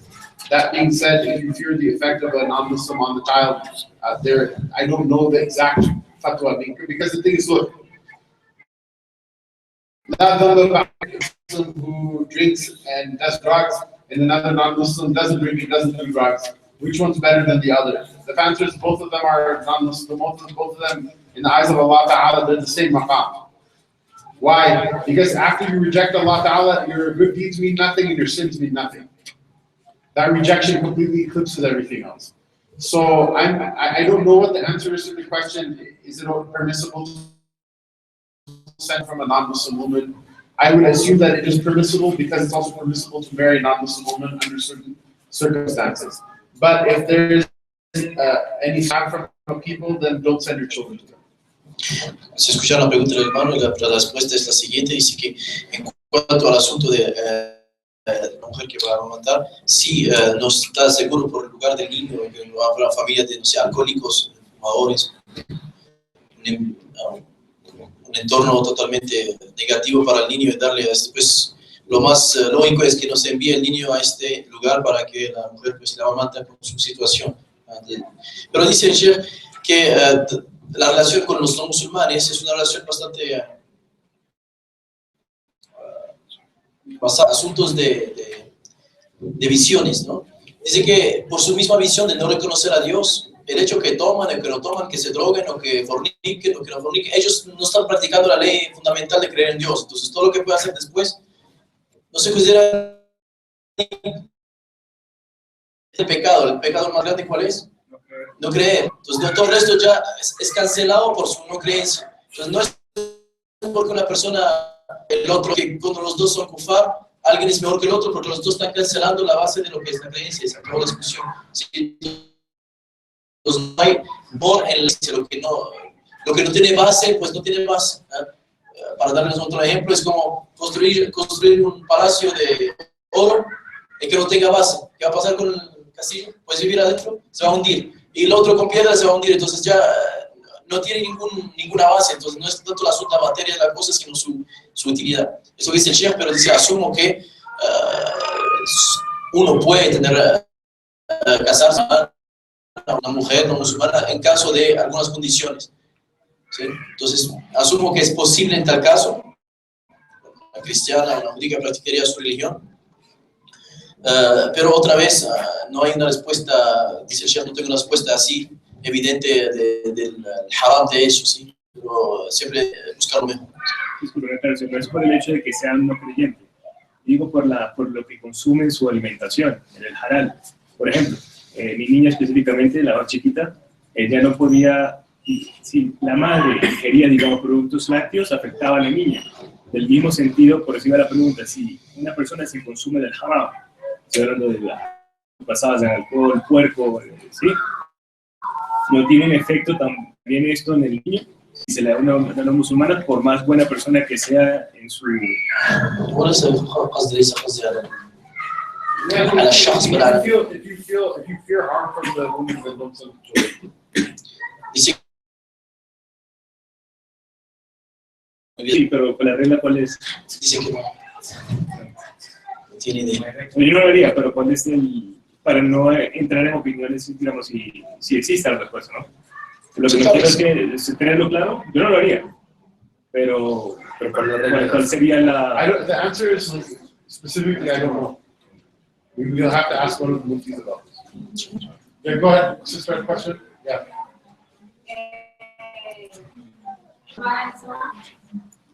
A menos de que la mamá pues no sea buena lechera, pero creo que ahorita pues hay un aparato que uno se puede extraer la leche, entonces esa leche se puede congelar y durante el día se puede, es más, esta leche, si la mamá es buena lechera, en gran cantidad se puede donar para que no se pierda esta leche.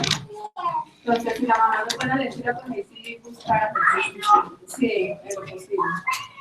Otra mamita que le ministre la leche o ella misma extraérsela durante la noche, que es donde vas a tener pues más fuerza por la comida y todo eso, y al otro día pues ya tienes su lechecita para beber. Bueno, el efecto de amamantar, del movimiento del niño es su asunto emocional y psicológico, con movimiento, el calor del pecho, el tiempo que pasa la mamá, escuchar el corazón, el desarrollo que tiene psicológicamente, emocionalmente, no está en la leche que está helada en el congelador. Entonces, yo no digo que la hermana está equivocada en lo que dice es una propuesta para que el niño se alimente al final, ¿sí? Pero sepan que cosas que es mucho más vasto que únicamente el asunto del alimento, porque el alimento, como tú dices muy bien, puede ser eso, puede ser hacer otro alimento, se va a alimentar, no va a morirse. Pero el asunto de amamantar tiene un sentido mucho más... Pero igual estamos hablando durante el día del ayuno, y si la mamá pues en la noche obviamente Sí, está bien. pero con respecto a los hermanos, pues si no hay más que se debe durante la noche puede hacer eso. Sí. Sería una Sería solución. una solución. Y se vamos a tener la preferencia con las hermanas porque los hombres los hermanos tuvieron. No es hermano. Entonces, las hermanas quieren preguntar.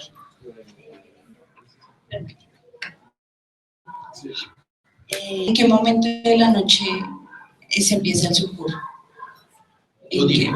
¿Es en la mitad de la tercera?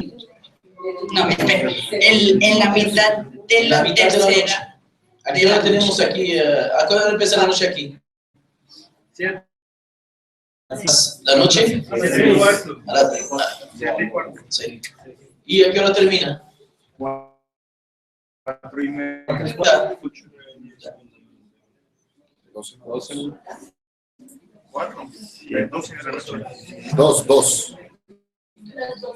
Como a la 1. Un algo. Después de un algo ya está antes de la noche, puedes empezar a hacer sol. Pero diciendo que los demás hecho establecido que a partir de la medianoche hasta 5 minutos antes del falla, todo lo que se comiera se puede considerar como sol. Sí, ¿Otra pregunta?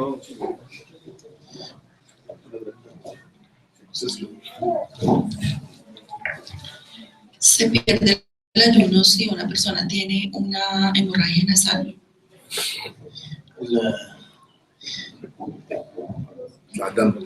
دم الذي يخرج من الأنف هل لا يفطر؟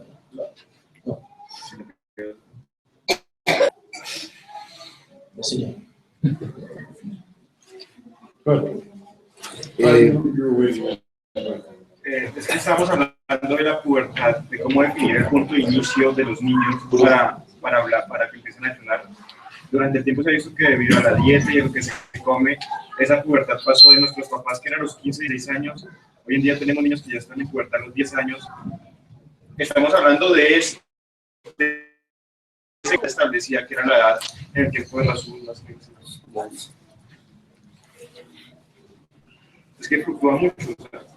¿La pubertad? Sí, o sea, hemos dicho según la persona. O sea, si a los 10 años el niño ya es puber, en los 10 años empieza a llorar. Claro. Son signos físicos. Signos físicos que aparecen, que son los vellos del pubis, las partes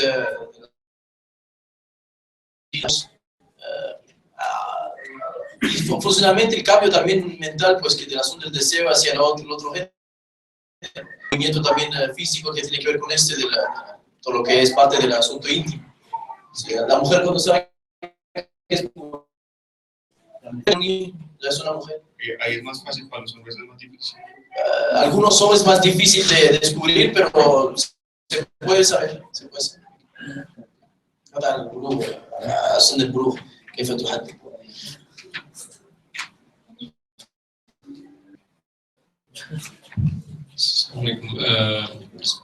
I would like to know, like, if I can pray or what are the special things about Tahajjud? I mean, to differentiate between Tahajjud and Tarawih, and if after the witr, can I pray Tahajjud? No lo sientes bien. Todavía estamos en curso. En otros lugares se utilizaría eso. No vamos a hacer aquí porque fresco, papá. So yeah, the tahajjud is a prayer that the Rasul sallallahu alaihi wasallam used to pray. It's something that happens in the second part of the night, the second half of the night, and it happens after resting. So that's the difference between tahajjud and between the regular qiyam or the tarawih or whatever, right? So it happens in the second half of the night, and it happens after resting. And if you pray your witr and you rest, really your witr, it's makruh to pray something right after your witr. But if, for example, you go after that, you can pray, it's fine. There's nothing wrong with that. El asunto aquí sobre la oración después del witr, si uno cerró, si puede continuar a hacer un pie después del witr. Dice el Sheikh que sí, no hay problema. Lo que no es bueno es orar directamente después del witr. Pero si tuvo un momento de pausa que quiere hacer una oración después de una pausa, no hay problema, se puede hacer después de haber hecho la oración de witr. La pregunta es, el Sheikh dijo que cuando, digamos, uno está pues, en ayuno, en Ramadán, y estuvo inconsciente, por ejemplo, por la mañana, o sea, no estaba durmiendo, pero estaba en un estado de inconsciencia. Él dijo que pues, normalmente se rompía el ayuno, o sea, tenía que reponerlo, ¿cierto? Se debe reponer ese día, ¿cierto? Mi pregunta es que estuvo, ¿puede seguir ayunando? O sea, así sepa que deba o sea, lo deba reponer en otro momento, después de Ramadán, pero puede seguir ayunando en ese momento. En el día, ¿quieres decir? Sí, exacto. يقول إذا يعني أغمى عليه وقام بعد الفجر مثلا من النهار، هل يبقى يعني الإمساك أو يمسك في ذلك اليوم؟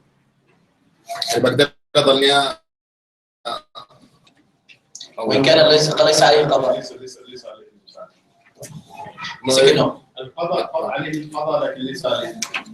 Dice que tiene que, en tal caso, que recuperar el día, pero en el día no. Pues que estará en estado de enfermedad.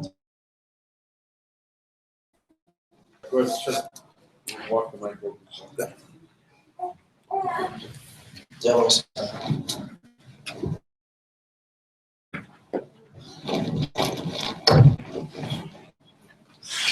Referente a eso sobre la persona cuando se desmaya. Por lo menos yo sufro de baja de azúcar y me baja la tensión. Entonces, en los Ramadán siempre, sí, a veces me desmayo. Pero yo tomo complejos vitamínicos después que rompo el ayuno y eso me ayuda un poco. Si es correcto. Preguntemos. تقول الأخت يعني هي عندها قلة في الضغط في رمضان وينزل السكر. يعني هي حين تصوم لك تشعر أنك ستتوهم عليه. يعني كيف الحال في هذا؟ Yeah, if somebody feels like they're going to pass out or something like that, or legitimately fears that they're going to pass out, lose consciousness, that's a legitimate reason to open your fast and just make it up there. Dice, es una razón suficiente, hermana, te lo digo, para que te cuides, no estás en la obligación de ayunar si tienes estas problemáticas. Si un día estás bien, pero si sientes una discapacidad, corta el ayuno y desayuno. Sí, porque yo tengo un familiar que es médico, sí. O sea, entonces él me controlaba el ayuno y estaba Por lo menos ahorita él está en otro lado y yo ya me mandé a hacer los exámenes, me mandé complejos vitamínicos para yo hacer mi camino. تستطيع أن تفعل كان عندها طبيب الآن يعطيهم روشتات لكي تقوم بالواجب الديني.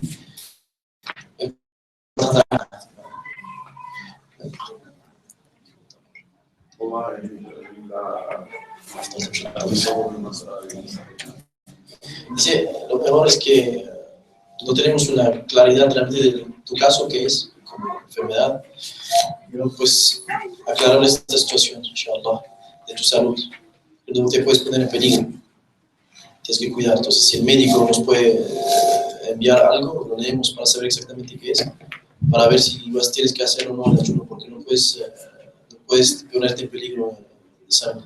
¿Sí? Bueno, acabé de salir a caminar, ¿verdad? Y ya me tengo que ir a buscar al parque porque me descompensé y tengo que cargar carne. Sí, ¿no? ¿Ya sufriste de diabetes? No, de bajo de azúcar. Es una enfermedad que puede... Entonces, si tienes algo del doctor, por favor, que nos escribe el análisis para preguntar al chef o a un sabio para que nos dé la respuesta clara. ¿Sí? Antes de Ramadán antes de la semana esta. I hear a hadith that talks about that Allah doesn't need you to fast if you are going to commit sins, even from anger or bad words, and I don't know, smoking. So my question is, if you commit any of those sins, like I don't know, bad behavior, anger, whatever, does it break you fast? En español. Es que hay un hadith que habla de que Dios no necesita que hagas ayunos si vas a cometer pecados, empezando por el mal genio, decir groserías o fumar, cosas así. Entonces quería saber si cometer alguno de esos pecados rompe el ayuno. Yeah, the hadith it's a hadith that Allah Ta'ala, whoever can stop himself from backbiting and from tailbearing, Allah Ta'ala has no need for his hunger and thirst. The idea is, though, it doesn't break the fast. It's just the idea is that when you're fasting, sins are worse than they are when you're not fasting. Just like good deeds are rewarded more than they are when you're not fasting. So a person should avoid those things, but it doesn't break the fast. You still keep the fast until the end of the day. If a person does it, they should then stop. Dice que este hadith sobre el asunto de que el profeta sallallahu alaihi wasallam dijo que el que no deja el mentir, o actuar por la mentira, Dios de nada necesito su ayuno, no significa que ahí está exento del ayuno. Como soy mentiroso no voy a ayunar. No. No es esto que hay que entender del ayuno, lo que dice el profeta sallallahu alaihi wasallam, sino que su pecado está desdoblado, está multiplicado durante el mes de Ramadán por lo que está haciendo y que está en una situación grave de pecado. Si está haciendo chisme durante Ramadán, si está haciendo todo lo que es destructivo con la lengua y con el comportamiento durante Ramadán es destructivo mucho más que en otros días del año, porque tendría que estar elevándose, ¿no? Entrando en perversión. Aprovecho este momento para decirles que las 12 de Ramadán, que nadie haga chisme aquí o que venga para hacer chismes o para pelear con los hermanos y las hermanas o para sentirse, porque realmente es mejor si está una noche bravo que se quede consigo mismo, es mejor que venga aquí a maltratar y a maltratarse a sí mismo, porque al final es el que va a pagar eso, ¿sí? Los que hacen el daño terminan pagando, no se preocupen. Entonces es importante pero hermanos, dice, no te hace exento del ayuno. El ayuno hay que hacerlo porque es una obligación. Entonces tienes que mantener el ayuno, pero de todas maneras sepas que el pecado que estás haciendo es gravísimo durante el mes de Ramadán. La idea es dejar. Esa es la idea del hadith. El profeta está como, sallallahu alaihi wasallam, previniendo. Si lo estás haciendo, déjalo. Es lo que significa el hadith. Él no está diciendo, no ayunes. Esto es como cuando dice a un niño, lo hiciste mal. Entonces no lo hago. No. No lo hiciste mal significa que tienes que hacerlo bien. No significa que tienes que dejar la cosa.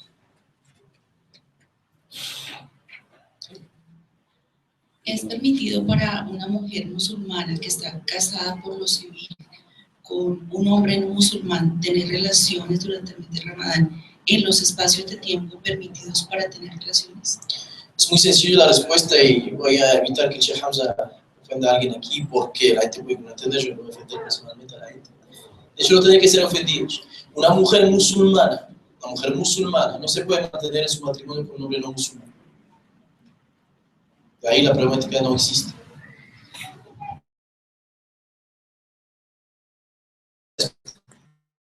No quiero estar con esas mujeres que no entiende eso. Por favor, para explicar.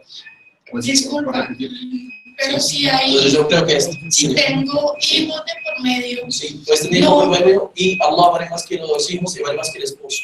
Es por una protección, no sé si es un caso personal, no es un caso general, no quiero asuntos que se podrían hablar aparte, pero es muy importante, hermanos, que sepan que esta ley es por protección a la mujer, no es por lo que, de hecho, los niños que tienen su mamá musulmana bajo el cuidado, vamos a decir, la jefa, ¿cómo se llama este? El jefe de familia siendo un hombre no musulmán, lo que puede estar esperando esta mujer con sus mismos hijos, ¿qué es? Muchas veces, naturalmente va a afectar a su misma familia porque no hay a la mujer del hombre y ella está en su casa, a él. Ella está bajo el control de ¿quién? De él. El problema es ¿qué es lo que está pasando? Tiene que, inshallah, convencerlo de ¿qué? De la fe, pero no le puede permitir tener relaciones sexuales con él. Después de un tiempo que te dice, no, a mí me gusta, me perdonas, me el puerquito y la cerveza, yo nunca voy a dar eso. Pues no te quiere en el sentido real de poder respetarte mañana. Entonces, ¿en qué te estás poniendo? Instituciones difíciles para ti y para tus hijos. Entonces, estas fatuas modernas que quieren arreglar el mundo, le gustarle a la gente, le gustarle a Dios, nosotros aquí, la verdad, no lo practicamos. Ahora, no se sorprende mañana que alguien dice, no, tranquilo, que tenga relaciones, que se quede ahí, que se quede con... Esta mujer nunca habrá compartido en su pareja la felicidad de ¿qué? De vivir su fe con armonía. ¿No creen que es un crimen? Este vale mucho más que cualquier hombre, cualquier mujer. Entonces, es muy importante el Islam, no es un asunto de... Si fuera lo contrario, sería lo contrario. Que se quede, no pasa nada. Pero el Islam es eso. No ponemos sobre el Islam nada, ni nadie. El Islam pasa por encima de toda cosa y es Allah que quieres agradecer. Yo sé que puede ser una situación difícil a nivel emocional, sentimental, todo lo que puede vivir un ser humano, pero Allah es el que decreta estas cosas. Eso es importante, sí. Sí, pero una de las virtudes del musulmán es la paciencia y en muchos casos se ha visto que hermanas han hecho dagua con sus familias casadas antes del Islam, han logrado que sus hijos sean musulmanes y finalmente que sus maridos se conviertan y finalmente ese esfuerzo vale la pena porque se sacó una persona de la incredulidad. Esa paciencia, ese proceso de dar esa lucha no sería como dagua y como poder. ¿Cuántos por ciento de esto va a ser 100%? Casi siempre es más influyente en la mujer que en el hombre, ¿no?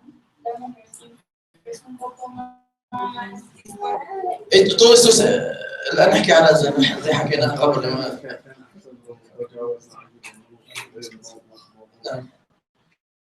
So, I don't understand Spanish 100%. I kind of understand the gist of what's going on.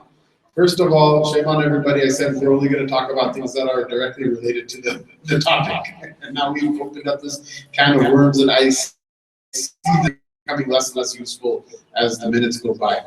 If somebody has a personal issue that has to do with them personally, don't ever ask it in public in front of other people. Because it puts you in a difficult position that you don't need to be, and it puts also the person who's answering the question in a difficult position as well. And it's better these things, let's talk about them separately, take a time, come inshallah with the proper time, and we'll talk about them. And look, the thing with the deen is this. For example, I say you have to wake up every morning and pray Fajr. I know not everybody in the room is doing that. In the room, there are some people who sleep through Fajr regularly. But I'm going to say it anyway, and if you sleep through Fajr, ask Allah for His forgiveness. Don't say, oh, I don't have to wake up for Fajr. Do you understand what I'm saying? Maybe your specific situation is different. And that's something that you should talk about with the ulama privately. What happens if one person, for example, has a sickness because they can't wake up and Sheikh says in front of everyone, okay, you don't have to wake up. Then 20 people are going to stop waking up for Fajr afterward because you asked a private question in public. right? So this thing, inshallah, let's move on. Allah, we all forgive one another. No one should be angry with anybody. We'll forgive one another. Inshallah, in the future, if you have personal questions, remind one another that those questions, you shouldn't bring them to the public. Rather, take separate time, special time with Sheikh. He'll talk to you about them. And then afterward, if you can fulfill it, good for you. If you cannot, nobody's perfect. Everybody falls short sometimes. Everybody has sins. All of us, myself, I have sins also. Everybody needs the mercy of Allah Ta'ala. But that doesn't mean that you can say, okay, this is part of the court, which Islam, we're going to change it. Sí, estas preguntas, el Sheikh le dice, estamos entrando en un caso que puede ser personal de personas que tienen esta problemática. Dice, nunca hagan el error de ser personal echando la pregunta pública al frente del público, porque naturalmente sobre qué sobre las personas en los objetos de la Sharia y hay elementos que hay que tomar en cuenta que son más íntimos, más personales y que necesitan un tiempo. Entonces, si es un error, a veces que la persona venga o que alguien lo quiera ayudar, entonces bota la pregunta, el otro está ahí, se pone a llorar, se pone en su emoción, quiere salir corriendo. ¿Por qué? Porque no es lo que esperaba escuchar algo que no se podía escuchar. No esa es la idea no es torturar a nadie, faltar respeto a nadie. Pero dice, no es, tomo el ejemplo del Fajr, dice el Fajr, yo sé que aquí estamos aquí muy bellos haciendo todo por Ramadán, pero hay gente que no despierta a hacer la hora del Fajr. No están haciendo la hora del Fajr desde años. No lo están haciendo desde años, lo hacen siempre a las 10 de la mañana. Dice, es el caso de una persona en particular. El problema no es que esté en esta situación de pecado, está pedido que no hay problema, que así está bien. ¿Listo? Ese es el problema. Entonces, no vamos a cambiar la religión por casos otra vez personales. Pero dice, por ejemplo, la persona está enferma. Realmente por las mañanas tiene una situación de enfermedad que no le permite a las 4 de la mañana en convulsiones. No se puede levantar si no se puede dormir horas y horas. Dice el Sheikh, le puede responder a ti. Tú puedes, hacer la oración cuando te despiertas y que ya has recuperado toda tu capacidad. Dice, ¿este será la fatwa para qué? Para particular. En la hora dice, chévere, entonces todos no vamos a hacer la oración al Fajr al tiempo porque dice, conlleva a la gente a perder finalmente el sentido real de lo que es la base de la fe, la base de la práctica, por asuntos personales. Es por eso que tiene toda la razón, pues yo respondí como tenía que responder. Porque hay gente aquí que está aquí. Puede que mañana 10, 15 personas encuentren esta problemática, las hermanas. Yo no puedo responder, ¿por qué? Porque ellos no sabían y la respuesta general es esta, pero la respuesta particular puede ser otra según el caso. Y dices, hermanos, si alguien tiene una situación personal de dificultad, sepa que todos somos pecadores. Todos estamos en pecados. Yo el primero hablo de mí. Estamos en pecados, haciendo de pecados errores. Entonces la problemática no es de decir somos perfectos, sino de saber que nuestra religión pide algo y que todavía de poder practicarlo como es y no intentar cambiar la religión a nuestro gusto porque no, nos gustaría que sea así. La religión, tú tienes que estar aquí. Tú vas a Dios, no es Allah que tiene que bajar bajo tus pies. Tú tienes, puedes hasta parecer cofre lo que estoy diciendo, tú tienes que estar bajo el orden de Allah, de sacrificio y de sometimiento. No es un camino de voy a arreglar las cosas a mi manera. De hecho, muchos grupos actuales en este camino están dando fatwa a la gente al gusto. Todo el mundo dice algo tranquilo, tranquilo, la religión está cambiando por asuntos personales. Es lo que está diciendo el Sheikh. Vamos a hacer el asr, inshallah, por los que tienen wudu. Y certificados personales, inshallah. So what time tomorrow? Mañana, inshallah, después del asr, vamos a dejar irse. Y mañana a las 2, inshallah, de la tarde, 2 a 5, terminaremos este. Panadol? Panadol. What do you call it? Allahu Akbar.